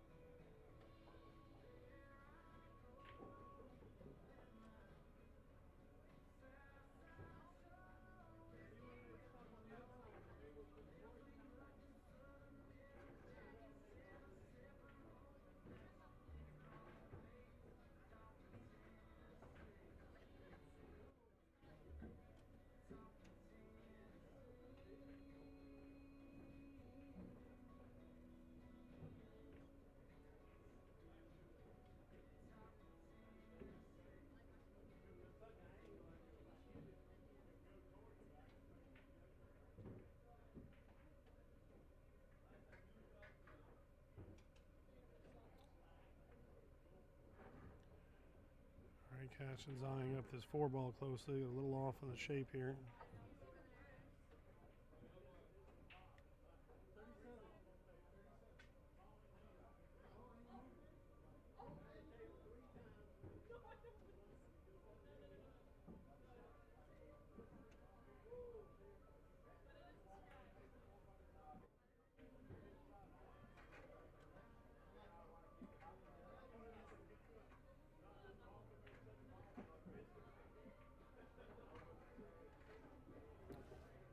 Good shot on that 4-ball, got perfect on the 5-ball.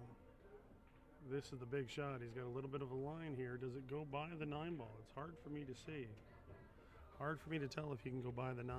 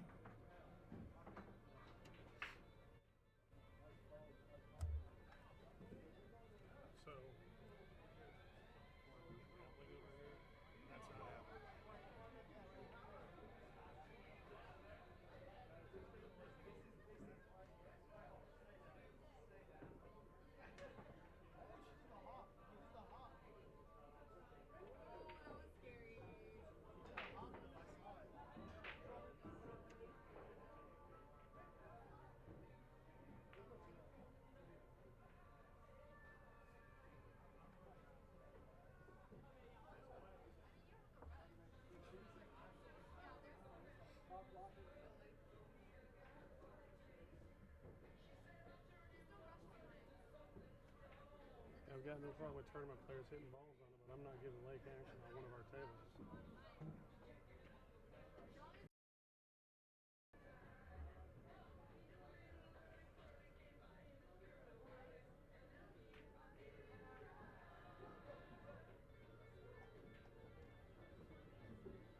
All right, we're tied up at 3 apiece.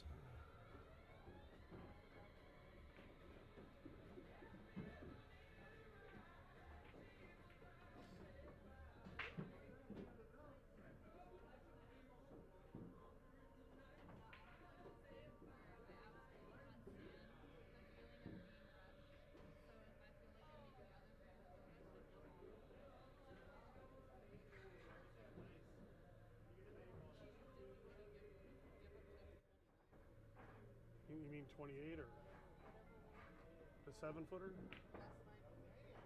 Oh, that's 28.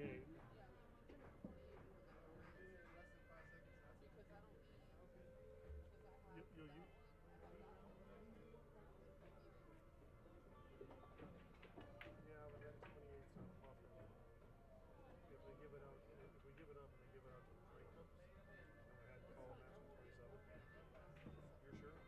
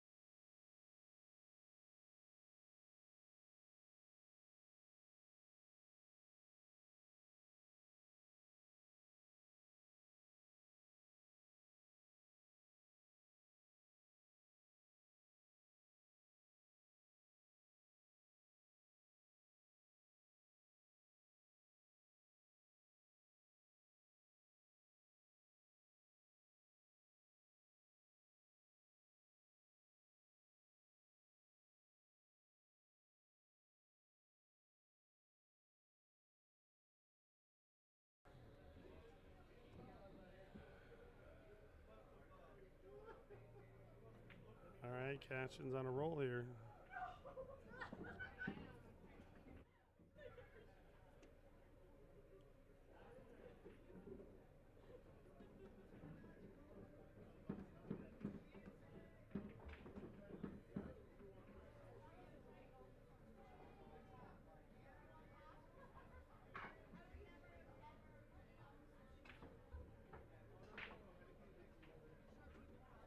Good stroke on that ball. Just bring the 8 ball back a hair for the 9 ball and roll it down. Roll the 9 down for the 10 ball.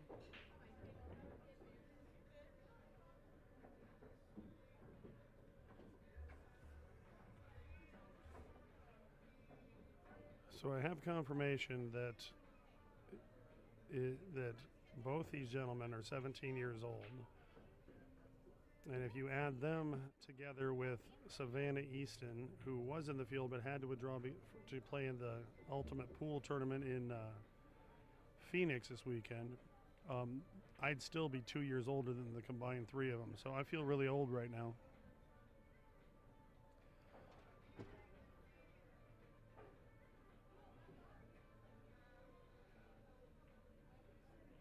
And I don't have a chance playing any one of the 3.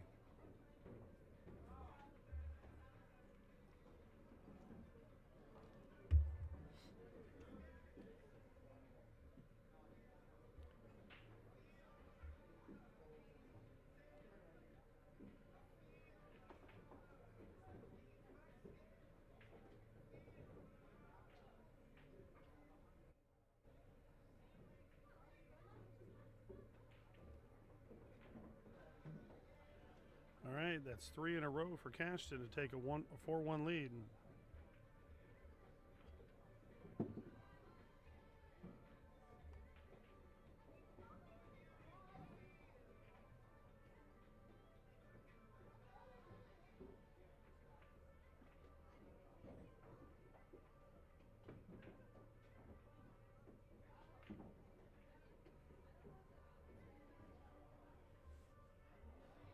All right, Nick Sheret has won a couple to pull it within 2. Bobby Emmons is up 4-2 in that match.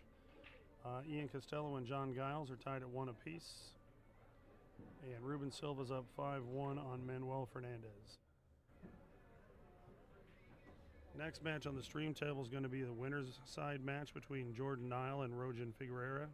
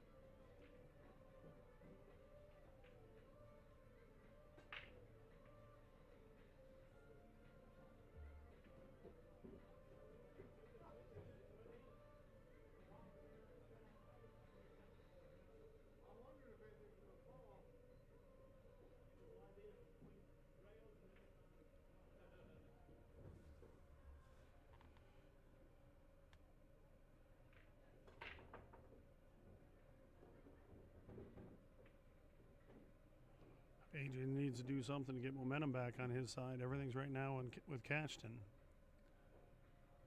He's calling the one in the bottom right corner.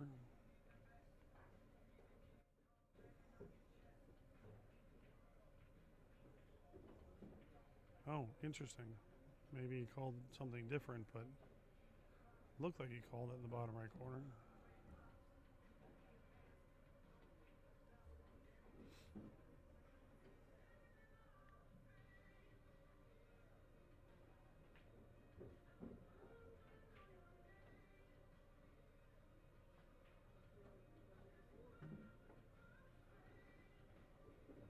All right, Ruben Silva just won a game to go up 6-1 over Manuel.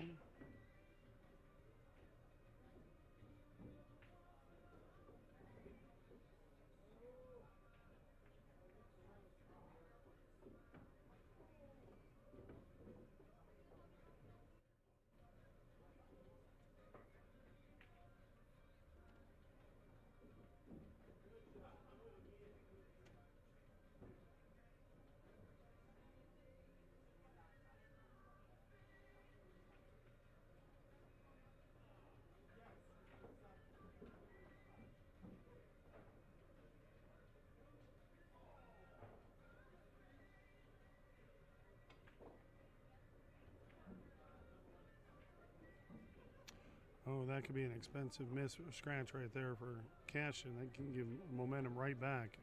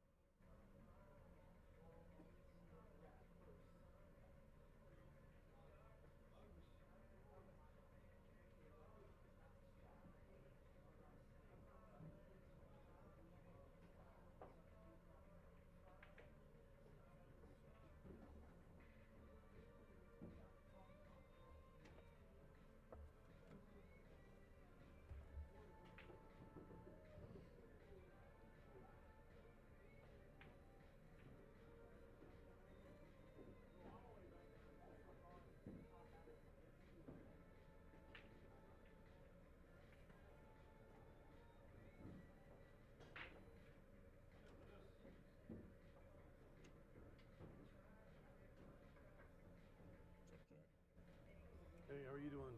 Good, how are you?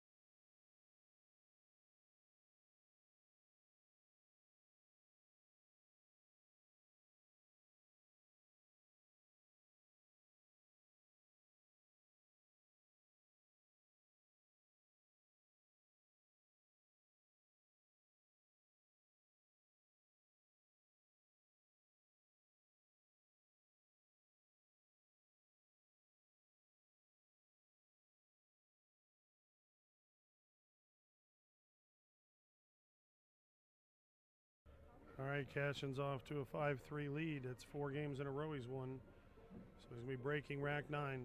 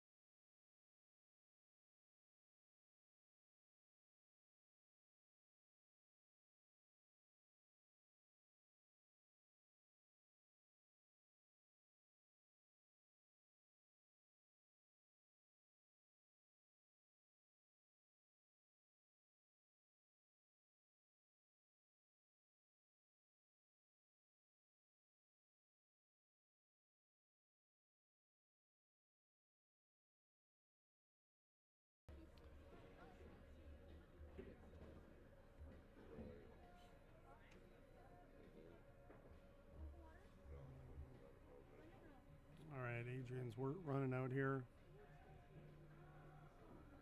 Needs to stop the bleeding.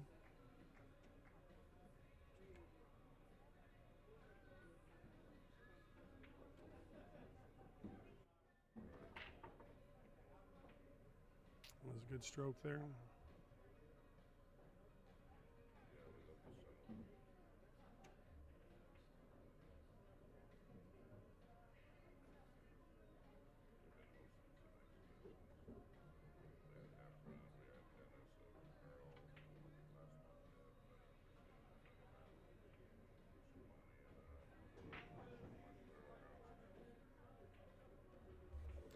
All right, Adrien gets one back. He's breaking off in rack 10.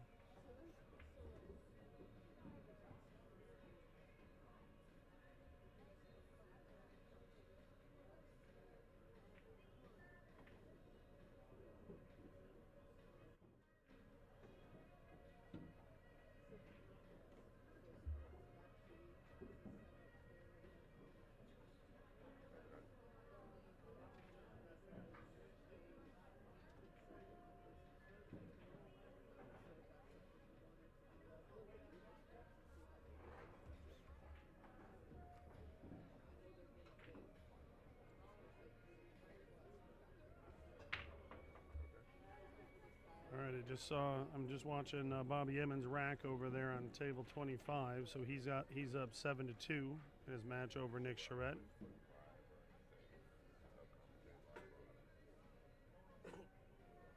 Ian Costello is up 4-1 on John Giles.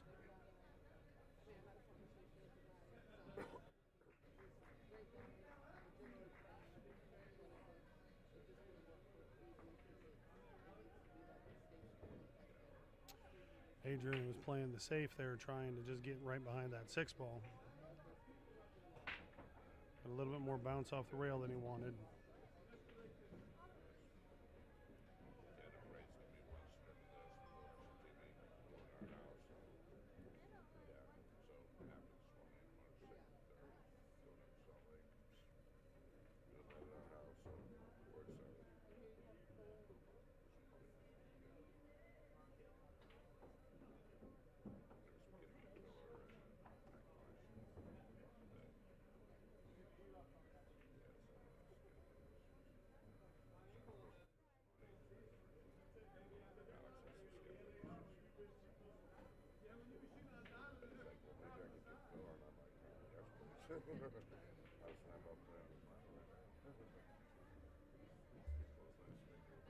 And I just watched Ruben Silva get out, and so he takes a 7-1 lead on Manuel Fernandez.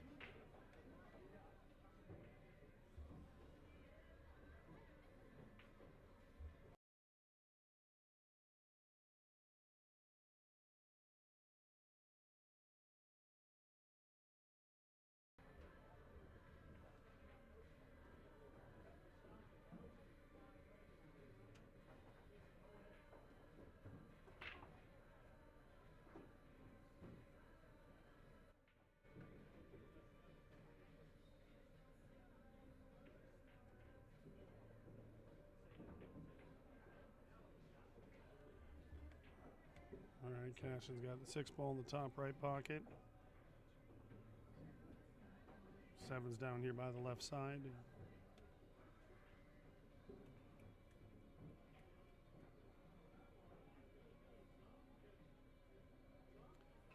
It didn't take too long. I'm watching Bobby Emmons rack again, so he must now be up 8-2, I'm assuming.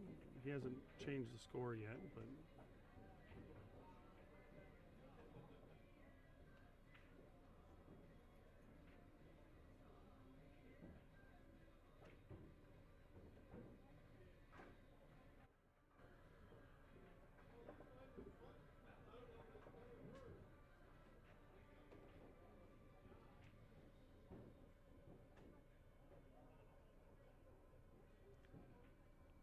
All right, Cashon's got a pretty good layout here.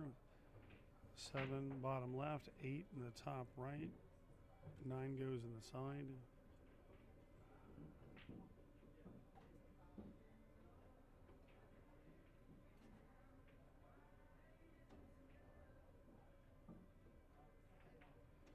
Cashon looks to be getting through the ball much better right now than he was a little while back when he started his first match on the stream table.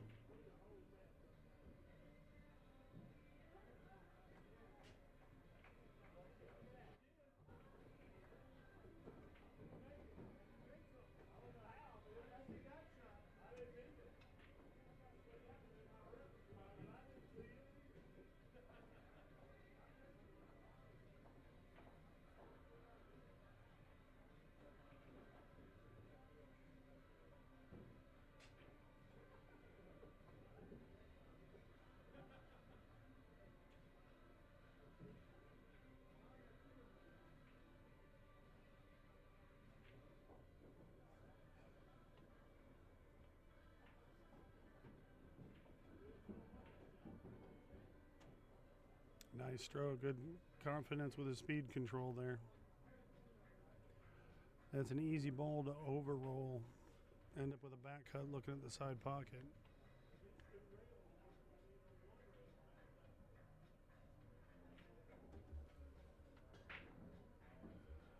All right, Cashon retakes his 2-game lead, and he's breaking off in rack 11. It's a race to 9 on the one-loss side.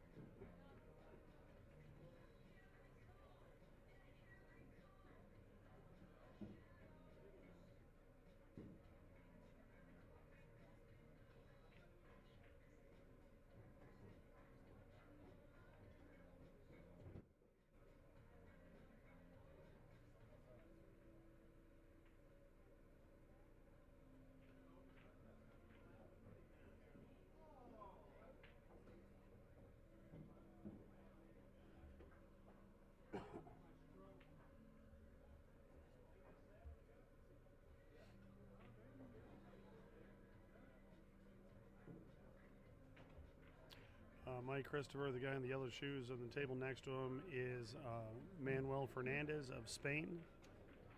He is about to go down 8-1. Ruben Silva is going to be on the hill.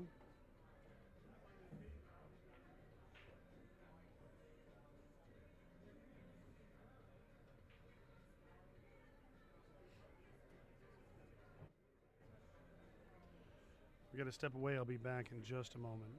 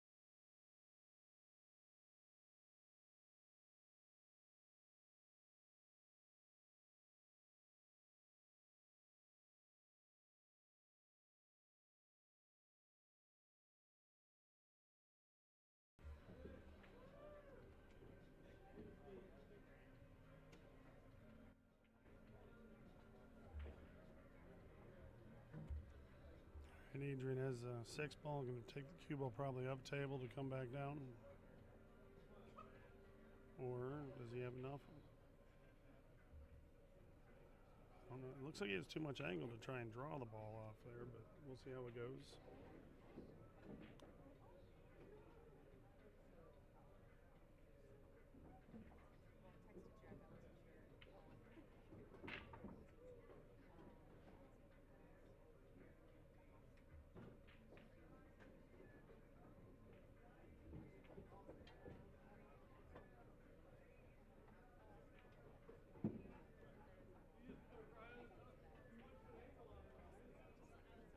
Alright, it's a nice stroke by Adrien. I texted you. I figured you were busy. Oh, sorry. Oh, not the hot seat. This the one before the hot seat. Either way, I feel like it's bullshit.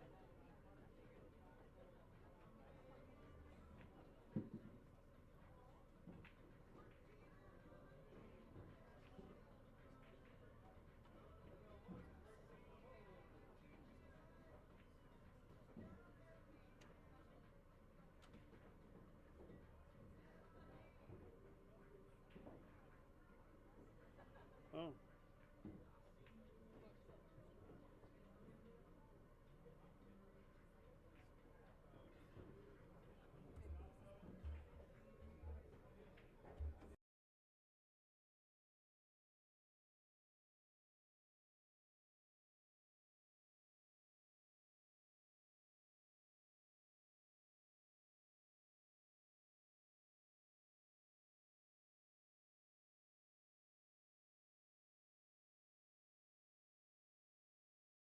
Did you tell her okay? Just tell her. Oh, perfect. Yeah. All right. Again, the next matchup is going to be the winner side match between Jordan Nile and Roan Figura. You're going to have a guest commentator for that one. Sue Orr is going to come sit in the booth and keep you guys company. She always does a wonderful job with commentary. Much less distracted than I get up here.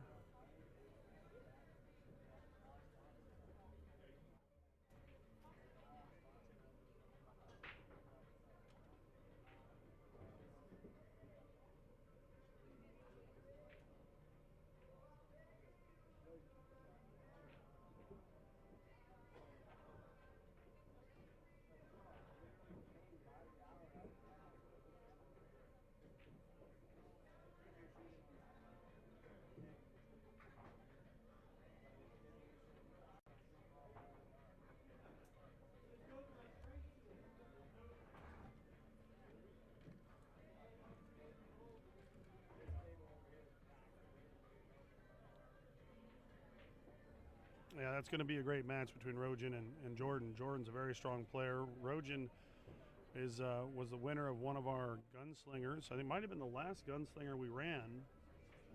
That was a $6.99 and under $1,000 entry 9-foot 10-ball tournament.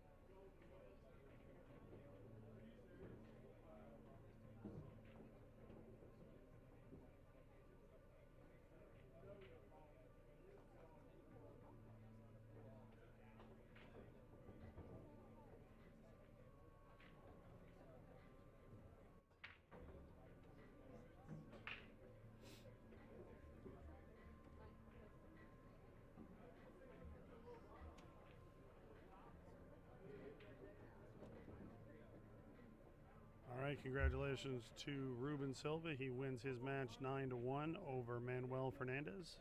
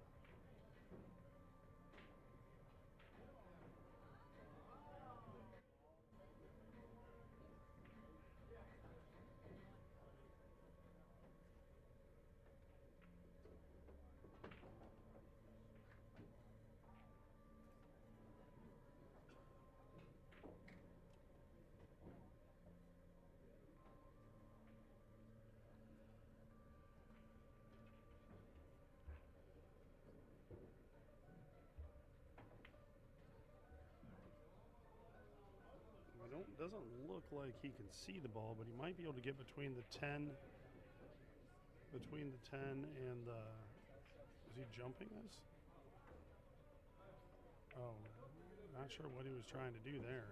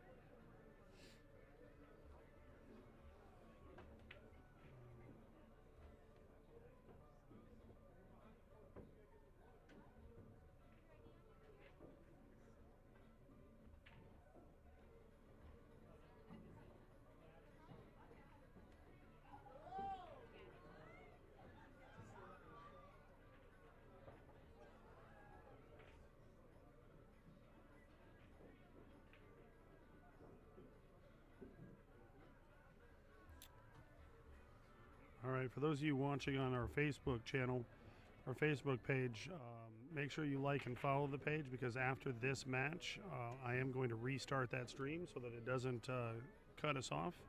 I was supposed to not run at all today. I had to do jogging or interviews all day today. So we're losing one of our new employee. So we're about to be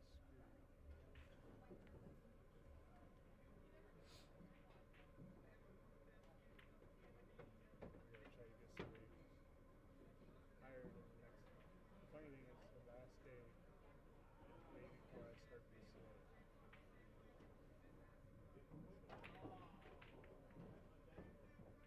Terrible time.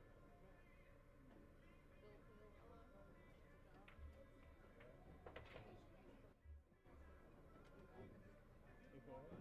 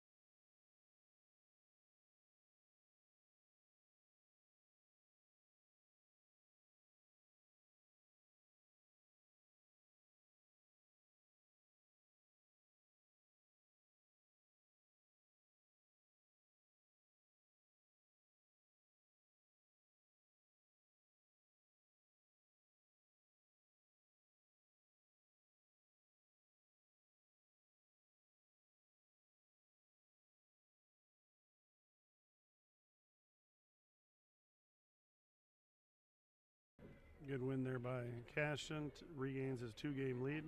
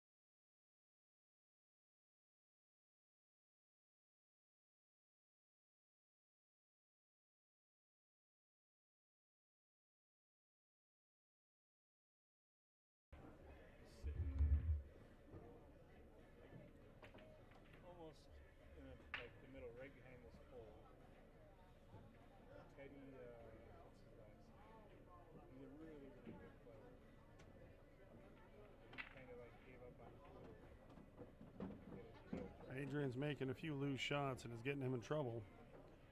When you're trying to make a comeback, you've got to play as tight as can be.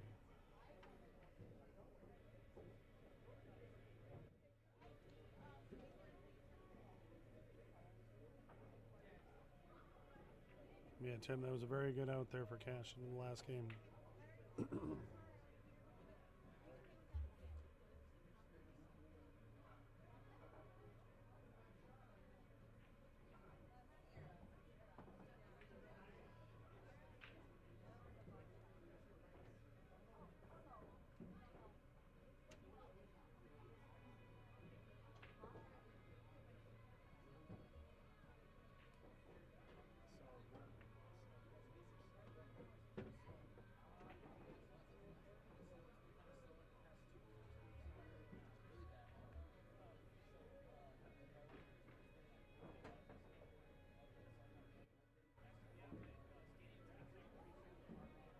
Nice job to spin that ball out and use a 10 as a stopping ball.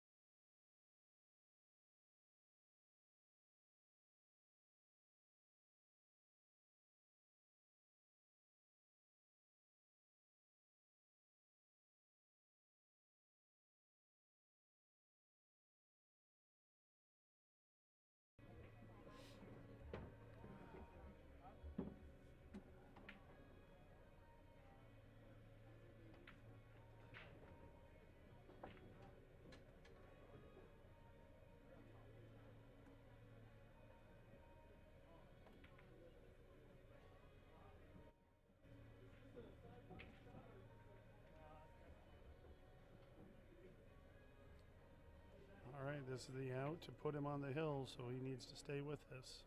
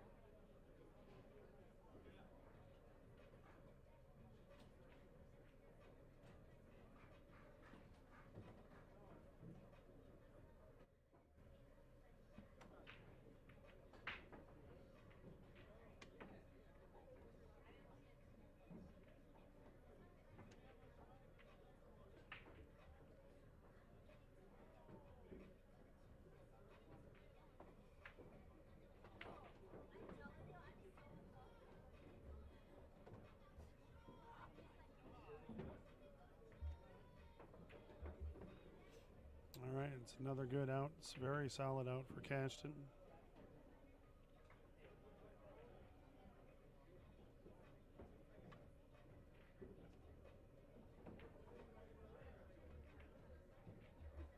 takes an 8-5 lead on the hill. The other match is going on right now. Bobby Emmons is up 8-3 on Nick Sheret. And Ian Costello is up on the hill 8-1 over John Giles.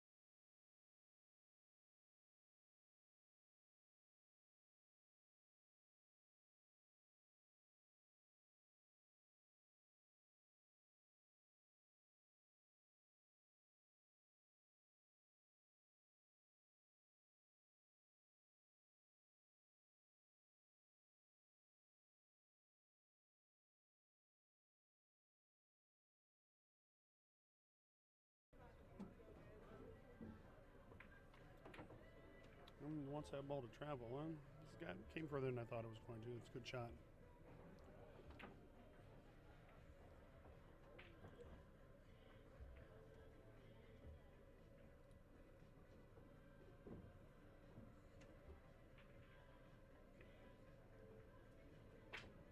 He's more a trainer player. He's just here to practice more than anything.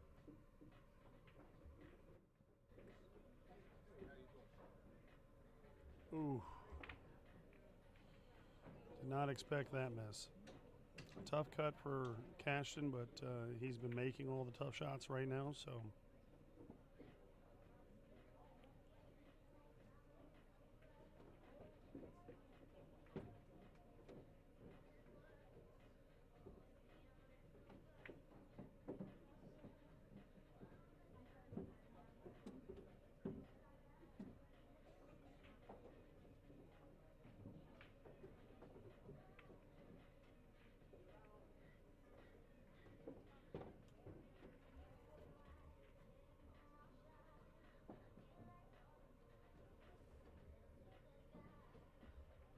right, congratulations to Cashon King staying alive in the tournament and advancing on the one-loss side.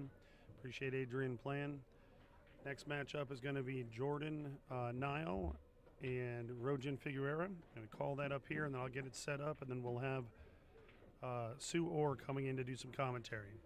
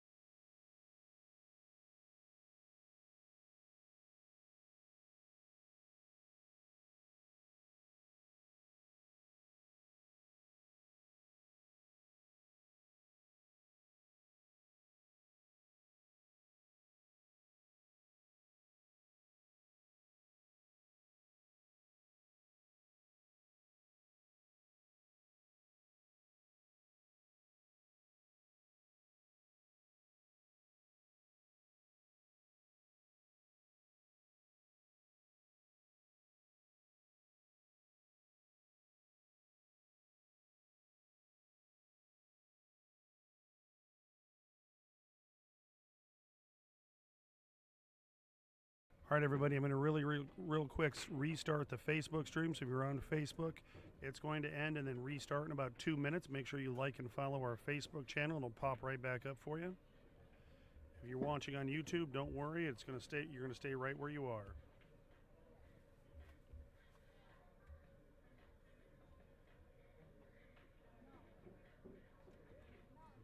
I'm restarting the Facebook.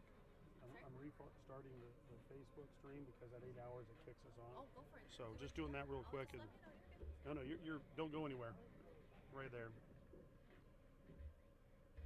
No, I saw the bracket. All right, everybody. Sue Orr is going to be coming in. I'm stepping aside. I'll be back in just a little bit.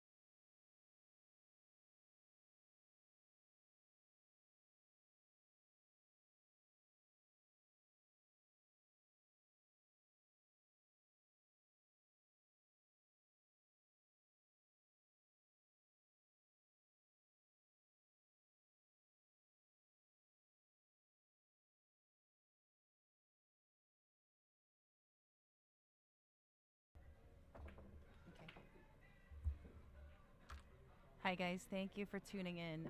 Just let me know if the audio is coming through okay. My name is Sue Orr, coming at you from Las Vegas, and I'm about to commentate on this match between Roan Figueroa and Jordan Nile. Both very strong, disciplined players, and so I was eager to commentate on this match. So hopefully I have a good match coming for you guys, so thank you for tuning in.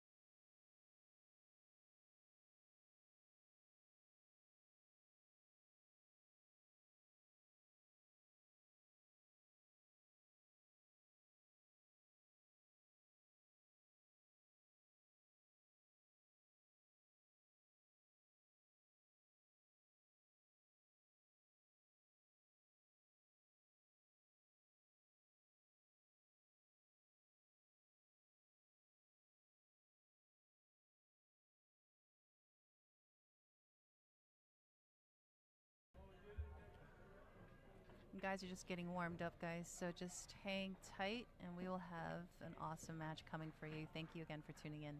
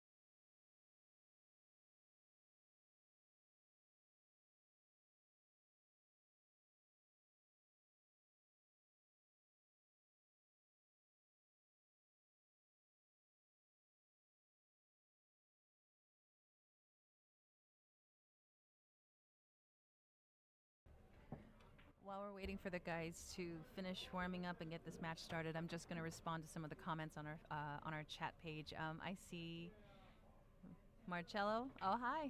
I'm not playing in the 599. Or maybe I am. I'm not sure. I depends on how I feel. Depends on what my schedule is. But if I'm around and if it's still available, I might play. So actually, I'll look into that. Sandy, thank you so much. I've been playing in the Swanee just about every year since 2012, minus a few years when I was kind of MIA. But I'm really looking forward to it. I look forward to it every year. So hopefully I do a good showing. I've been practicing a lot. So it just depends on what version of me comes out. So I guess we'll see. But thank you guys for the shout out.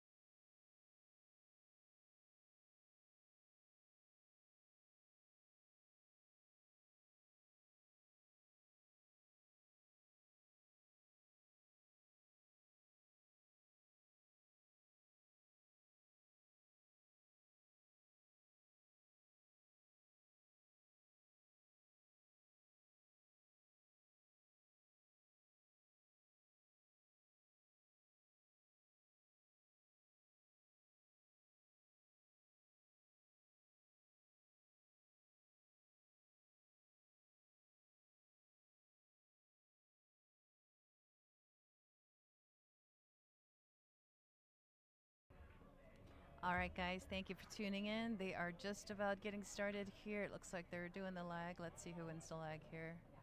I think Jordan's speed is better here. Yep, Jordan wins the lag. Okay. And just let me know if my audio isn't coming in clearly. I don't have headphones on me, so I'm not sure how it's coming in. So if you guys have any audio issues, just leave a comment on the chat.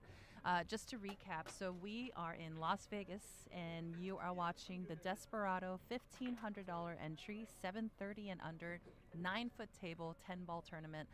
We're streaming live from Griffs. And both of these guys won 2 matches on the A side. And just to recap, Jordan Nile beat Payne McBride, Fargo 685, 11-7. And then he also went on to beat Ruben Silva, 11-7. Roan beat Flora Rita, let me make sure here.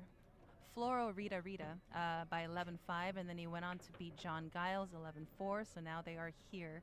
Okay, let me go put the temp. I'm really excited to commentate on this match. I saw the bracket and I kind of jumped at the chance to do this. Both very disciplined players. I spoke with Roan last year a little bit. He won the Gunslinger last year, and I really liked his pace and his focus on his game. And so really eager to see what he comes out here with.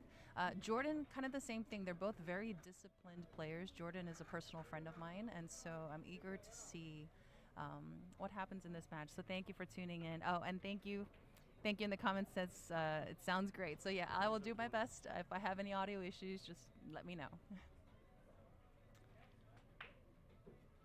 So there's definitely a push here. Question is where.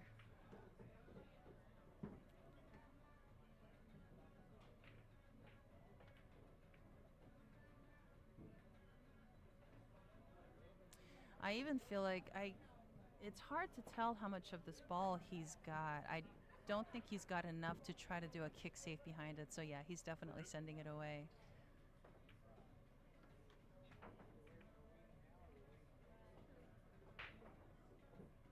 I have watched Jordan's game, and I noticed that a lot of these pushes, he's a very confident kicker, and so he'll leave generally places where he can kick safe. Extremely good at hiding the ball as well too. So if Roan gives this back to him, I'm curious to see what he does. I feel like Rojan's got a game plan though, so let me see what happens here.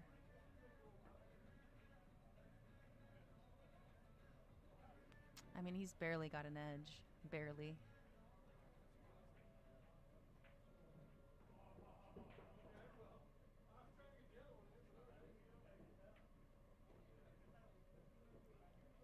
I feel like he's just gonna barely touch this ball, get it under the 6, and send the cue ball away. Oh, there was enough to get behind it. I could not see that.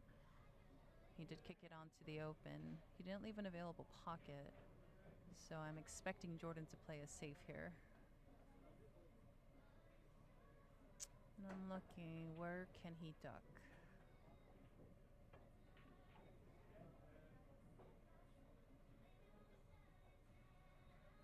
I feel like he's going to push it forward and send the cue ball towards the 2, but it's hard to say which direction he's going.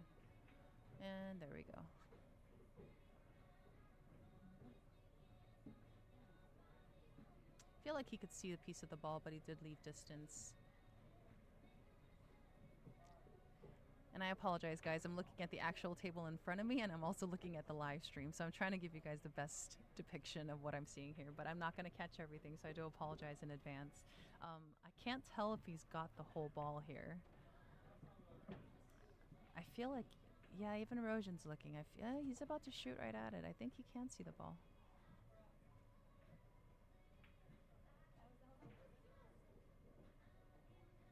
Just a piece. Don't do it.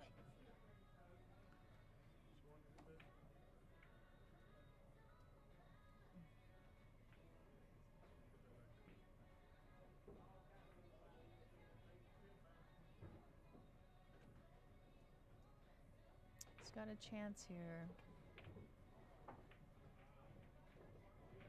So looking at this rack already, I can tell that the 6 and 7 is going to be an obstacle, only because they're sitting on the same parallel. So you have to get the right position to be able to access both. If you don't, then you're going to have to work double overtime just to get it back to, in position for the next ball. The nice thing is the 4 ball does lay relatively close, so they will be able to use that as a little helper. Came a little short. Let me see here.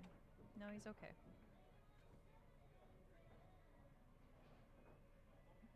This is the key right here.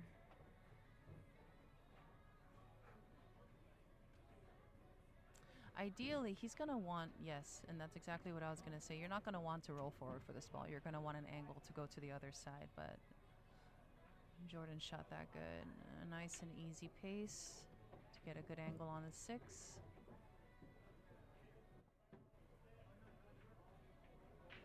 And a bit short. Interesting. It's not terrible. The problem is there's obstacles on the table. And so now we got to figure out, he might take it a little longer, just end up pulling it back and just take it maybe from below the side pocket. I'm not sure if he's going to try to run it around the table and get flat on it. Yeah, just like that. Yep, he shot it good.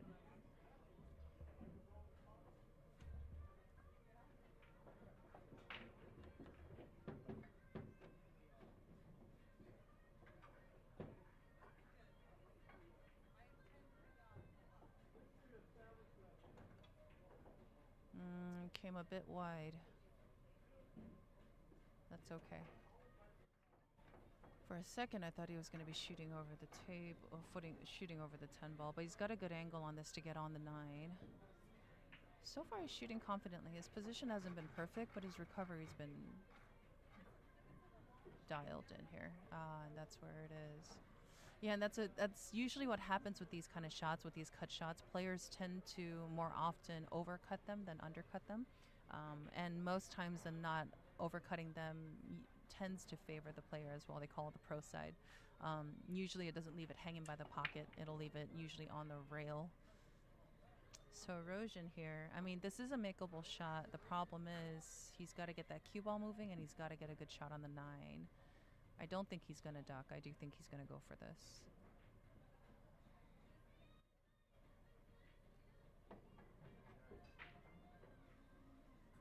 He's just got to figure out a path to get to this 9, because that cue ball will take off.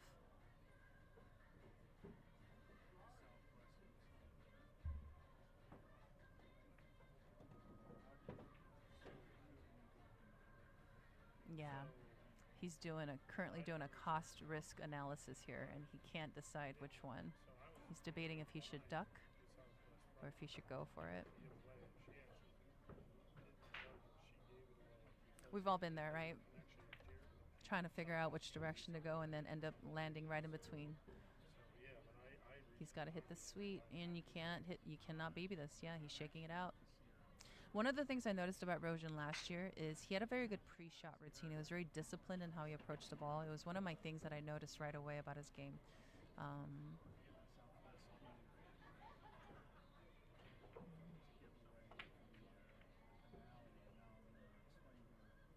I really do feel like he wants to go for this. Absolutely. Hit it good.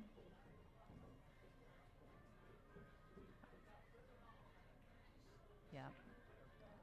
And that was a risk. That was absolutely a risk. Now, if you saw, he undercut that ball. The undercutting sent the cue ball. So if he had actually made it, he would have missed the pocket. It was hard to see what exactly. I think he might have put a touch of outside on that one, but it was a risk. And he knew it. That's also the reason why he hesitated. I also saw it in his face as well, too, as he approached the ball. And it's just one of those shots you just don't feel easy about. Must make tough shots and difficult position on the next ball. It's never a good spot to be in. All right. Jordan floating over. Nice little baby draw. He could also follow. Really, what he's comfortable. I think Jordan tends to draw, though. He's just going to pinch it over, just like that. Nice.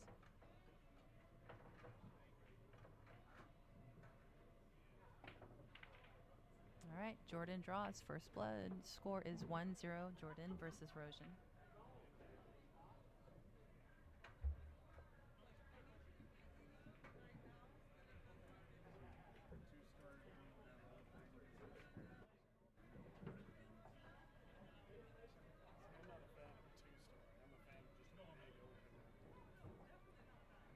They go for room that has sections.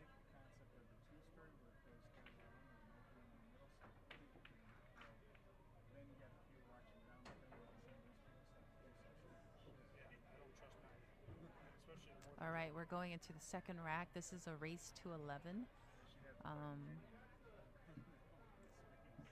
Unlike short races, you have a little bit of time to recover if you don't come out swinging. Jordan kind of experienced that the first rack. He was down, and then he ended up coming back and winning the match. Oh, boy. Oh, cue ball is off. Roan gets ball in hand. Here is an opportunity. Let me see here. Everything goes. Let me look here. 1, 2... 2 looks like it goes. It's hard to tell from this angle. 3, 4. I don't see a lot of obstacles in this rack. You gotta move a little bit. Yeah, I can't tell if the 2 goes in the side or not. It doesn't look like it. It's pointing it towards the corner. Yeah. Really, that's the only obstacle. Once you get that out, everything should be open.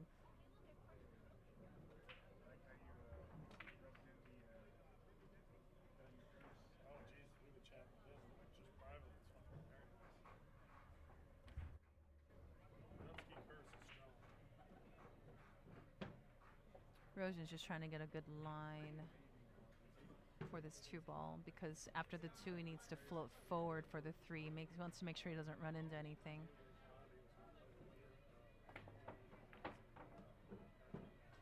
Yeah, and you know what's funny? I was just going to commentate on that. So anytime you tend to roll forward, even if it's like an inch or 2, it's for some reason 9 times out of 10 you tend to over-roll it. If you can see, he's not straight. He actually over-rolled it. So now he's going to be sending the cue ball a bit wide. I mean, it's okay. The 3 ball will still be available, but it's not where you want it to be. He wanted to be almost dead straight on this ball so he can have a really good shot on the 3 ball. But he's not in a terrible spot either.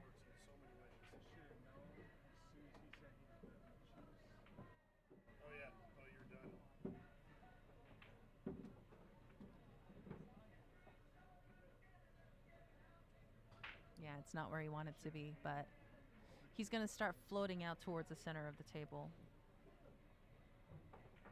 Actually, maybe even more than actually based on this angle, it's going to come out a bit more towards the 6. Whatever it is, he didn't want to have to cut this 3 because also what's going on is with the 3 to the 4, that makes it difficult as well too. Yeah, see, he's going to have to cross. He's going to have to make the 3 and cross 2 rails to get to the 4. Yeah, he put himself in a rough spot. I can see why he's hesitating.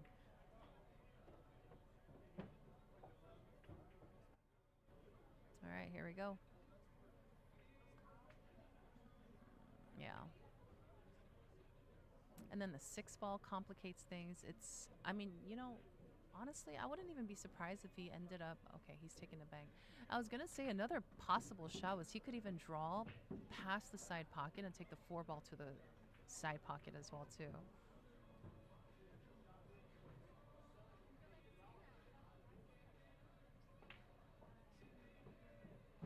He's banking it. He's playing a 2-way here. It's a good shot.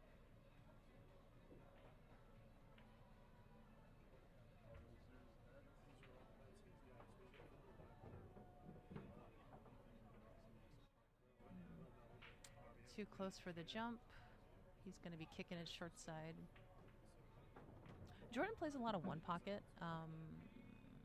Very confident kicker. Is he jumping? Well, he is jumping. How close are these balls? Let me see.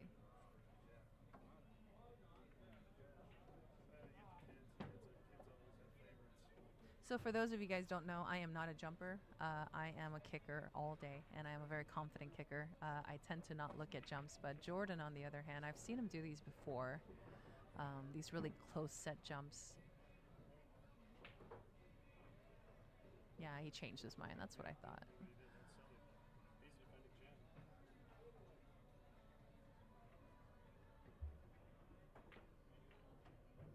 Anytime you kick something like this, if you intend to make it, you're not aiming at the ball. You're actually aiming at the rail before the ball. Oh, boy. Oh, yeah. That was unlucky.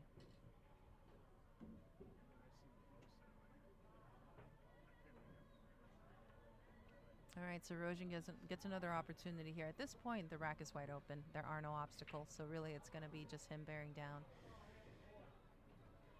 and finishing out this rack. Let me see. 4 to the 5. Yeah, no, there's really nothing wonky as I'm looking at this rack.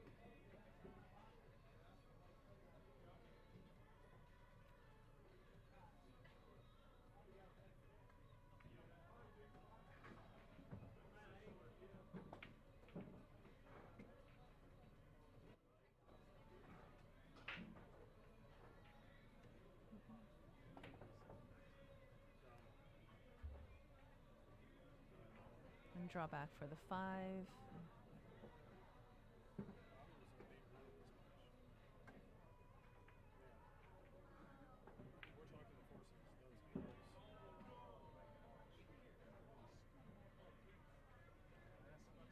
He did not want to be that. Let me see here. Yeah, he's going to have to. So for me personally, depending on how I landed on this 5, it's going to change my game plan. Like, I rather would have liked to have an angle to get on top of the 6, but now where he's lying, he's going to take the 6 to the side pocket. Just make sure you get the right angle. Yeah, now he's got the opposite angle. That's the reason why I didn't like the side pocket. So he can take it long, but really coming around 3 rails is going to be the better shot, and I think that's what he's going to go for. There it is. Shot it good. Right. 7 to the 8, not too difficult.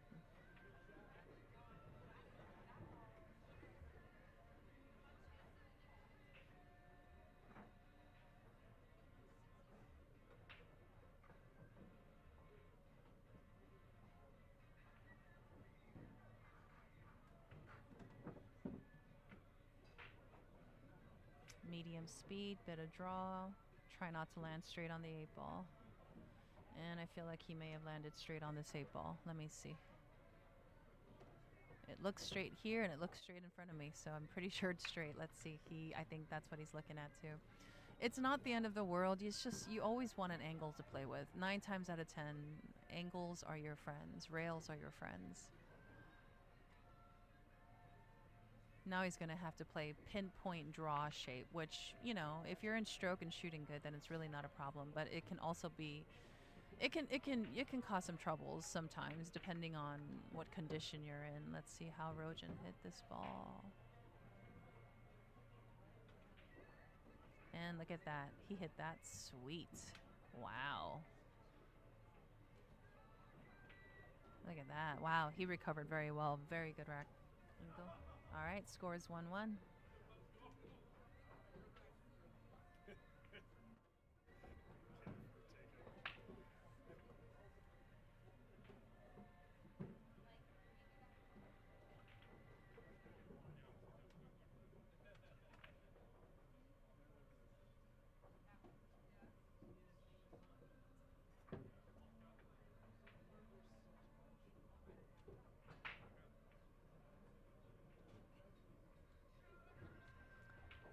And I'll just take this chance while they're racking to just do a quick roll call. Let me know where you guys are listening in from. I am Sue Orr from Las Vegas. Every once in a while, I'll jump into these tournaments and commentate on matches. So hopefully you guys are enjoying my commentary. Feel free to leave a comment so I can read something while I do this. So thanks again for tuning in. Now we're going into the 3rd rack. Jordan Nile versus Roan Figura.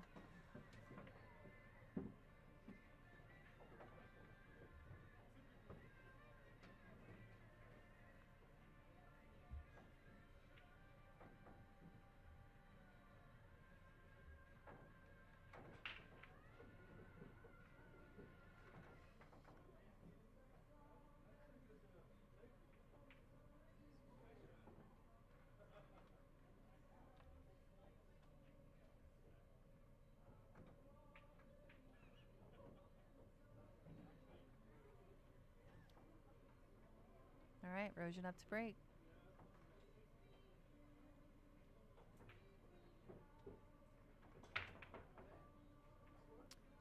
He has a nice, punchy, firm, short stroke on his break. I like his break.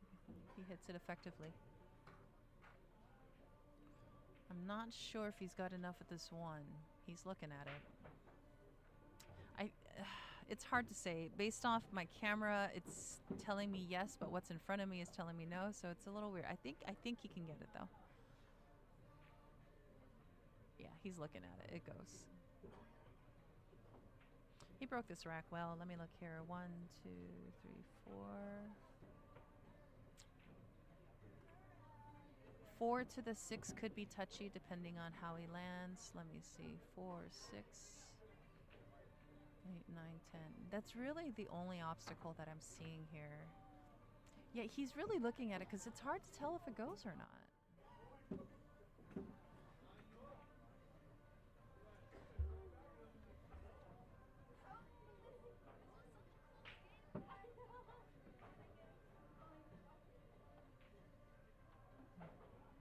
Yeah, all day. I just couldn't see it, unfortunately.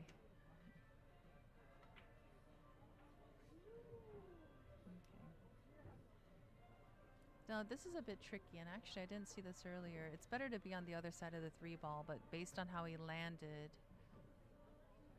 I mean, he might even opt to take the 3 ball to the corner pocket, but it's hard to see how well he landed on this ball. He might... Oh, he's going to 2 rail. There it is. I think he still came a bit short, but not terrible, though. He's got options here. If he's planning to come around 3 rails, he's got to come a bit deep. You can't come... You got to put a bit of spin on the ball to come wider. If you go the natural path, it's going to end up leaving him a relatively deep cut shot on the 4 ball. Wide, wide, wide. And there you go. Hit that pretty good. Okay, so as I mentioned, the 4 to the 6. Once it's there, he should be out.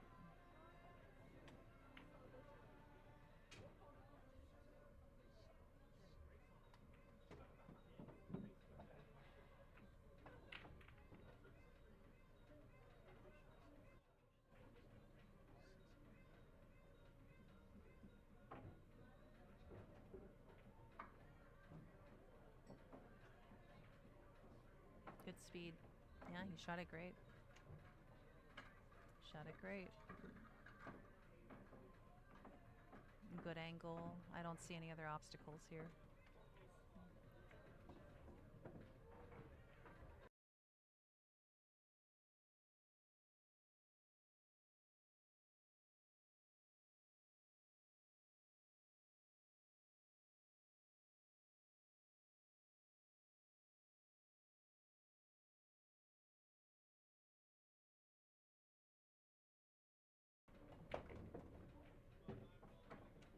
Again, opposite angle.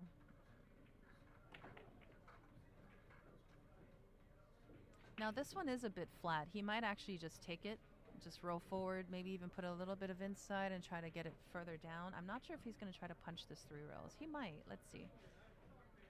Yeah, there it is. See, it's okay. I mean, he came short though. It's not where he wanted to be. Yeah, and when you shoot shots like this, now you have the nervousness of having to cut a ball. You got to cut it with speed. You got to make sure it lands right on the 10 ball. So a few variables come here because he came like, I mean, even another 6 inches and he could be sitting a lot prettier here. All right, where is it going? He shot this good. A little short, but it's all right. More than makeable.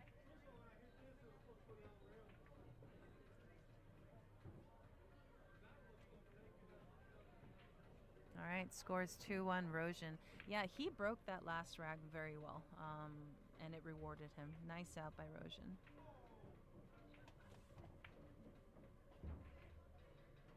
It was unfortunate. Jordan's last break, the cue ball came off the table. But it happens.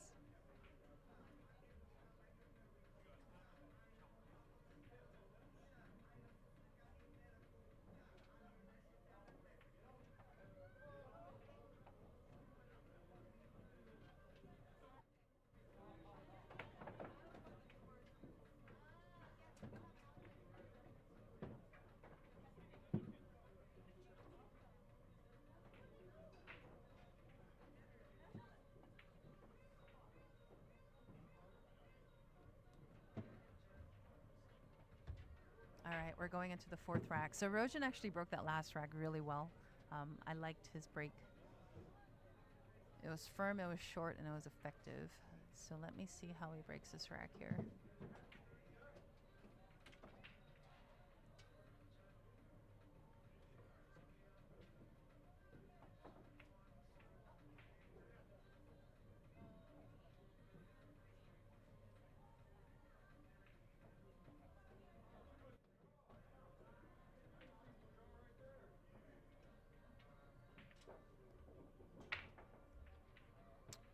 He took a little bit off this one, and it looks like Jordan is going to get an opportunity here. Let me look at this rack real quick. Let me see here.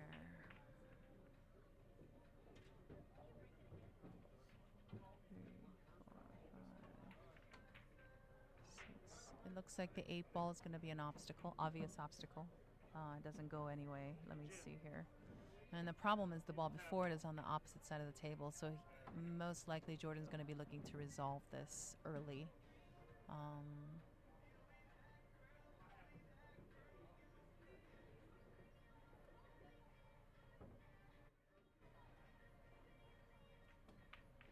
You know, one thing I do like about Jordan's game is he's quite analytical when it comes to a lot of these shots, and so he's looking at it like a chess game. I'm really curious to see how he resolves the 8-10.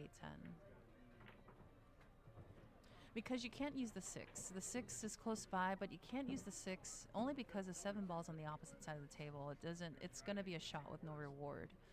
He needs to figure this out early, and it's got to be most likely before the 3 or the 4, because those 2 balls are lying in, oh, I'm sorry, the 5. The 3 or the 5, because they're literally lying in front of the pocket. So after the breakout, chances are he will have an opportunity. The question is, though, how?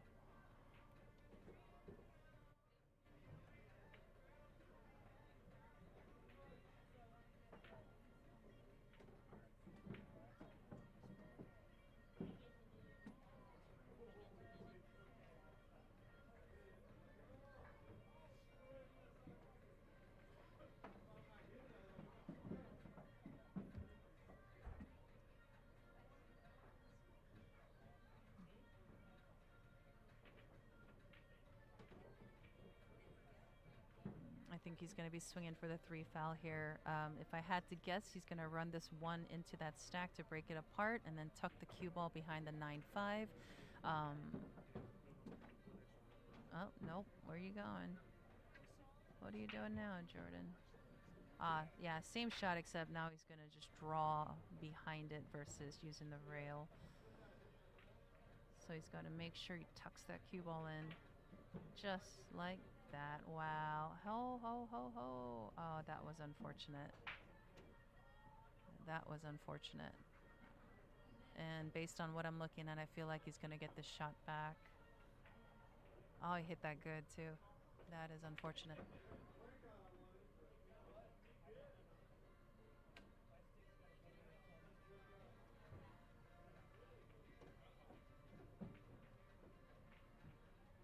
It's hard to tell if Rojan can see this ball. He must be, yeah, okay, he can. I couldn't tell because it looked like he was tucked under the 9, but he's definitely aiming at it. Yeah.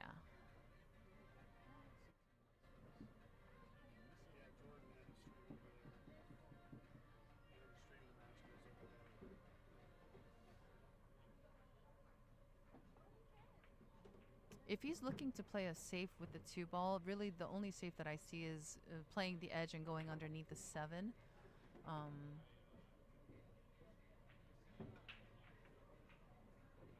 Just like he came a bit short. Wow, he actually went for the ball.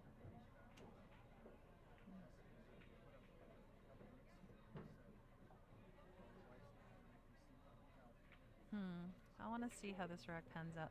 That. Personally, I like the safety better, but he is a very confident ball maker, so I'm not surprised that he went for it. Really, if he resolves his 3 ball and gets good on the 4, he should be able to have a relatively easy ride on the on the run out. But let me see what he does here. Also, the other problem is even if he misses this, it's a two-way, and so he's going to end up being Jordan's going to end up being tucked behind the 4. So I guess, you know what? Let me take that back. It was a good shot.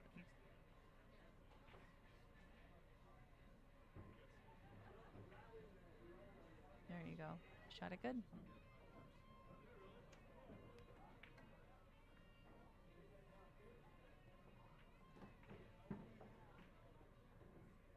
He hears leave a good angle on the 5 ball. Yep, he's already thinking about that. He's got to get on that 6.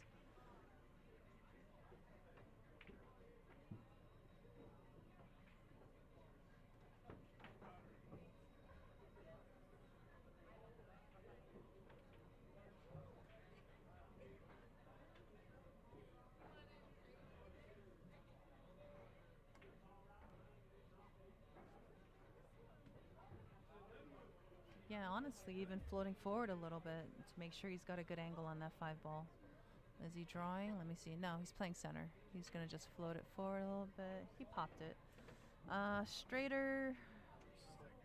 Bit straight. I mean, but he has a bit of an angle on it. Now he's going to have to work a little harder to get on that 6 ball. I don't think he wanted to land that straight.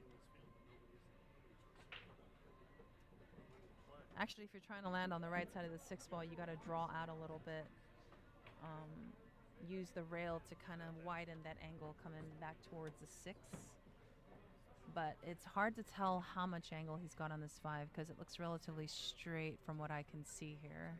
Yeah, he really wants to get this shape dialed in. It's also critical not to come short either because that 8 ball becomes an obstacle as well to get to the 7. Okay, yeah, and see, this was what I was worried about. And that's the reason why on that 5 ball, I was kind of surprised he kind of just popped it over to the side. I really thought he was going to float forward. Floating forward would have definitely given him the right angle on that 5 ball, but no. Yeah, I'm not even sure if you can see an edge of the 6 ball at this point. So let me see what he does here. He might go for the kick, relatively simple kick. It does look like he can, I don't know how much of the edge he can see, and now he's playing around with the side pocket.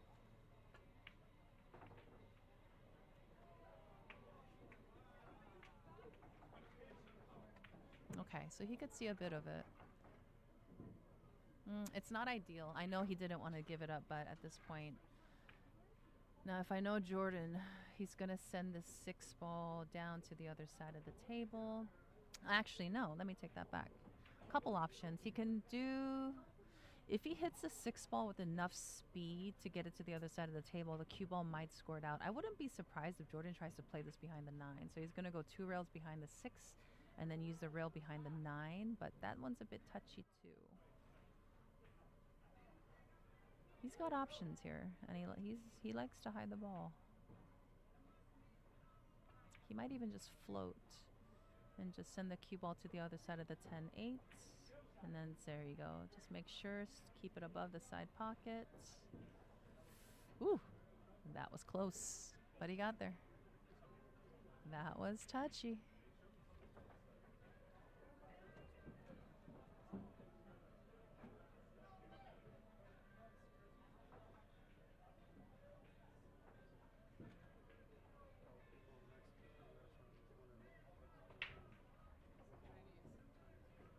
Oh, I came short. All right, Jordan's got an opportunity here, and the 6 ball goes.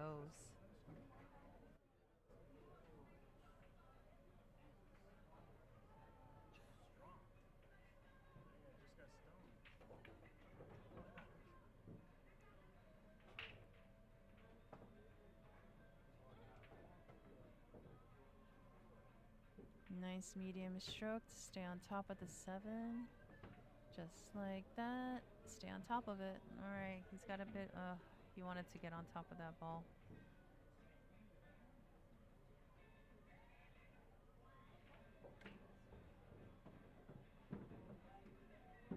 Could play a safe here if he wanted to. There is a safety option here again to send the cue ball behind the 8-10 on the short rail on the other side of the table. He is a pretty good banker as well too. I wouldn't be surprised. Let me see what he goes for here. Yep, and there's the safe.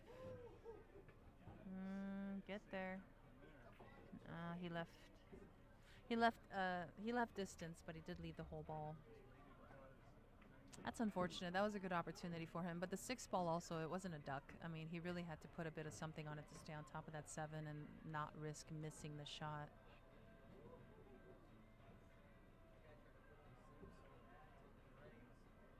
It's gonna bump the 8.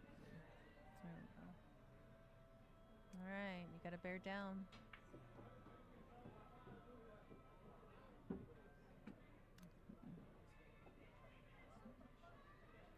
Shoot it straight and shoot it sure.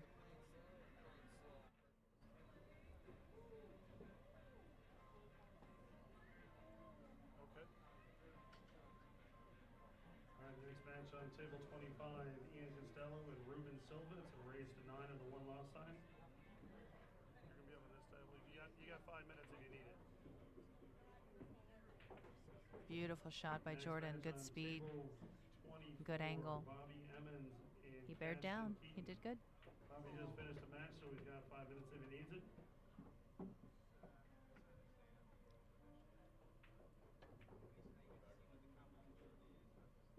You can go a couple ways.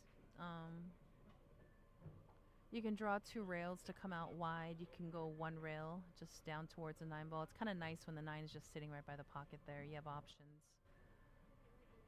Yep, and he draws 2 rails. A bit strong. That's okay. He's getting close to his work.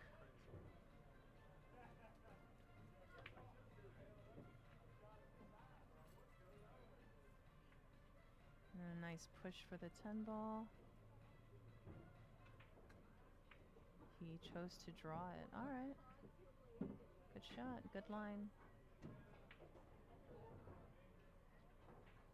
All right. Jordan's about to.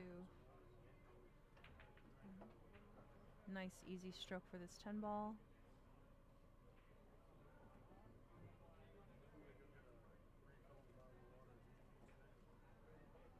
As expected, this is going to be an awesome match, and I am really excited that I'm commentating for these guys. So score is now 2-2. We're going into the 5th rack. Jordan is breaking.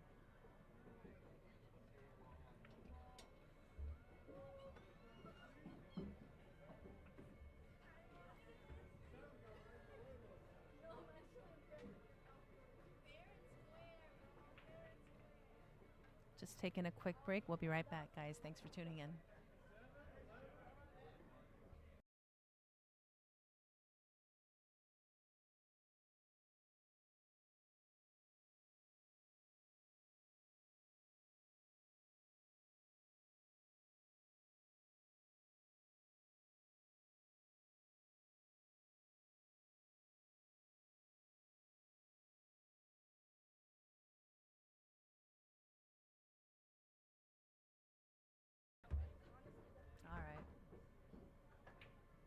All right, we're back going into the 5th rack now. Jordan's last break was a little inopportune. Now let me see what he does here. Hit it square, hit it good.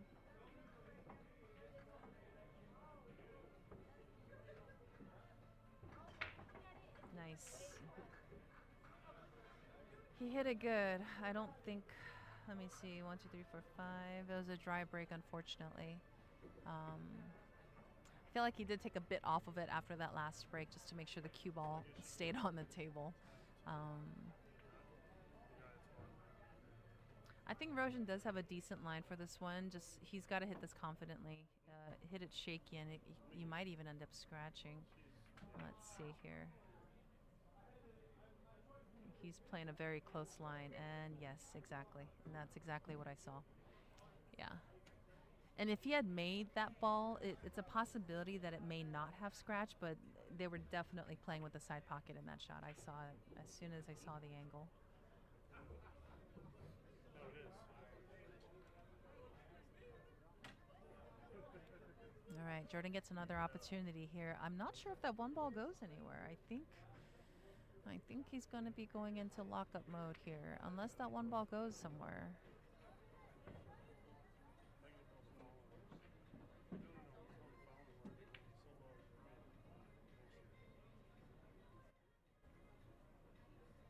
Okay, it does go. It was hard to tell. Does it go? You know, if I had a bird's eye view on this, I could most definitely give you a much better depiction. I feel like, okay. Okay, so it does go. It barely went, but it does go. It was hard to tell from this side. He's got a good angle to get on the 3. Just nice little draw over to the rail.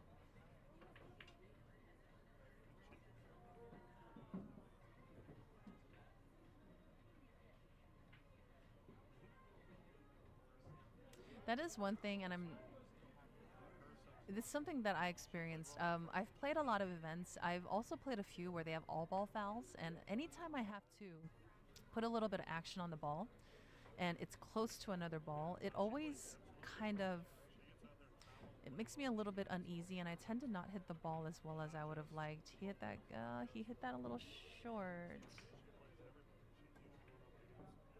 He's okay. I mean, he can definitely get on this 4, but he wanted to be a little bit higher. Now he's just going to have to float over for the 4. Just nice, easy pace on his stroke.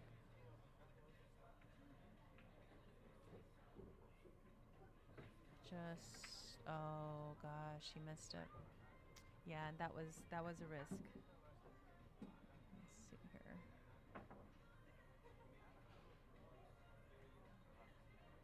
So we're talking about obstacles earlier, and the obvious one, I'm sure you guys can see it, is the 5 ball.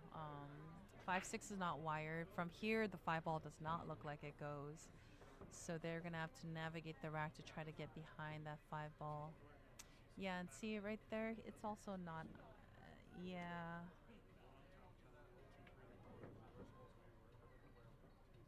I really think the shot here is to go back and forth, actually, 1, 2, 3 rails, because of the angle he left himself. Because if you try to do it with 2, it's going to be extremely tough to hold. Chances are he's going to end up on top of the 5 ball. I want to see how he hits this, because he's going to have to go back and forth and manage not to run into the stack.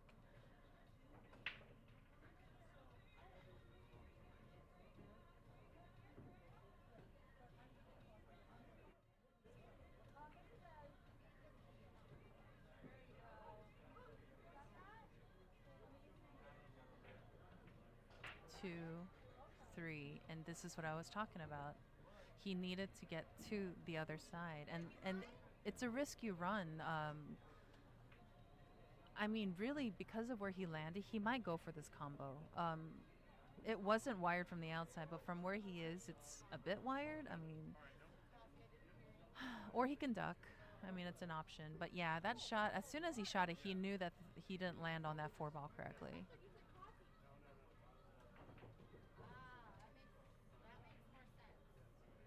Yeah, he's looking at it. I always tell people combos were easier to me when I knew less.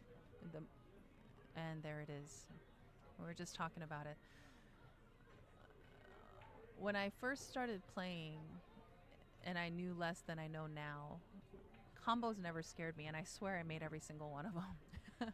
Now, it's extremely difficult for me, and I think the reason why is because I know of 10 million ways it can go wrong. And so it's quite interesting. Yeah, and he didn't really take his time on that shot either. I feel like he could have just taken a couple more seconds. So Jordan does have an opportunity here. Oh, that's unfortunate. He had to shoot that jacked up. And he ended up overcutting it just a hair.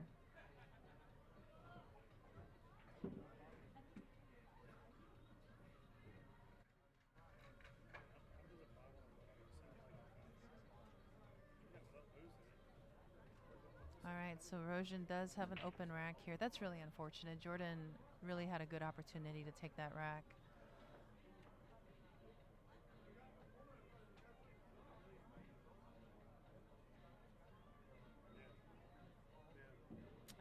Here we go. I have to say, we're only a few games in, but I do feel like Rojan's been struggling a bit with speed. It's not the first one where he landed on the wrong side. Now he landed on the wrong side again. A couple things he can do here. He can draw this. So shoot it firm and draw the cue ball under the side pocket to get a chance at shooting the 8. To get a chance to get the cue ball under the 8 again. That's one option. I really think that's the better option because otherwise you're going to be running the cue ball all over the place, which is not ideal. You got to draw it firm, and it looks like he is drawing. It's a missable shot here. Yeah, see? And if you saw, he drew above the side pocket. It's not the line that I saw for him to get on this 8 ball. Now, chances are he's going to be ducking here.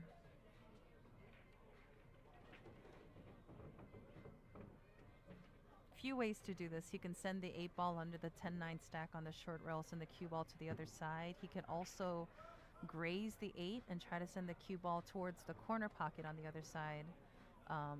The only problem with grazing the 8 is you're sending it towards the side pocket, and if you don't get the hook, you leave a shot. So let me see what he does here.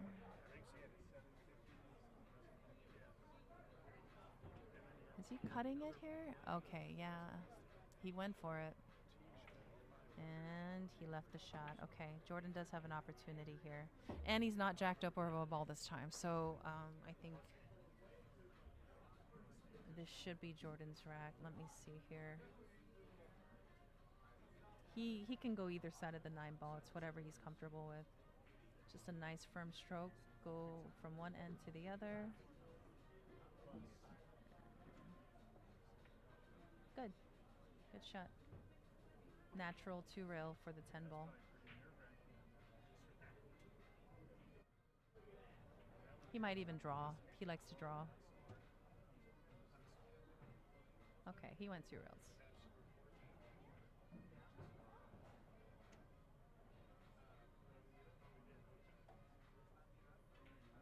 Wow, there was a bit of back and forth on that game, but that was a good game.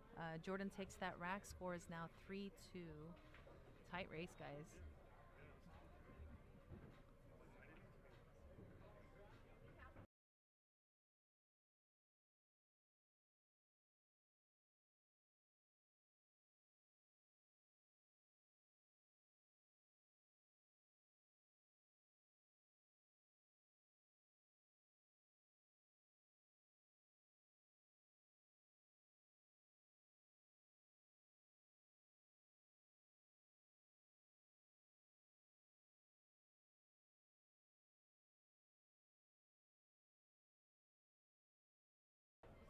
For those of you guys listening, leave a quick comment on the chat window. I feel like it might be frozen. There you go. I just saw a comment. Okay. Thank you, Ezekiel. I wasn't sure if it was working. All right, Jordan breaks. Let's see here. All right. Jordan had a dry break again. Left a bit of an obstacle. I can't tell if the 7 goes. Let me see here. Bit of work for the 2-3. This is going to be an interesting rack.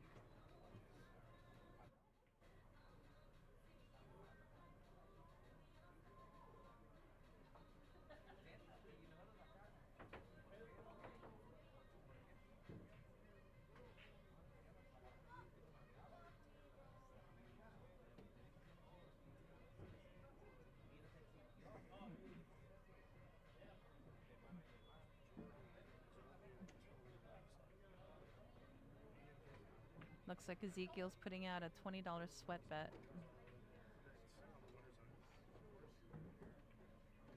This is a bit touchy, so it looks like, okay, it goes. I couldn't tell if it goes.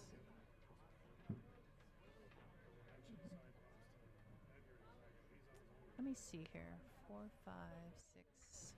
So I feel like they're going to be using the 6 to resolve the 7. If the 7 doesn't go, again, it's hard to tell from this camera angle. I'm facing the table, but I don't have a bird's eye view, so it's really hard to see. That 7 just might go, and I just can't tell. I feel like the 9 is sitting slightly in front of it.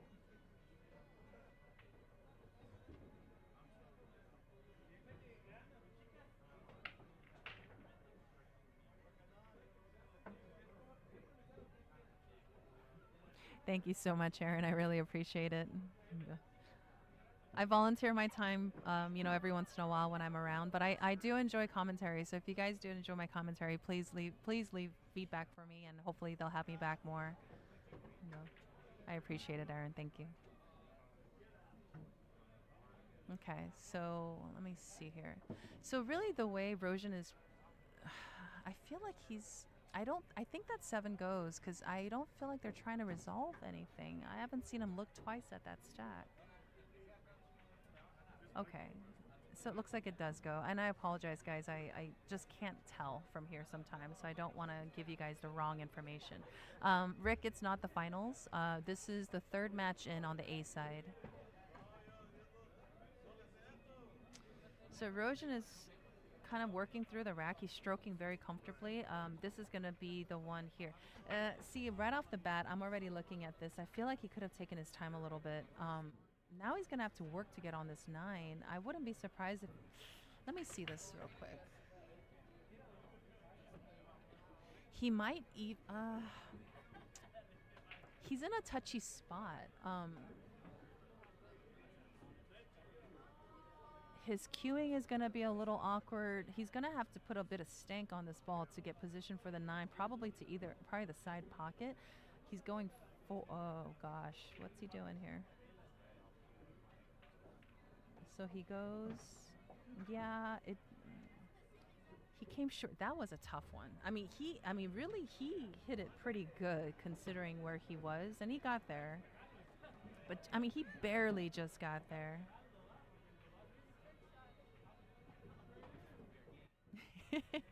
I won't tell Jack, I promise. Adrien lost, unfortunately. All right. Roan had a really good pace in this game. I felt like he kind of got himself just out of his brain and just shot with natural instinct this last rack. He didn't really overthink anything too much. Dealt with the obstacles fine. That 8 to the 9 was impressive, though. That was a good shot.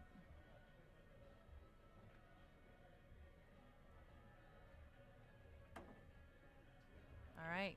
Tight match, guys. Score is 3-3. Going to 11. We're going into the 7th rack.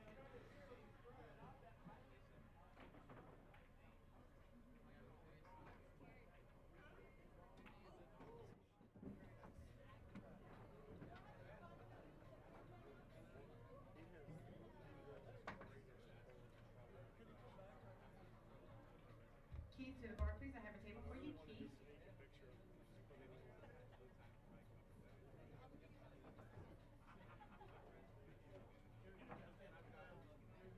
All right, I mentioned earlier, I really like the way Roan's breaking. I want to see how he hits this rack here. We're going into the 7th rack.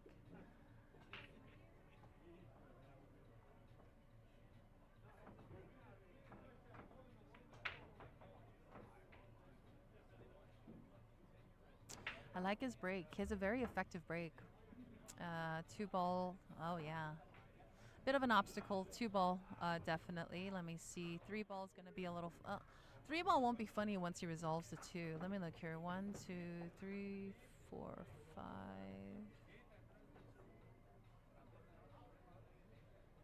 So the 4, 5, 6, 7, there's a bit of moving as well too. So I would like to see, now, here's an interesting thing. Let me see this angle on this ball.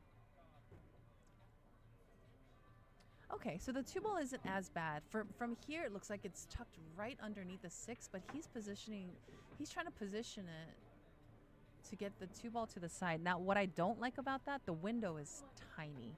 I'd rather honestly overshoot it and get it on the short rail on the other side of the table to take the 2 ball to the bottom corner pocket.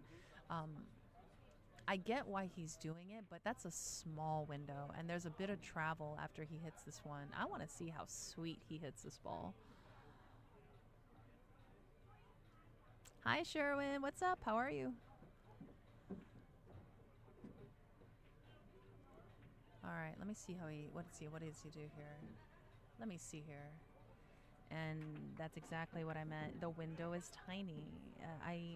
I'm really surprised he was aiming for that small a window.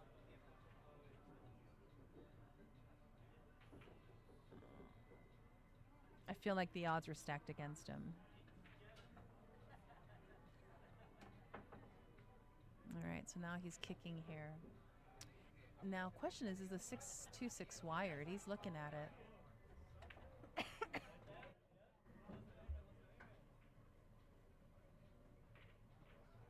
I don't think it's wired to the pocket. I feel like from what I'm looking at here, it's slightly off, but you know what? I'm not gonna know. Let's see. Oh, we missed it entirely. Okay, Jordan gets an opportunity here. Yeah, I just feel like that was a mental error. Touchy positioning when you don't have to, you shouldn't. And he really went for a tiny, tiny window that was barely there.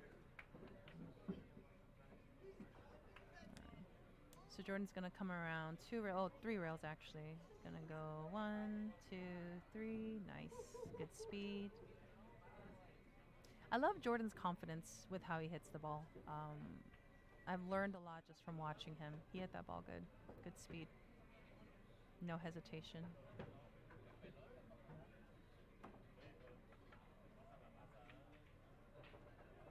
Yeah, he's dialed in. Yeah, really the only thing you just have to be careful of is there's going to be a bit of back and forth with a 6 to the 7 to the 8, but I mean, that typically happens towards the end of the rack because there's less balls on the table. Oof, a bit shaky there, but he's all right. Okay, and this is what I'm talking about. So coming into the 6, he's got to decide where. Definitely not the side pocket. The window's small. Definitely towards the corner, but he's going to either have to choose to come out wide or straight. I think he's going to come off straight. No, he came off wide. Okay, good angle. Good angle. Yeah, it moved a little bit, but it's okay. He's got to hit this with a nice, easy pace. Actually, with this amount of angle, he might even be better sending the cue ball underneath the side pocket from where he is. Yeah, exactly where he pointed. Okay. Great minds think alike. Don't tell him I said that.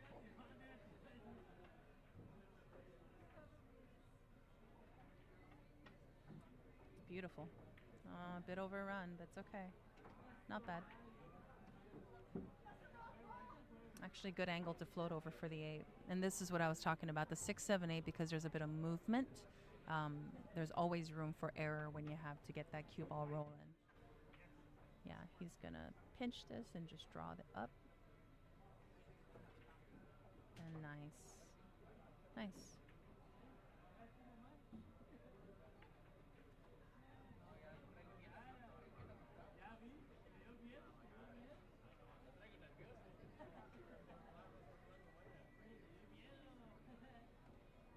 Shot it good. I really like how I really like Jordan's pace through that rack, just like Roan did on the last rack. There was no question marks. Everything was just get down and shoot. Very nice pace. Nice, very nice. All right, man, these guys are shooting awesome. This is an awesome match to watch. If you're not tuned in, you should tune in now. All right.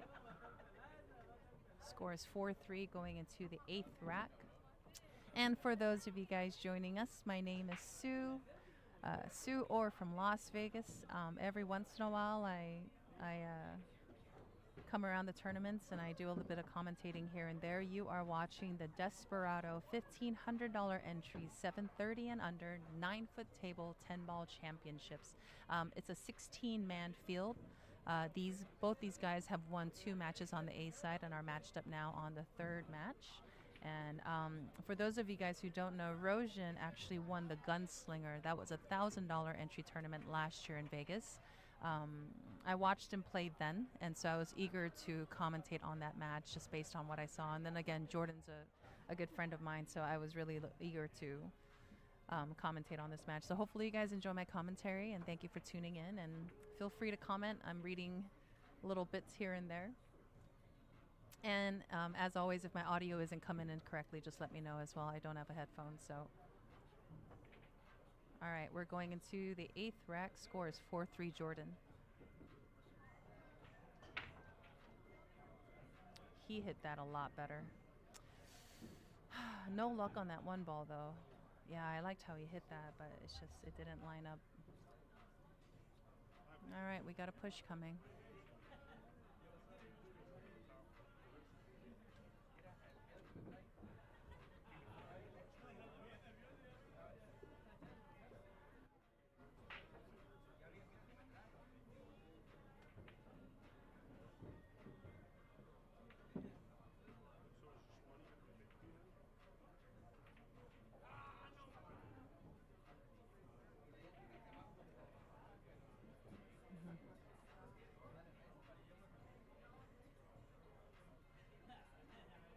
So Jordan left a long, let him see the whole ball.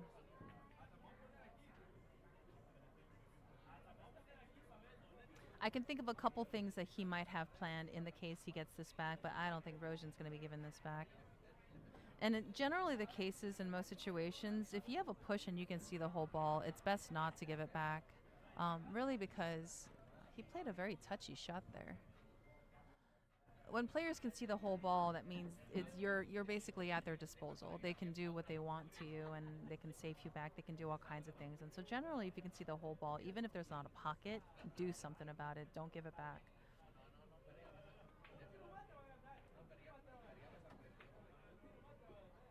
So I see Jordan going for the combo here. Nice, easy touch to leave the one ball just sitting by the 7.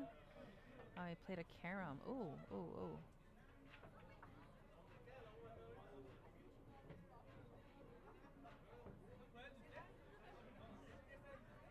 All right.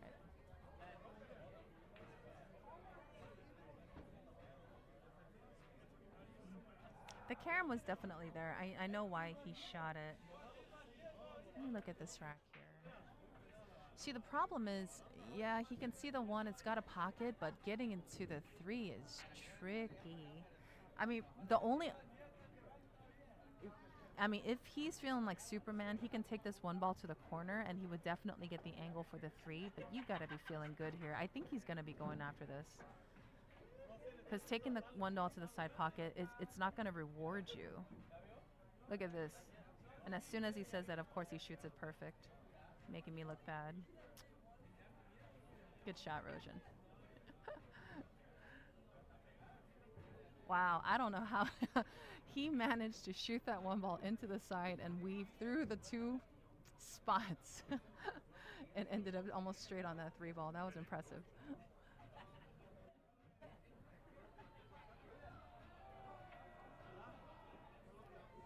All right. Let me look at this rack here. 4, 7, 6. Yeah, I don't see obstacles here. I mean, if he can get this combo to land right, meaning just kind of just hanging by the pocket, then he should be good. And he did it. Oh, wait, but that's not where he wanted it. Now he's going to, oh, yeah. So he's straight. He's straight on this 4 ball. I mean, he could play something a little fancy to try to get it out so he can take the 6 ball to the corner. He might even end up just drawing this straight back and taking the 6 ball to the side. Oh, with the bridge. Yeah, that's going to... Oh, I did forget, Rojan's a lefty. So I'm so curious to see what he's going to do here. You know what? He's going to come around 2 rails. He's not liking it a whole lot, but the shot is there. The potential's definitely there. He's gonna aim the 4 ball to the right side of the pocket and get that cue ball moving 2 rails, possibly a 3rd rail. Yeah, definitely a 3rd rail. Yeah, that's where he wants to go.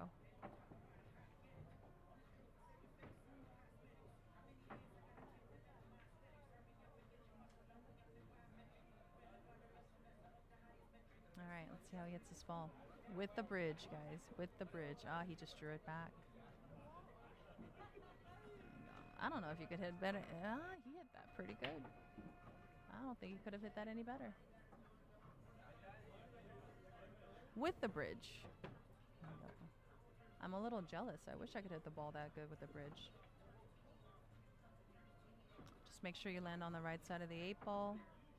Even if you don't, he has ways to get to it. But he has been overrunning shape here and there. Let me see. I don't think he's going to overrun shape here. There you go. Yeah. Easy peasy.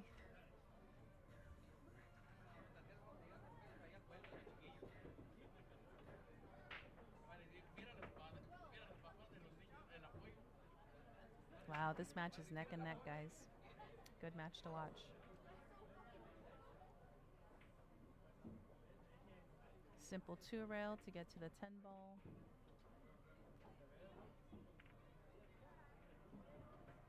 Yep, he wants that right under the side pocket. Yep, exactly. And don't put too much right. Just enough right to keep the angle. Nice. Actually, I don't even think he needed a whole lot of right on that ball either. He shot it good.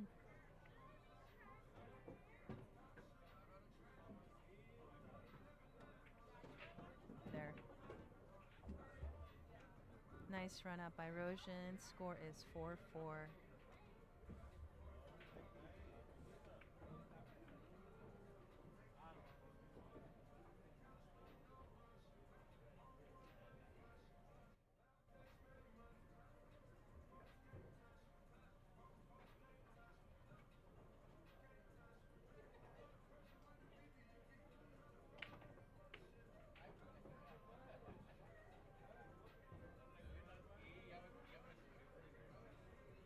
Looks like both guys are taking a quick break. We'll be right back. Thank you for tuning in, guys.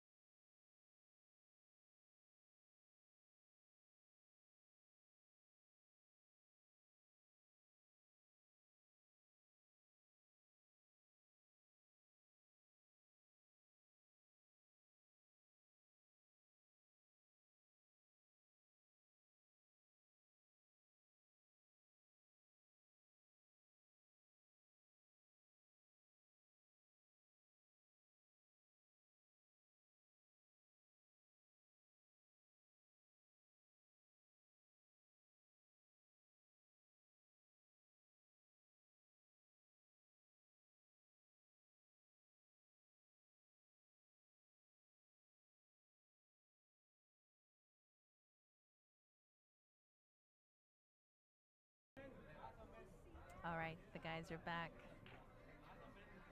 We are going into the 9th rack. Score is 4-4. This is a race to 11. So essentially at this point, it's a race to 7 for the both of them.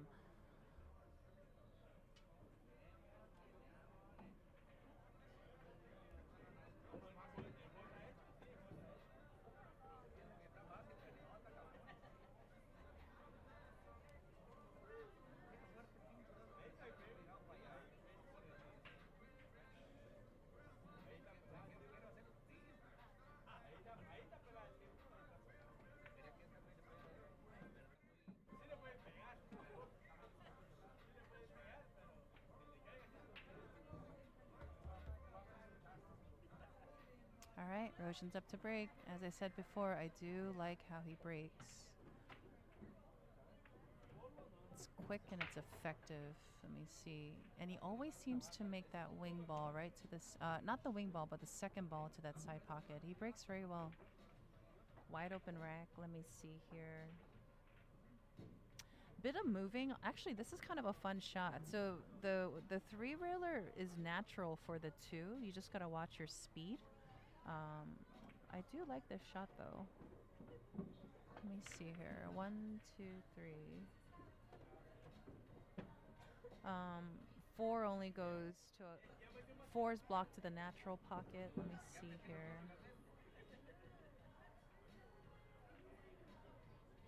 The 5 to the 6 could be touchy. Let's see how he resolves this rack. All right, here we go. Let's see if it should be a natural. Oh, wow. He kind of shot that fast. that was weird. The pace on that shot. Wow. I feel like he just kind of one-stroked that. That was kind of surprising. He left him a open shot to the side pocket. Oh, I wanted to see that three-railer too. That's unfortunate. Ah, I saw the line. It would have been perfect for the two. All right, so now Jordan's left with just a simple draw to get on that 2 ball. Just got to be mindful with the 3 to the 4, because the 4 doesn't go to the pocket that it's pointing at. So, and it may. I mean, it's hard to tell from this angle, but I don't think it goes. It doesn't look like it goes. Let me see what Jordan's looking at here.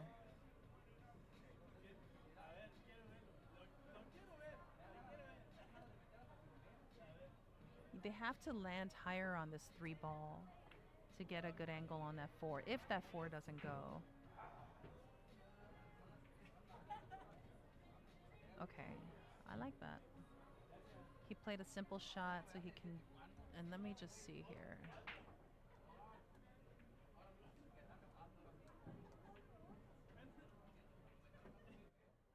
I see him doing a drawback for the 4. Key thing here that I see is don't come short, because you got the 7 as an obstacle. Let me see here. That's one thing I like about how Jordan hits the ball. He shoots very effectively.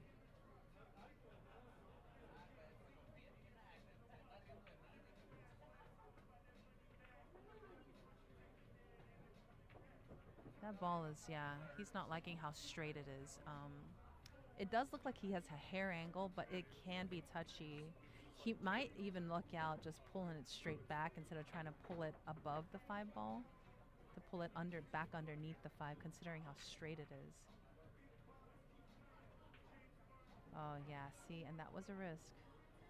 That was a risk. Yeah, I thought that shot was kind of funny.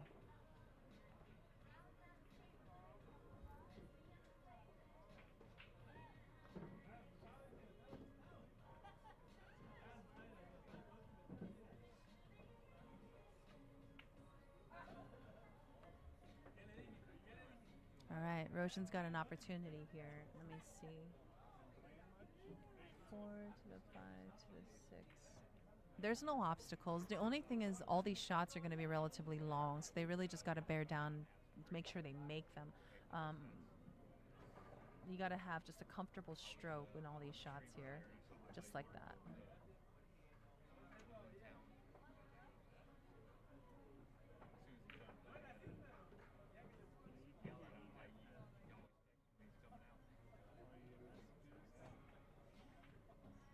He shot that good. Oh, I like the speed that he shot that. Good pace. Use the rail, go forward 1 rail with a bit of left to land on the 7. Gotta make sure you give yourself a decent angle on the 7 to get to the 8 ball. Even if you land straight, you'll get there. It's just, as I mentioned earlier, angles are your friends. Use your rails.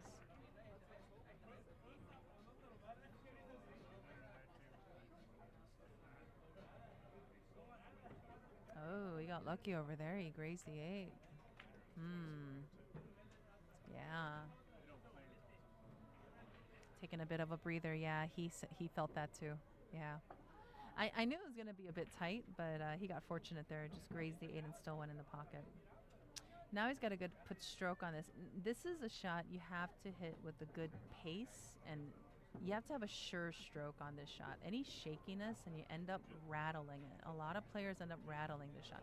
The reason why is because you don't have a ton of angle to begin with, and so most players, when you have a relatively straight angle, will overcut it versus undercutting it. And then on this one, because you got to stroke it, you also risk missing the ball as well.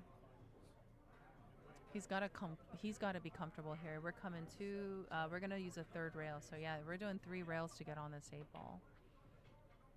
Unless he's got a different plan, but I see the natural shot. So let's see what he does. Yeah, and let's see how he hits this ball. Okay, so he's actually putting draw on this ball. Wow, he got very fortunate there. So he opted to draw, and he barely missed the pocket. Barely. He got there though. He's gonna float forward, take the 10 ball to the side pocket, or draw it and take it to the corner. Yeah, Rojan's got me on my toes. He does some certain shots I don't read as quickly. Good shot. Ooh, that 7 ball. He worked for that one. And he didn't like the follow either. I feel like he decided to draw on that shot for that reason. He hit it good. He got fortunate by missing that side pocket. All right, score is 5-4. Rojan. We're going into the 10th rack. This is a race to 11.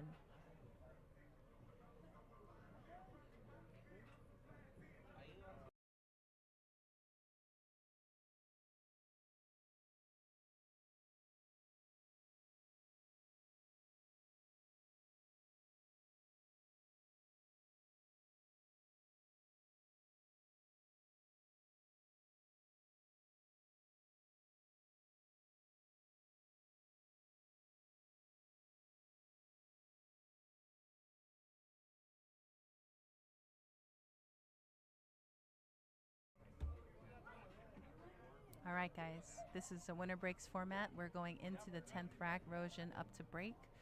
I want you to look at that 9 ball. He's done it, I think, the last 3 racks, 2 or 3 racks I've seen him break.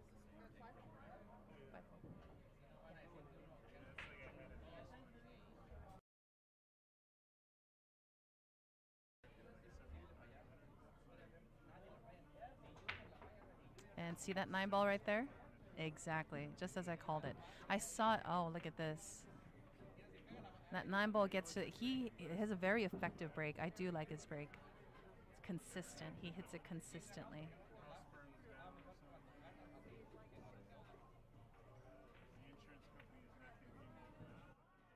Let me see here. 2-3 is a bit of an obstacle because, again, they're lying on the same parallel. Let me see here.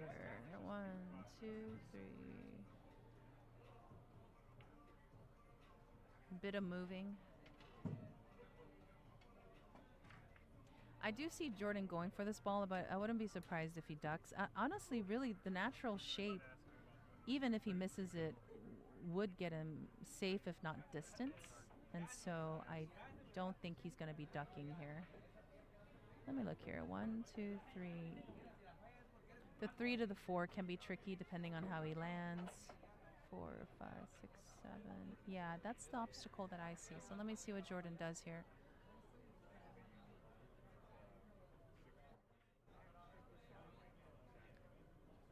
And that's what I saw. There you go. Good shot, Jordan. Yeah, it was natural for the 2, and he took it. And he landed exactly where he needed to. So again, like I mentioned, it's this 3 to the 4. I don't see it being a problem. I mean, but let me see here.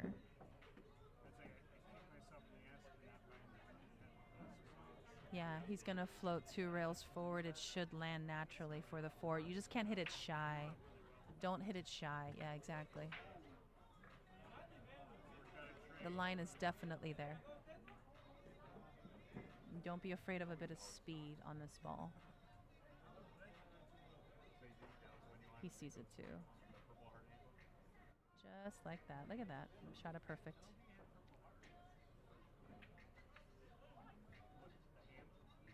Four to the 6 should be natural. 6 to the 7. Yeah, everything's, there are no obstacles here. Jordan just has to do 1, 2, 3 and just run this rack out. Came a bit wider than he would like. Still a very makeable shot. He just has to focus and take his time here.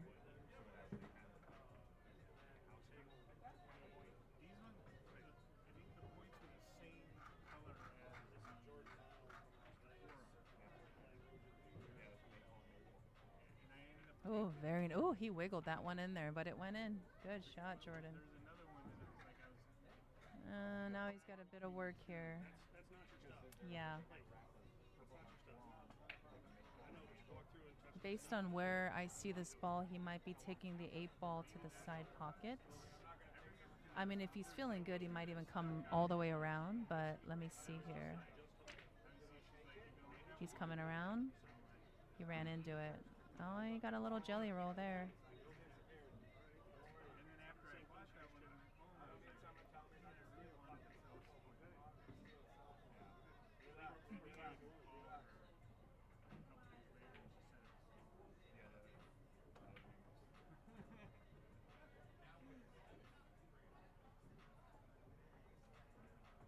Nice. Shot it good. Got a little nice little bump, but hey, it's part of the game.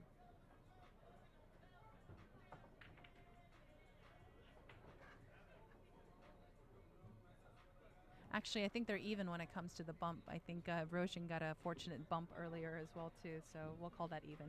All right, score is 5-5 now.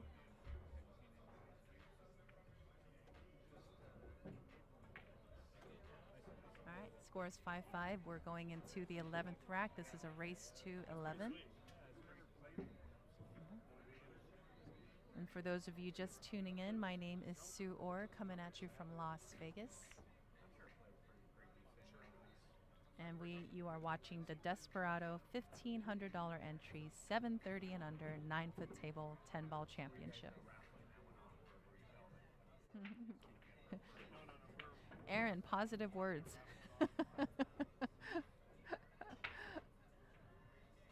There we go. Okay, I feel like Jordan dry broke the last couple racks. He broke this one better. He did make the ball on the side. He doesn't have the best shot on the one, but he does have a shot at it. I see him ducking, but we'll see where he goes from here. I feel like he's gonna just float this behind the 6 ball.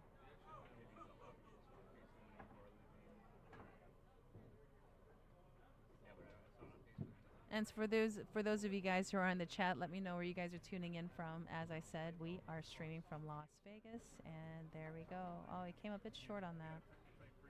I think he wanted to get underneath that 6 ball. He ended up bumping into it.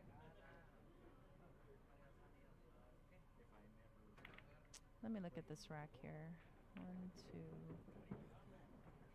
1, 2. The 1-2 already. The 2 ball already is going to be a bit tricky.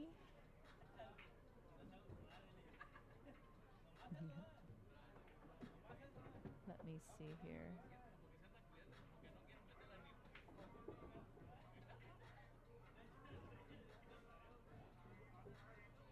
Yeah, this is a bit of a work. This is, you got a bit of work here. The 3 to the 4 is tricky. There's a few obstacles in this rack.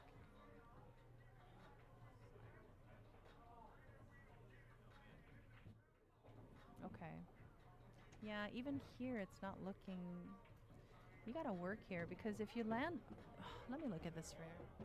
So, number one, I can't tell if the 3 goes to the other corner pocket. I feel like it only goes one way, and if it does only go one way, it's really hard to navigate coming back around for that 4 if that 9 ball is sitting there. That's only assuming that the 3 ball doesn't go into the same pocket where the 9 ball is sitting by. I want to see what he does here. Yeah, he's looking at it too. Yeah, so it looks like he is going to be going for that pocket. Question is, how's he going to get on the 4?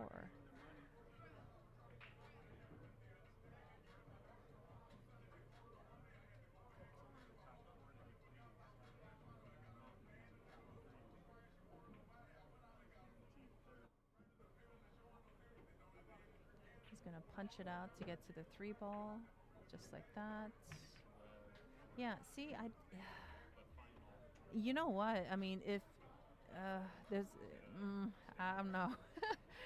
I'm trying to think of a scenario where this could work out, but all I see are obstacles. He can't draw out because he's going to run into the 7. He can't go forward because he's going to run into the 9. I mean, I know he's got that power draw stroke, but there's no room. There's no way for that ball to move. Yeah, and I think that's why there's hesitation here. He doesn't like where he landed.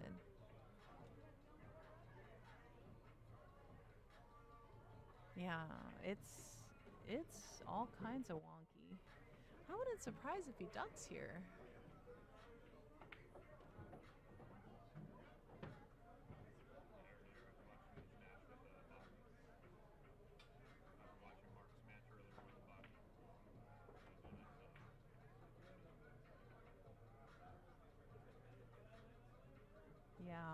really want to see what he does here. He doesn't like the options. Neither option benefits him.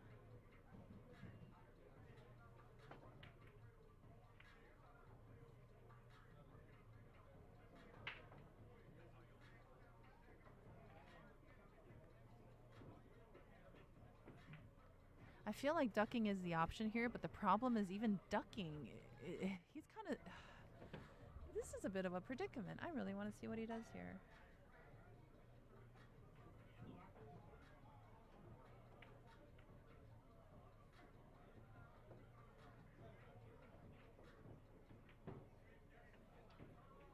And it's exactly, yeah, it wasn't going to turn out good. He knew it too, but he shot it.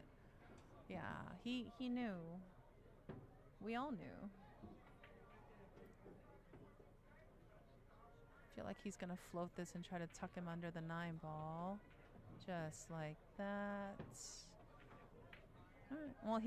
Well, it's fortunate that he was able to get a simple safe out of it, so that worked out. But yeah, where he landed was just not ideal.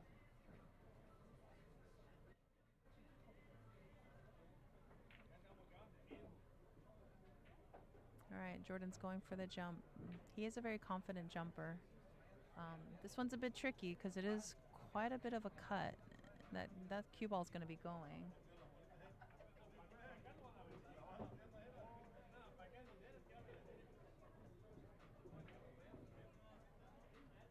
All right, here we go. Hit it sweet.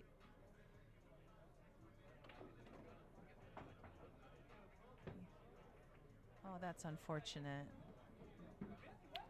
Got a little unfortunate there and scratch in the other pocket. I thought he made it for a second. He hit it pretty good.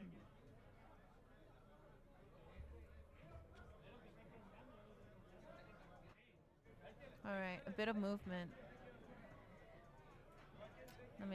Now that we've moved things around, let me look at this rack here. 5, 6.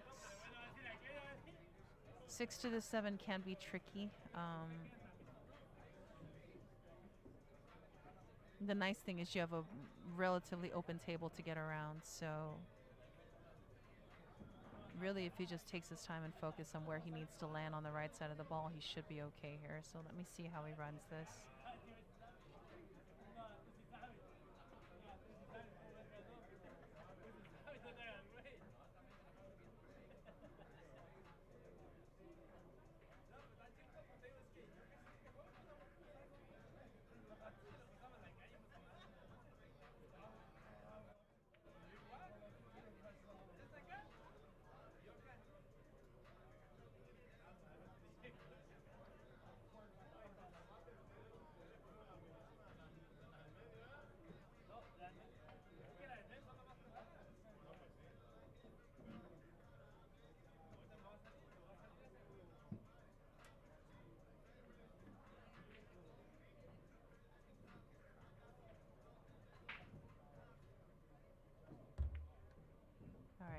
See here. And this is what I was talking about. You needed he would have had a much easier run at this if he landed on the right side of the 7 ball, but because of where the 6 was, you're much more inclined to end up running this short just because we don't want to overrun it. And so now he's got a bit of an obstacle to get on the 8 ball here. Now, based on his last play, I feel like he's going to draw over to the rail and put it right underneath the 6 ball, or I'm sorry, the 8 ball. Let me see here. He's done this a few times in the rack. He's been landing on the wrong side of the ball, but his recovery's been pretty good.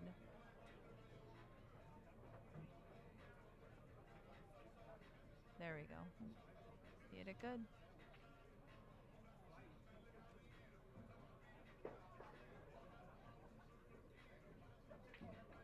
Roan about to shoot a straight in 10 ball. All right, score is 6-5. 6-5 Roan. Like I mentioned earlier, this is a tight match. We're racing to 11.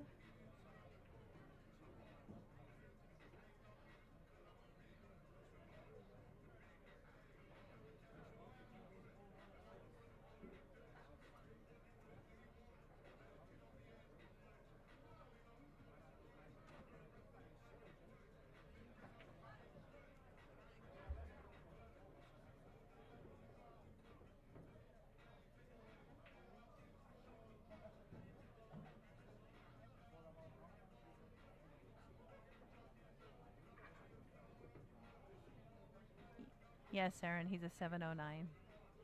He's also the Roan Figura is also the same player that won the Gunslinger last year.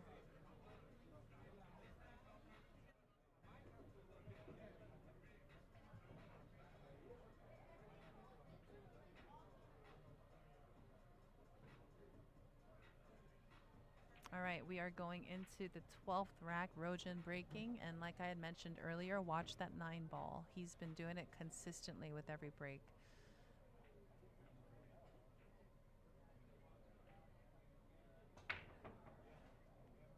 Ah, you know what?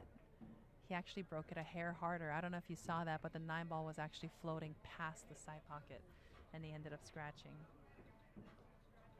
And that's one thing I've noticed about this particular 10 ball rack that sends the second row balls to the side pocket. You can't hit it too soft and you can't hit it too firm either. It's kind of a perfect medium, and it looks like he hit it just a hair hard on that one. And look at this rack here. Okay, so a little bit of work from the 1 to the 2. Actually, yeah. You got to get this ball moving. I wouldn't be surprised if he plays a 3 foul here. It's just, it's so easy, but so easy to freeze him up on that ball. Looks like he's going for it. Yep, he is going. Oh, okay, looks like it does go.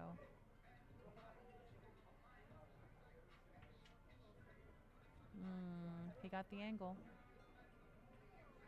Good shot, Jordan.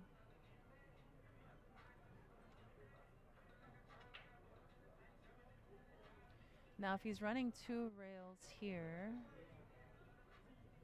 it's actually going to come a bit long. You could be playing with the side pocket as well, depending on what English you put here. But he is trying to get that 3 ball to the side pocket, preferably. He's going to go forward, and he came long. Oh, he hit it good. Not bad, not bad. I feel like it could have been a lot uglier. He shot that good.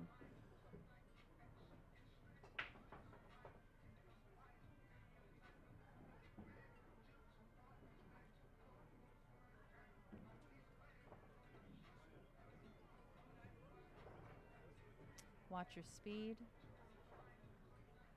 Little left. Yeah, and that was the one. It was either he had to hit it harder or softer.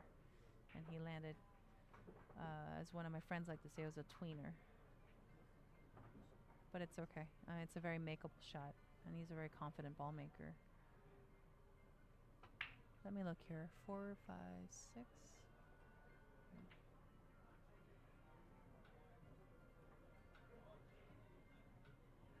Yeah, actually, once this, if he can get the right angle on that 5 to get to the 6, the rest of the rack should be easy.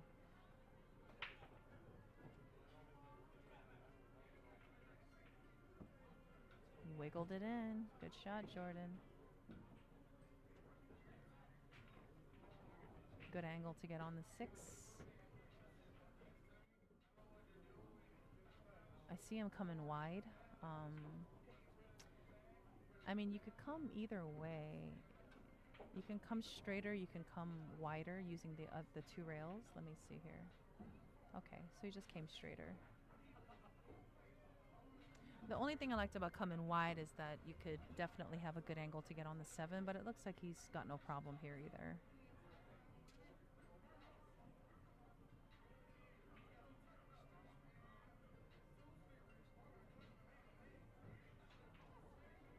Nice. Good confident stroke.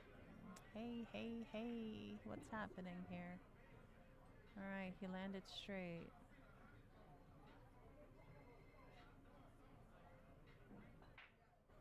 I feel like he's going to do a bit of a punch to get this off the rail and moving towards the 8 ball. There it is.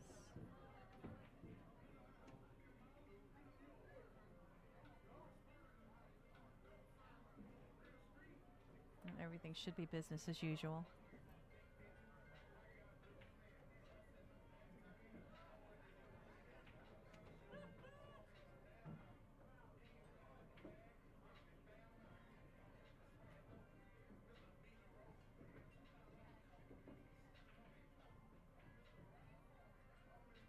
little float for the 10.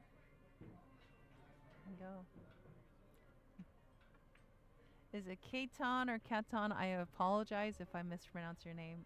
This is Sue Orr from Las Vegas, and thank you very much for your comment. Bear down. Nice, easy pace. Very nice. All right, it is neck and neck, guys. This is a hell of a match to be tuning into. Again, thank you for tuning in. I'm excited to be commentating on this match, so I appreciate you guys all tuning in. All right, score is 6-6. We are going into the 13th rack. Ah, Keaton. Okay, got it. Thank you. Keaton. Ah, got it. I apologize. I knew I was going to butcher it. I had to ask.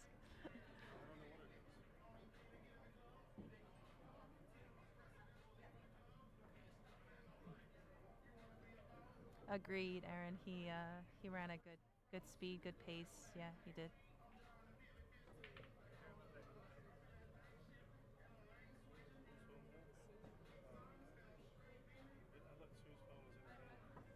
That's Jordan. Jordan.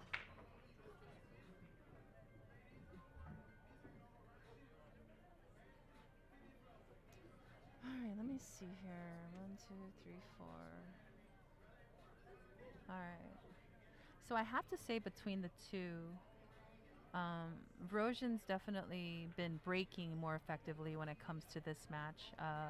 Jordan has dry broken a few times, and I'm trying to remember a rack where he had a good shot on the 1,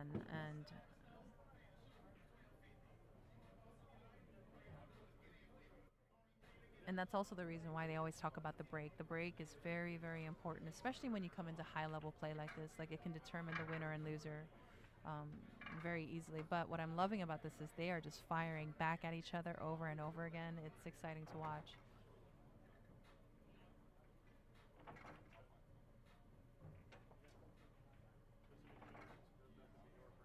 Sent it a little firm, but you know what? He got good blockers. Good shot, Jordan. Good speed.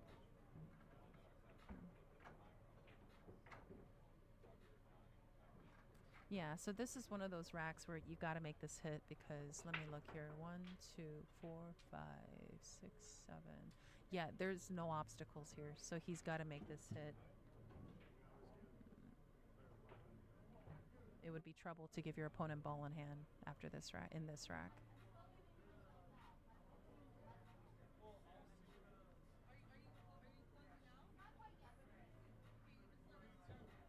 All right, let's see how he makes his hit. Did he call a pocket? I didn't. Sorry, I was looking down when he, I don't know if he called a pocket.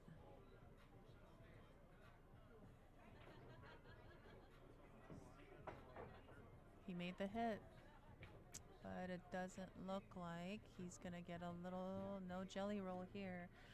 The only thing is, it looks like he left it relatively straight, so Jordan's going to have to do a firm drawback on this to get on the 2.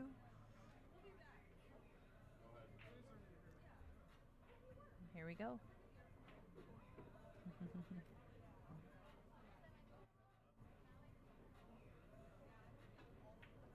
Beautiful, beautiful. He shot that sweet. Hi, Calvin. 안녕하세요. Thank you for tuning in.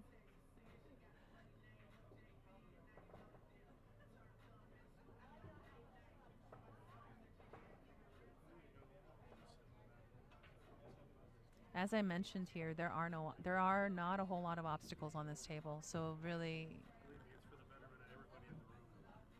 as long as Jordan gets on the right side, just make sure he leaves himself an angle after this 4 ball, so he can get from the 5 to the 6, and it should be business as usual here.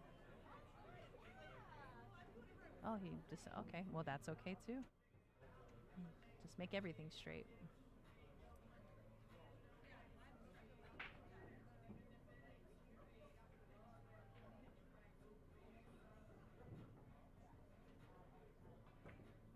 Nice. Stop shot on the 6 ball. He could even, let me look here. He could even try to punch out a hair, but it is relatively straight. But even just a simple stop shot on this will give him a decent angle to get on the 9, the 7 to the 9.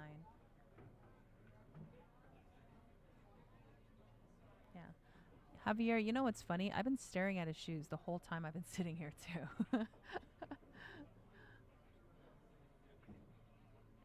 There we go. Natural angle to float over for the 9 ball. Me, I would put a bit of outside on this to keep it straighter. That's just me. And it looks like he did the same thing. All right, and then you're gonna do a 2-railer, 1-2. Just cross over. He might draw actually. He looks like he's drawing. Yeah, he drew. Look at that, beautiful. Good speed.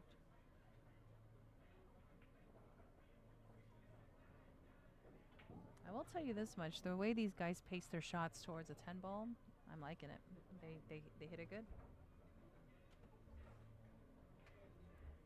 All right, score is 7-6. Like I said, neck and neck. So we're going into the 14th rack. Again, this is a race to 11. Thank you, everybody, for tuning in.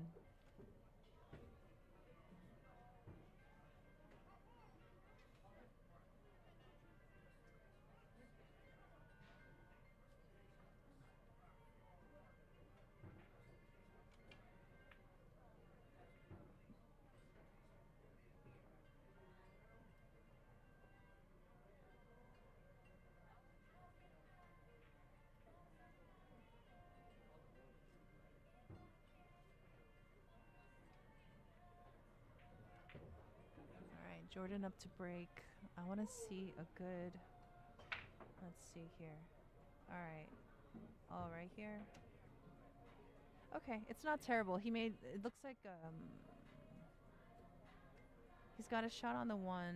Getting to the 2 is going to be a bit wonky, but I can see that he's breaking better. Earlier it was a bit shaky here and there. Javier, I'll ask him later after the match if you really would like me to.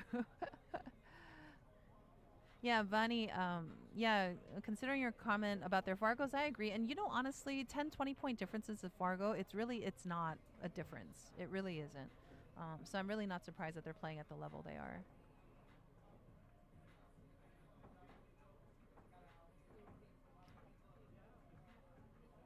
I think that's the thing with Fargo that I feel like is a fallacy when it comes with, well, I mean, perception is everything, but a lot of players, they pick apart numbers on Fargo, but you got to understand a 5 to 10 point, a 20-point difference in Fargo it's barely a difference, truly. And so, let me see how he hits this ball.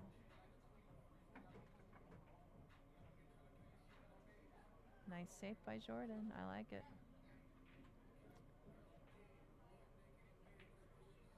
I like his saves. Very effective. And he doesn't tend to hide behind one ball. He'll hide behind several. He'll leave all kinds of obstacles to get to that ball. It's nice. It's a way to secure it. Oh. Aaron, I'll answer your question after this shot. I just want to see if he makes his kick. And he did not. Okay. It's the line that I saw. He just came a bit short. So Aaron, just for you guys tuning in, Aaron commented, where have you commentated before? Please share some of your background with us. So I actually don't have a professional background commentating. What happened was 2-3 years ago, there was a major tournament happening here, the Andy Mercer, and I knew I was going to be around, so I actually reached out to Jack to see if he needed commentators. I love pool, as you guys can tell. I like talking about it. I have a very analytical mind when it comes to pool. And so I volunteered my time, and I ended up getting a huge reaction from that event. And so I've had responses requesting me more in other events. I've also commentated in the Swanee, I believe the U.S. Open, and then I'm here now. I'm honestly hoping to be able to commentate on more pro matches. I really enjoy it, and I think everybody tuning in enjoys it as well. I hope you guys are enjoying it, but that's just a little bit of my background. I'm also a player, for those of you guys who don't know. I started playing in Washington State. I moved here about 13 years ago, and then now I am officially a Vegas local. I'll be competing in the Swanee, which is on Monday. I'll be playing most of the BCA events, and I'm also going to be competing in the Predator Women's event as well, too. Very good shot by Rojan there. Nathan, I'll have to find out what the payouts are. I don't have it on hand.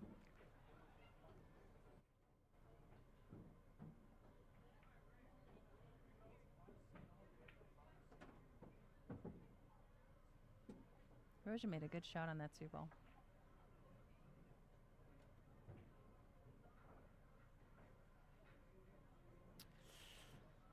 I know why he took that shot, because there was no natural way to get to the 4-ball. The only thing is, let me see here. I felt like he left a kick. You're welcome, Nathan. Yeah, he left a kick here. And as I mentioned before, generally you're not aiming for the ball. You're aiming for the rail before the ball.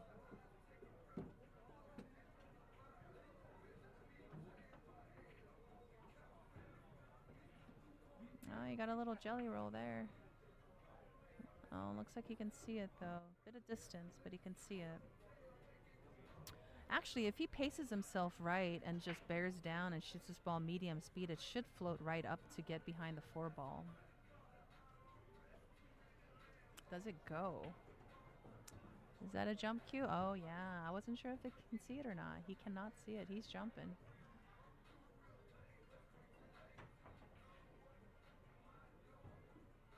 You know, I think I have to get used to Rojan's pace, because sometimes I feel like some of his shots, you know, I really like how disciplined he is. Like, he has a very good pre-shot routine. He takes his time, but then every once in a while, he'll just swing at the ball, and it kind of throws me off here and there.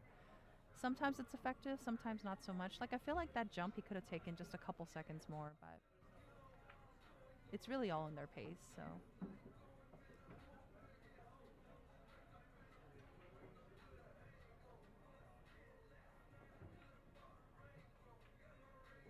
All right, both these guys jumping.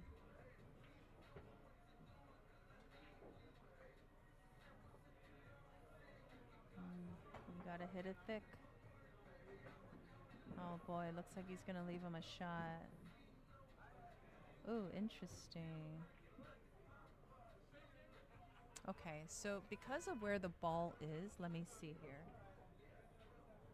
Going forward is an option, but to be honest, he's got to give it a good stroke to get on that 4-ball. Drawing back would be easier. And that's what he's doing. Yeah, drawing back would be less work. You got to take the longer shot on the 4, but he went forward. Is he playing with the side? He shot it, and that's another one too. He keeps... Oh, Javier, thank you. I really appreciate it. I'm glad you guys are enjoying the commentary. I hope to do more. So just keep giving us feedback, and I'll try to show up as much as I can. So I really appreciate it. Here you go. I will tell you, Rojan kind of surprises me here and there. Like, he's predictable but not predictable sometimes. He has such a interesting pace to his game. Just like that one shot.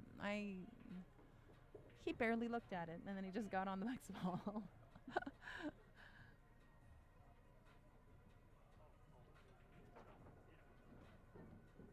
He's got a good pace. Let me see here.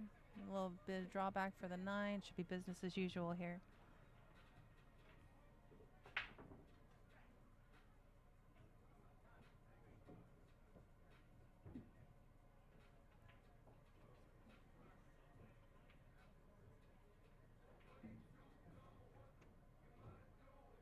I'm telling you guys, literally, it's been neck and neck, back and forth for every game since this match has started. It's incredible.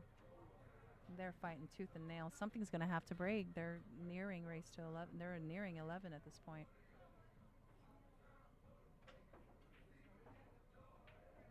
There you go. All right, score is 7-7 on a race to 11.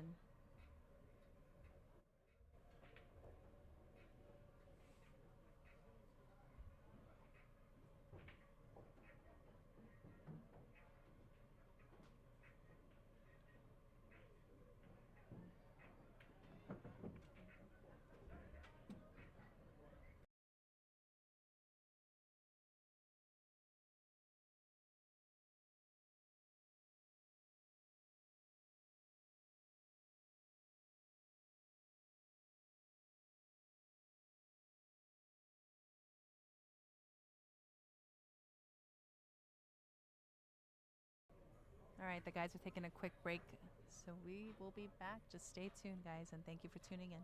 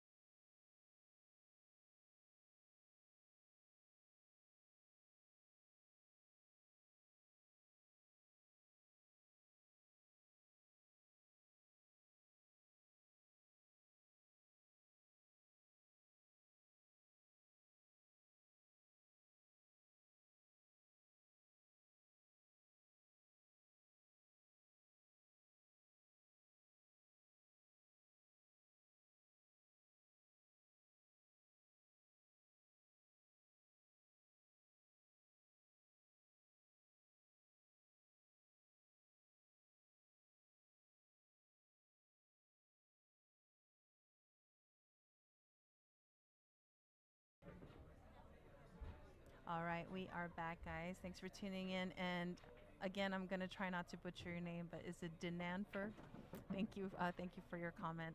You're very welcome. I'm glad. I'm happy to do it. Um, I saw this match on the bracket, and I kind of jumped at the chance to commentate. So I'm glad you guys are enjoying it.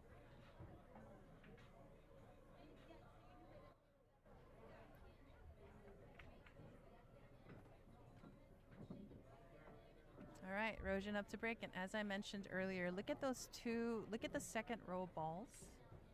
And he's been quite consistent with getting into the side pocket. I want to see how he does, if he does it again. He's been quite consistent on his break.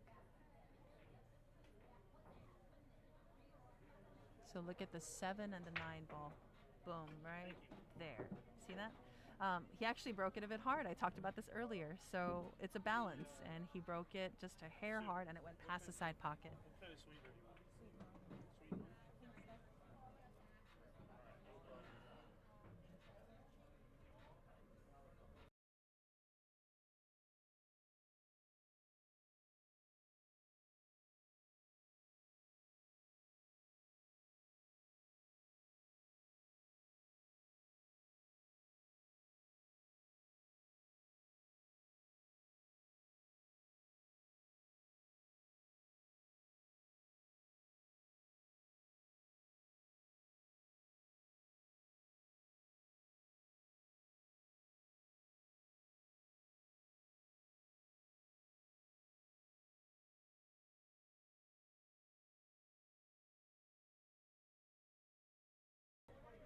All right, guys. Sorry, I had to grab a refreshment. My throat was getting a little dry. Let me see what's happening here. Okay. He's landed a bit funny on this 2 ball. I feel like he might even try to run into it here. Nice. Not bad, not bad. Impressive. What's your favorite game of dive drills? We'll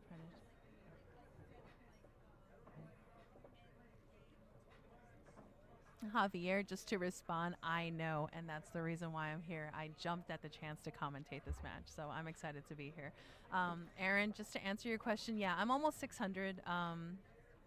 My favorite game depends. Bar Box 8 Ball is a strong game of mine, but I do tend to play a lot of rotation games on the big table. He hit that. Wow, I like that. He hit it with good pace, but it looks like he might have leaked out. Let me see here. Might have leaked out for the 3 ball. But I prefer rotation games. And one thing I've also mentioned before that I play is I also play 3 cushion billiards. And so I'm quite knowledgeable when it comes to kicking, which is also the same reason why I'm not a jumper. I tend to not jump. I don't favor it. I favor kicking over jumping. Let me see here. Ah, look at this. All right, let me look at this rack here. 6, 3, 4, 5. 5, 6. Yeah, really the only thing I see is just land on the right side of the 7 ball to get to the 8 ball and he'll be fine. Other than that, everything is business as usual. Okay.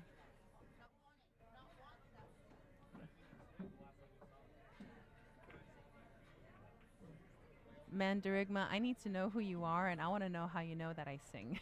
All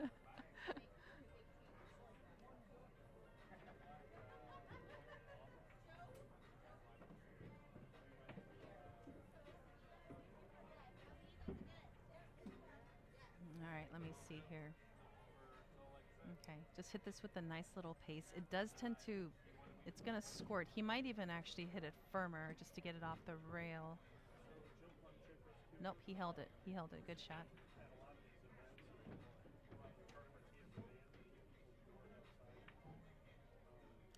Oh, and also one other thing to answer your question, Aaron.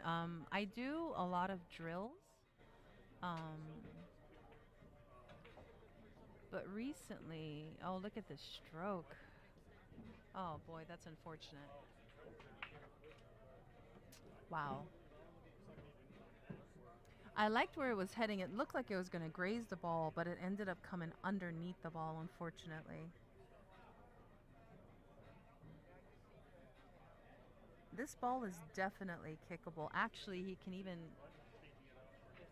Let me see here. Because of where the 7 ball is, he can actually attempt to make this shot because even if he misses it, chances are he's going to leave it up on this rail and send the cue ball the opposite direction. I want to see how he hits this ball. And then, Aaron, just to answer your last question, I have not attended any boot camps. I have not had personal lessons. Everything I know is really just from my grit and my experience and just from traveling here and there to different events and just meeting different players. Absolutely. Ah, that's unfortunate. Wow, and that was it was touchy. I mean, the 10 ball was definitely there.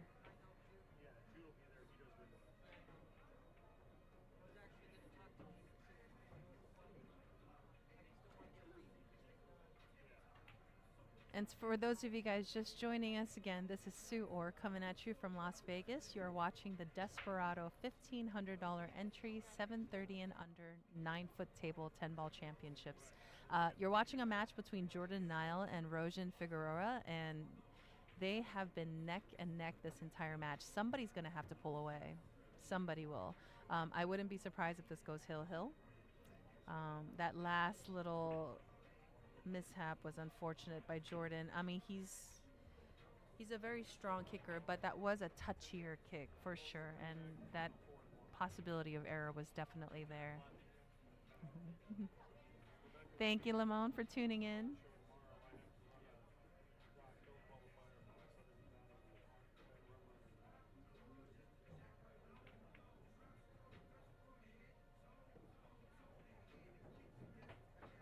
Good angle on the 8 ball to get down to the 9.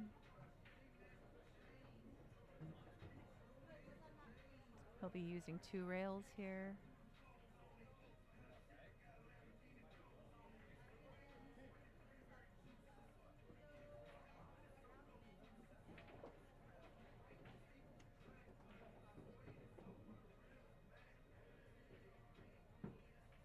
And then you're just going to float up for the 10 ball here.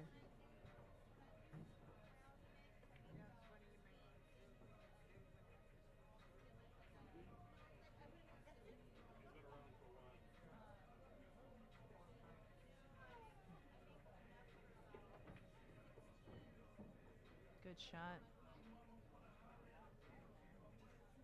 I like how Roan uses his rails confidently. I really do like that, and I feel like it's it's one of those strong attributes that you should have as a strong pool player.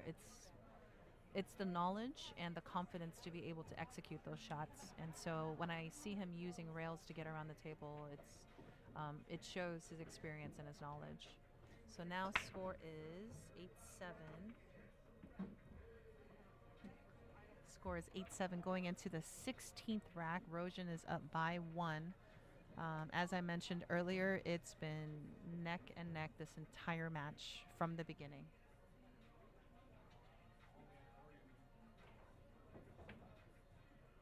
Yeah, Nitin, you're right. I was actually here for that event. I think I met you, if I'm not mistaken. But yes, I do agree. I watched him shoot in this tournament. I do remember the finals being quite shaky. They were playing very, very tight. But I see a different Roan here today. So I'm really curious to see how this pans out. Jordan's also been putting a lot of time as well, too. And so both very disciplined players, both very focused. And so far it's been an amazing match to watch.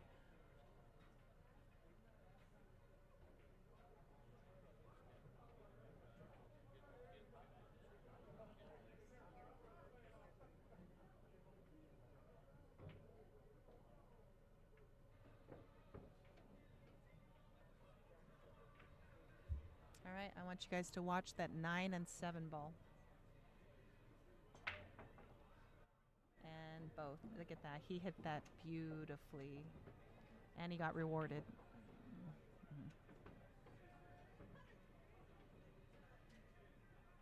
Oh, yes. Yeah, I definitely didn't forget you, Nin. I'm hoping I'm pronouncing your name correctly.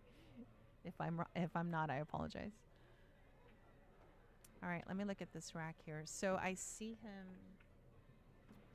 I believe this 3 ball gets past the 10 ball. If it does, then now here's the thing. So it's a good amount of cut. He's only going to be touching a piece of this 1 ball. So there's a good chance he's going to end up shooting this 3 ball into the side pocket. Let me see what he does here. So he went, oh my God. Roan, you got to stop making me look bad. He takes some unconventional shots. I don't always see them. He shot it good.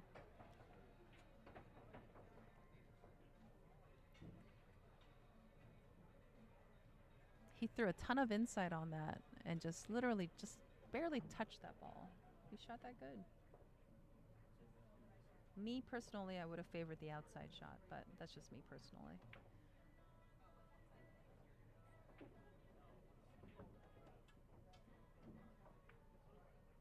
Derek, I believe it.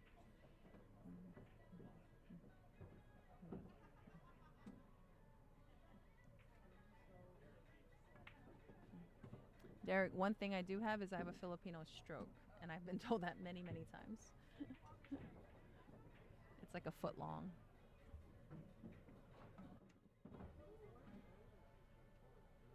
He landed a bit straight. Let me see this 5 ball. He's going to be okay. I mean, he's really great with his draw, and he's left-handed, so it's going to be right in front of him. So I don't think he's going to have trouble controlling this. But again, we come into, is he going to land on the right side of the ball? He's been struggling with this a little bit through the match.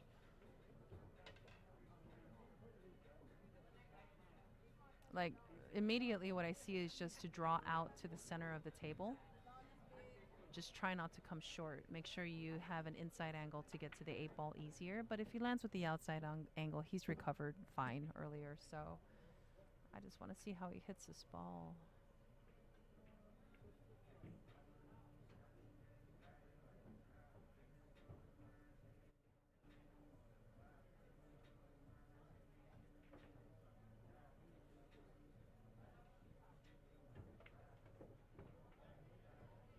Yeah. Just like that. And this is what I was talking about. Wrong side. Imagine if he was just 6 inches to the other side, or just a hair wider, so he only has to just pinch the ball to get to the 8. Now he's got to, I mean, he can pull it back and still have a shot at it, but if you guys can see what I'm saying, like if you land on the right side of the ball, it makes the next shot so much easier. Now he's going to have to pull it back and take a longer shot on the 8 ball, which is not always ideal towards the end of the rack. But, you know, Roan makes it work, so.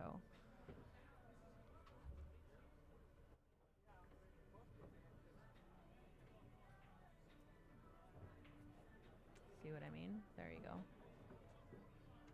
go.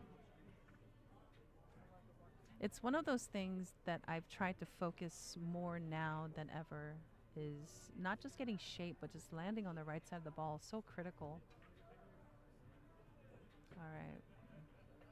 He's going to float out for this 10 ball. This is going to be, so he's got to keep this ball straight. He doesn't want it going forward. So if Roan decides not to make me look bad, from what I can see, he's going to end up drawing to the other side of that 10 ball to take the 10 ball in the same pocket as the 8 ball. Now, that's what I see. Now, I feel like what he wants to do is I think he wants to try to hold it in that same spot, which he may. Oh, look at this. And we were just talking. It was there. That possibility was there. Now, question is, I don't know if he left a shot for Jordan. If he didn't, Jordan's pretty good at lining up the planets here. Let's see. I feel like the shot's there, though.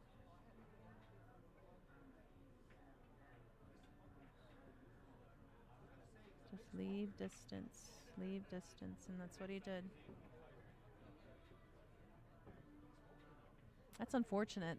It was an opportunity for him, and he didn't have that shot, but it's the way the game goes. But yeah, as we were talking about it, if Roan landed on the right side of the ball before he shot that 8, it would have been 10 times easier, but he had to do something to get to the 10, and he ended up making that mistake.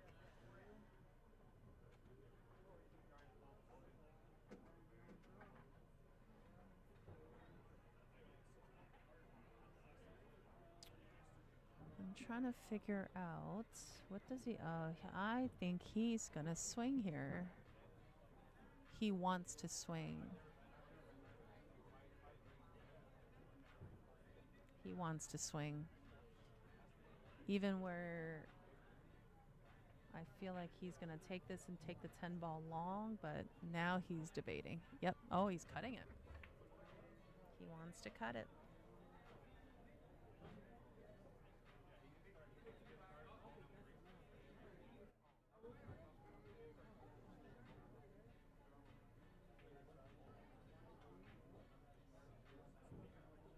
He overcut it. And that's what we call the pro side. Overcut it with speed, so in the event you miss, you don't leave a shot. It tends to run parallel, so it'll stay on the bottom rail rather than come up and leave your opponent a shot.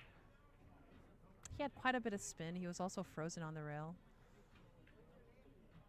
So Jordan's safe in that perspective was effective.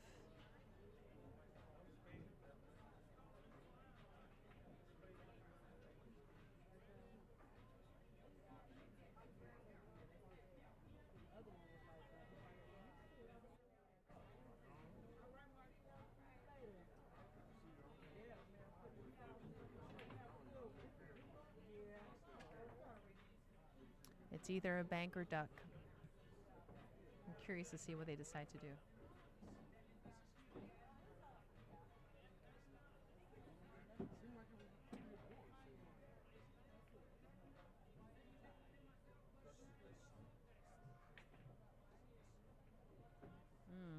I like that shot, actually.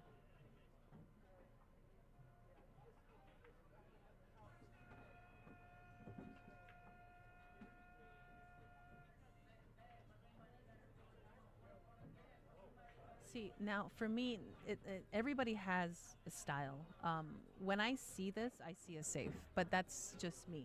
I do know that some players, Benjamin, I got to double check. I know Ruben lost to Jordan. I don't know how he's doing on the B side. So to go back to this bank shot, I mean,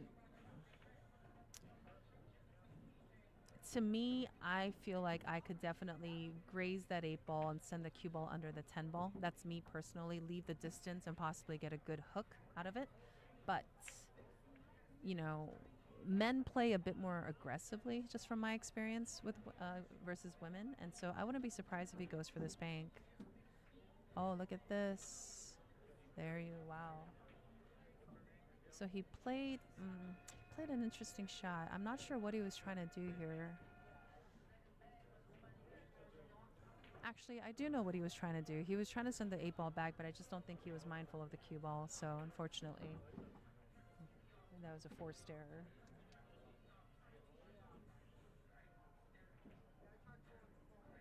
There we go. Good speed. Nice shot by Jordan.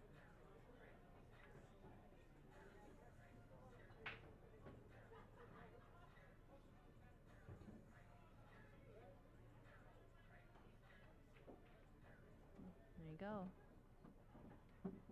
All right. And again, neck and neck. We're tied up again at 8-8 going into the 17th rack, guys. This is a race to 11. So at this point, we are at a race to 3 for both of these guys.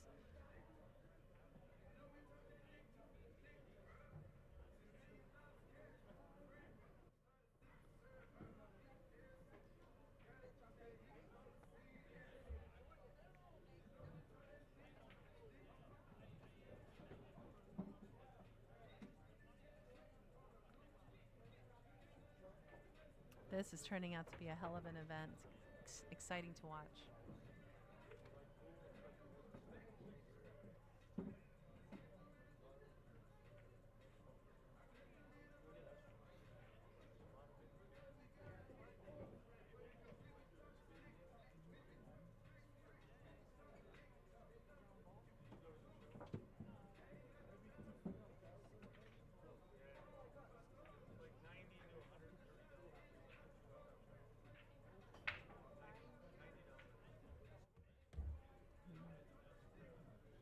Let me see here. 1, 2, 3, 4, 5.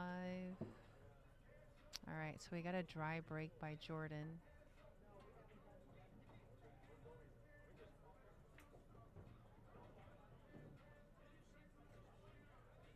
Las Vegas Live, I'm a 432.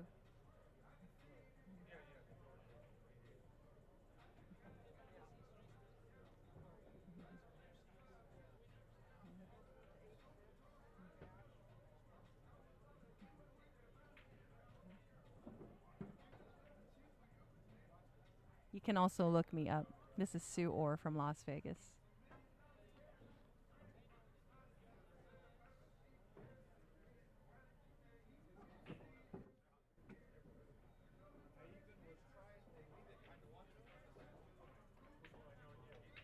I like it. Vidal left to keep it straight. It is a bit of a cut.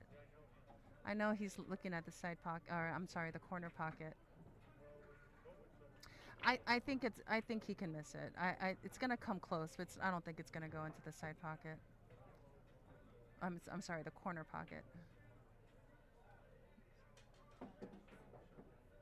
He's playing with it. There you go. Oh, that's unfortunate. It is, Aaron. You're right. This is an awesome match to watch. I feel very, very privileged to be commentating, so I appreciate you guys all tuning in.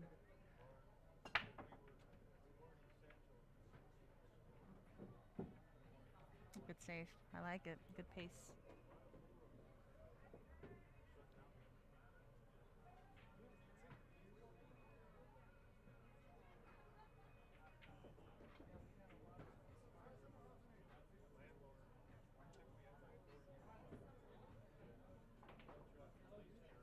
We got a one-railer coming. Got a bit of a jelly roll there. It looks like he's still got a piece of it, though. Let me look at this here. 2, 3.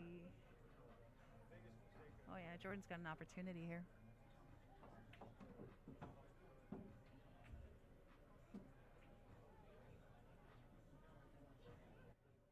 Considering the angle, he's going to have to play a back and forth, and he's just got to watch that 4 ball and make sure it doesn't get in the way. Because I don't think he can pinch this.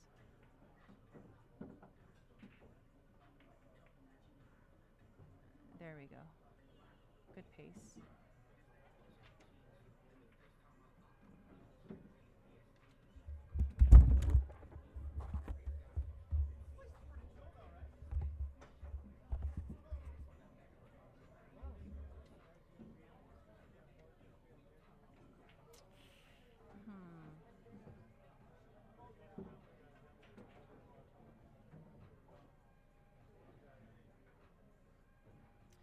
Aaron Taylor, it's a beautiful pool hall. They've really spared no expense here. All the tables are top notch. They're cleaned regularly. I really do like playing here, and a lot of energy here. Also, we have a lot of good tournaments in here as well too. All right. Yeah, they're gonna have to take their time with this game. Nothing is just quite rolling the way it's supposed to. So now Rojan's kicking again. Now here's the problem here. From where he is, he doesn't have a natural kick for this 4-ball, so he's definitely going to have to be jumping this. Question is, what's the ultimate goal with the cue ball here?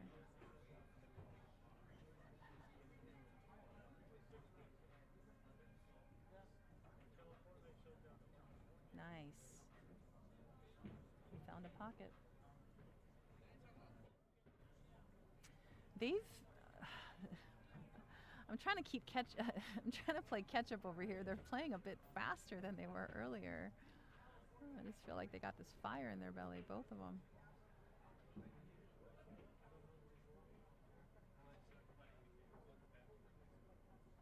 Nice.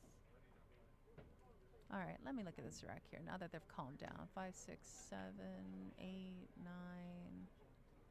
Only thing I see is maybe the 8 to the 9. And even that, if you have a good angle, it shouldn't be much of an obstacle here. As I mentioned earlier, this match has been literally neck and neck from the beginning. I really wouldn't be surprised if this goes hill-hill, but as of now, it's really a toss-up. Good shot.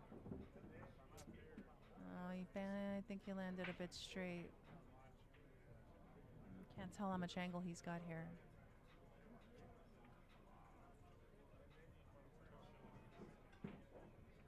Yep, I'm not surprised. There you go. Good shot. Yeah, it was straight.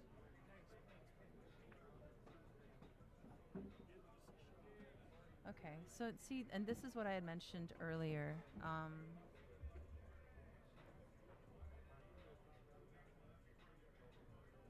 This 8-ball can be tricky. Let me see where he is right now. Because that 9-ball, I can't tell if it goes the other way. He is playing a draw. You gotta watch that pocket.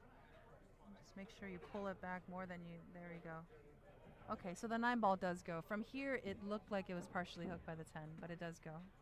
Very good shot by Jordan. Nice little float forward. Should be relatively straight on the 10-ball. And there you go.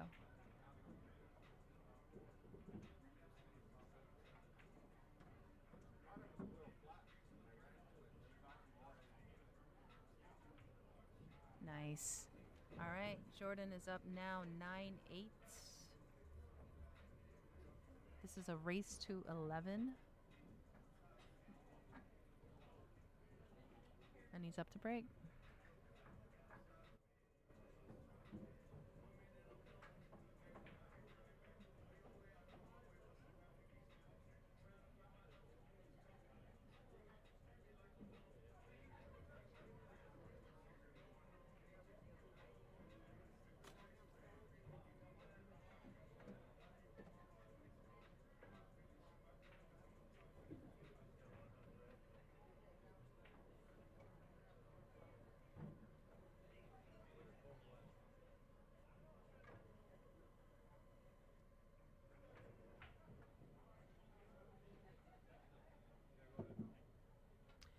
Lucas, I'm going to have to check. I'm not quite sure if I'm able to switch cameras.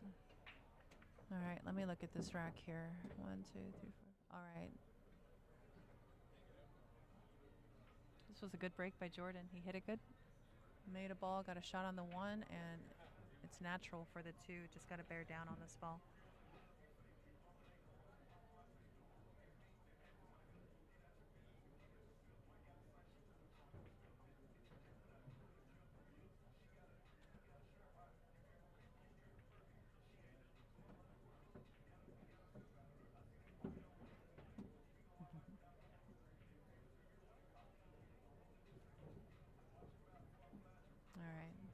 Jordan's taking his time with the shot.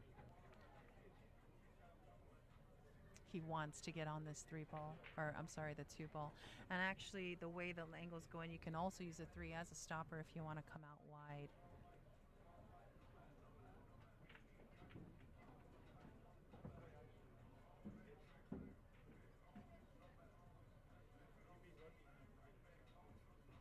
And use the 3 ball as a stopper. Well, it could have been a stopper, but he's all right. It still goes. Now, because of the angle, he's going to come out a bit wide, so he will have a bit of a longer shot on this 3. But I don't see it being a problem.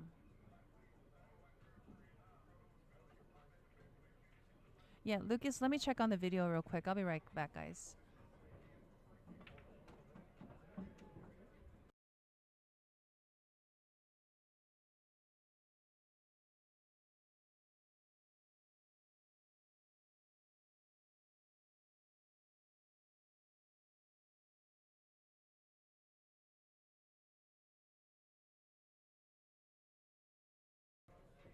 Okay, so I just got an update on the match with Ruben.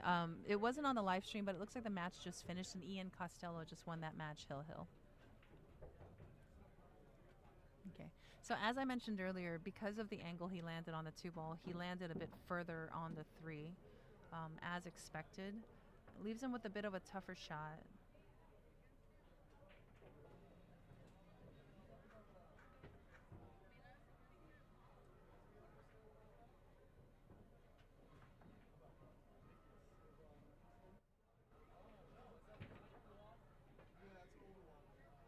Oh, he hit that shorter than he would have liked. He wanted to send that 3 ball under the stack and leave the cue ball behind. He hit it a bit short, unfortunately.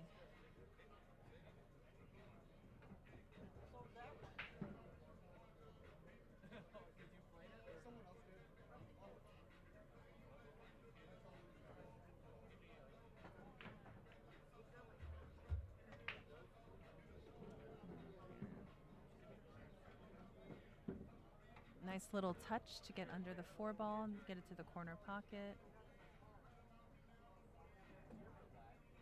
Let me look here. 4, 5, 6. Yeah, not a whole lot of obstacles. The 7 and the 9's on the same side of the table.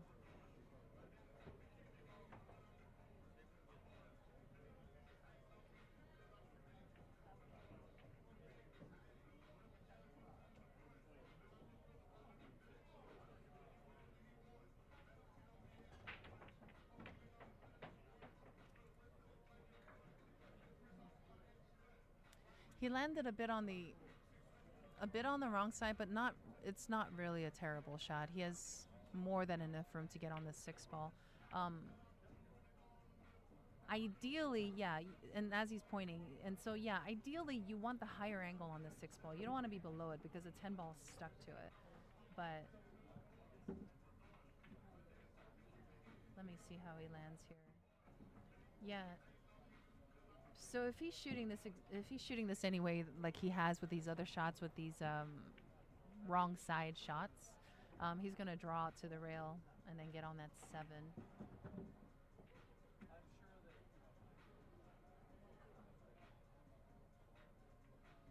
He's been doing that quite a bit actually throughout this match. And that was the problem, and that's the problem when you have to stroke a ball. You just got to be careful of what part of the pocket you hit. Wow, that's unfortunate. This could actually put Jordan on the hill.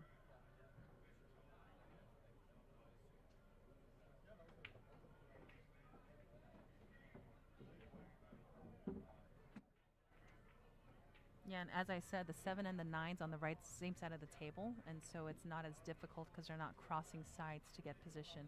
Now, the key thing here, again, is to land on the right side. So you just have to float for the 10 versus having to stroke 3 rails for the 10. And Jordan was very mindful of that. Perfect. Oh, he hit that perfect. And look at that. All he has to do is just float forward.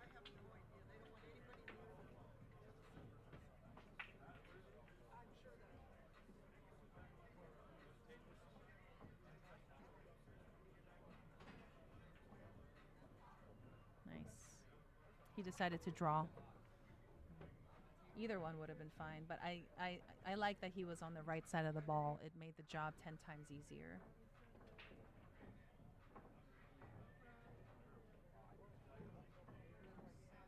Nice. All right.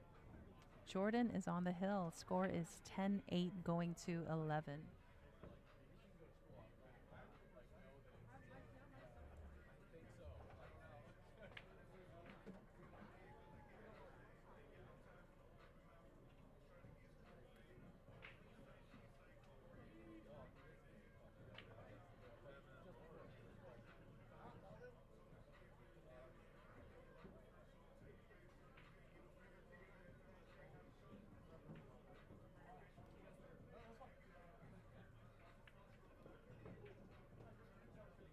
All right, Jordan up to break. Is that his last break was everything laid up nicely. I would like to see a good break, especially with him being on the hill here. Let me see here. See how he hits this.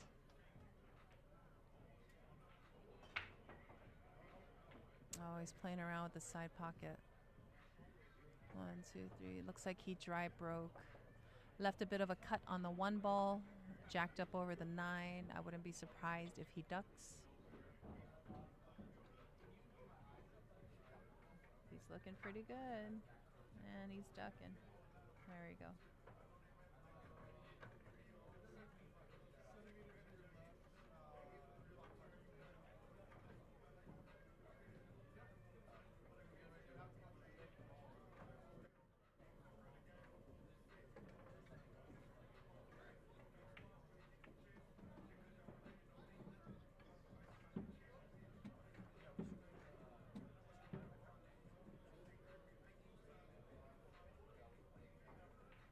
Jordan's got the jump cue out.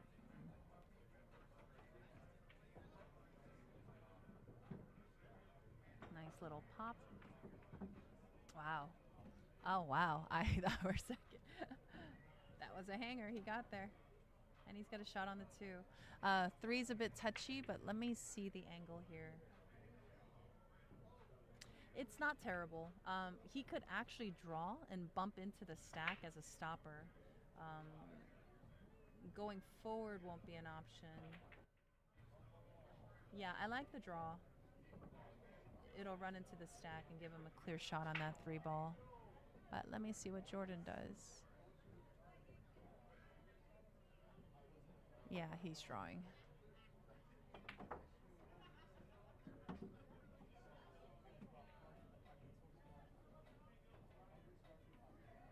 Oh, look at this.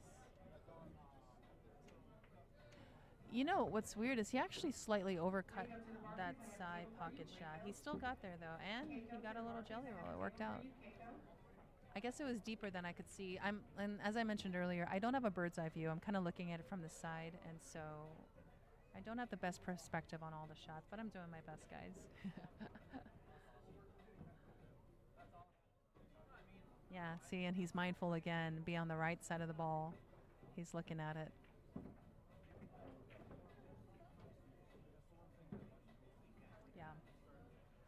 You don't want to have to work to get to the next ball. Just be on the right side of the ball.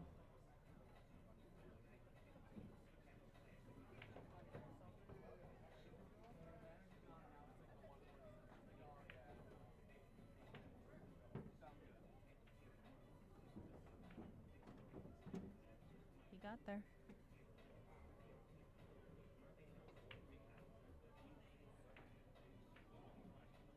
Nice little touch. He could also shoot it into the corner if he wants to hit it firmer. He could roll it and just touch it to the side pocket, which is what it looks like he's doing. Just like that. Here's a bit of an obstacle. So he's got to get down to the 7 ball. He's got to get around the 9. He's got to be careful not to run into it.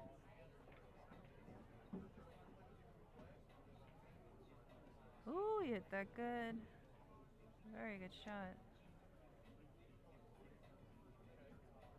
Natural float forward for the 8 ball. Let me look at this angle here. Yeah, I don't see him going on top of the 8 ball. He's going to get underneath. Let me see. He is drawing, though. I wonder what he's doing here. Is he trying to pop it?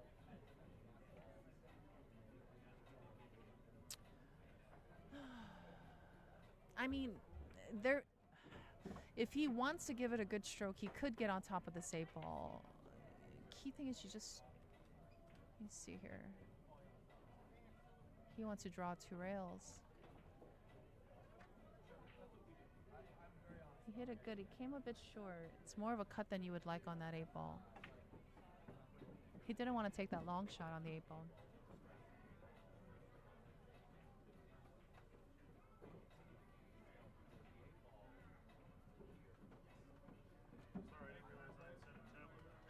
All right, bear down. Just a nice, easy pace. Oh, he hit that sweet. A bit of a distance on the 9-ball, but he hit that 8-ball sweet. All right.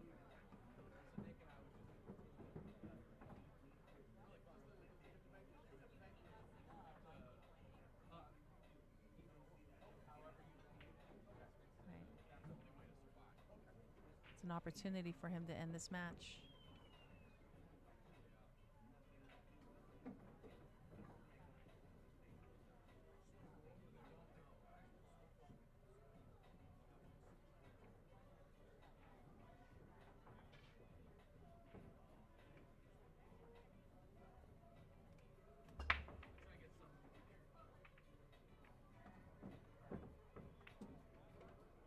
All right, here we go. Nice, easy stroke on this 9. Oh, wow, he hit that with conviction. I like how he hit that. All right, 10-ball for the match, guys.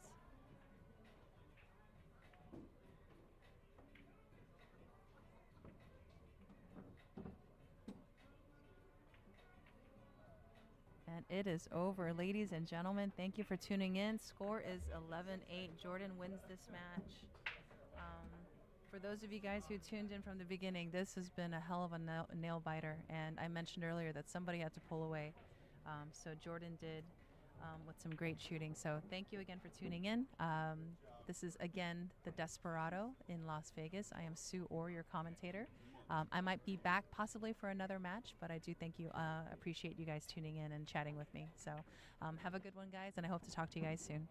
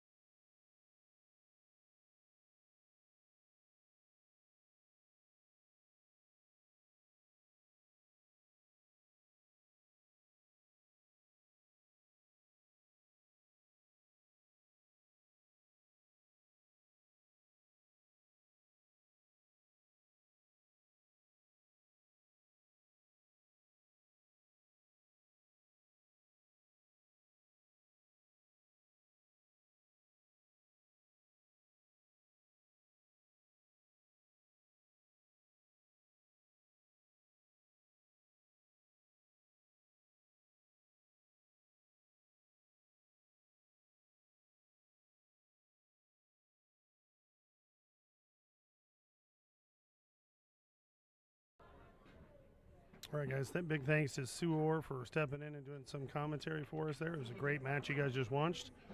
Roan and Figura is going to be up again on this table. We're down to the last 6 players. Jordan comes back tomorrow, and Mark Vidal comes back tomorrow. They'll be playing for the hot seat at 10 a.m. And the winner of this match plays the winner of Frankie Hernandez and Ian Costello at 10 a.m.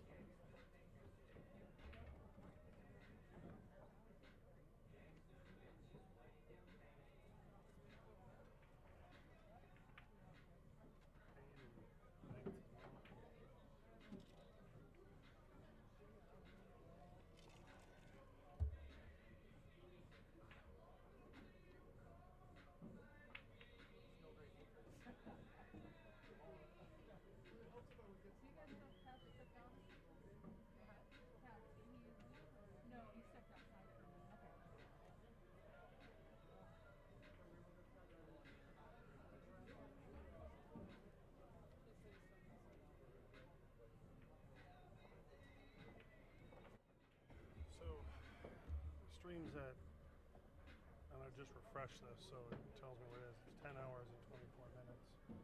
I mean, we're waiting on the guys, so you might as well Okay. start it. All right, guys, appreciate everybody tuning in for the whole stream. We're getting close to our 12-hour period on YouTube, so I'm going to restart the YouTube channel. So if you're watching on the Griffs TV channel, make sure you like and follow their stream. If you're watching on the M.O.B Productions, make sure you like and follow our M.O.B Productions stream on YouTube. I'm going to restart both of those right now. Thank you much for tuning in. Hope you come right back for this match.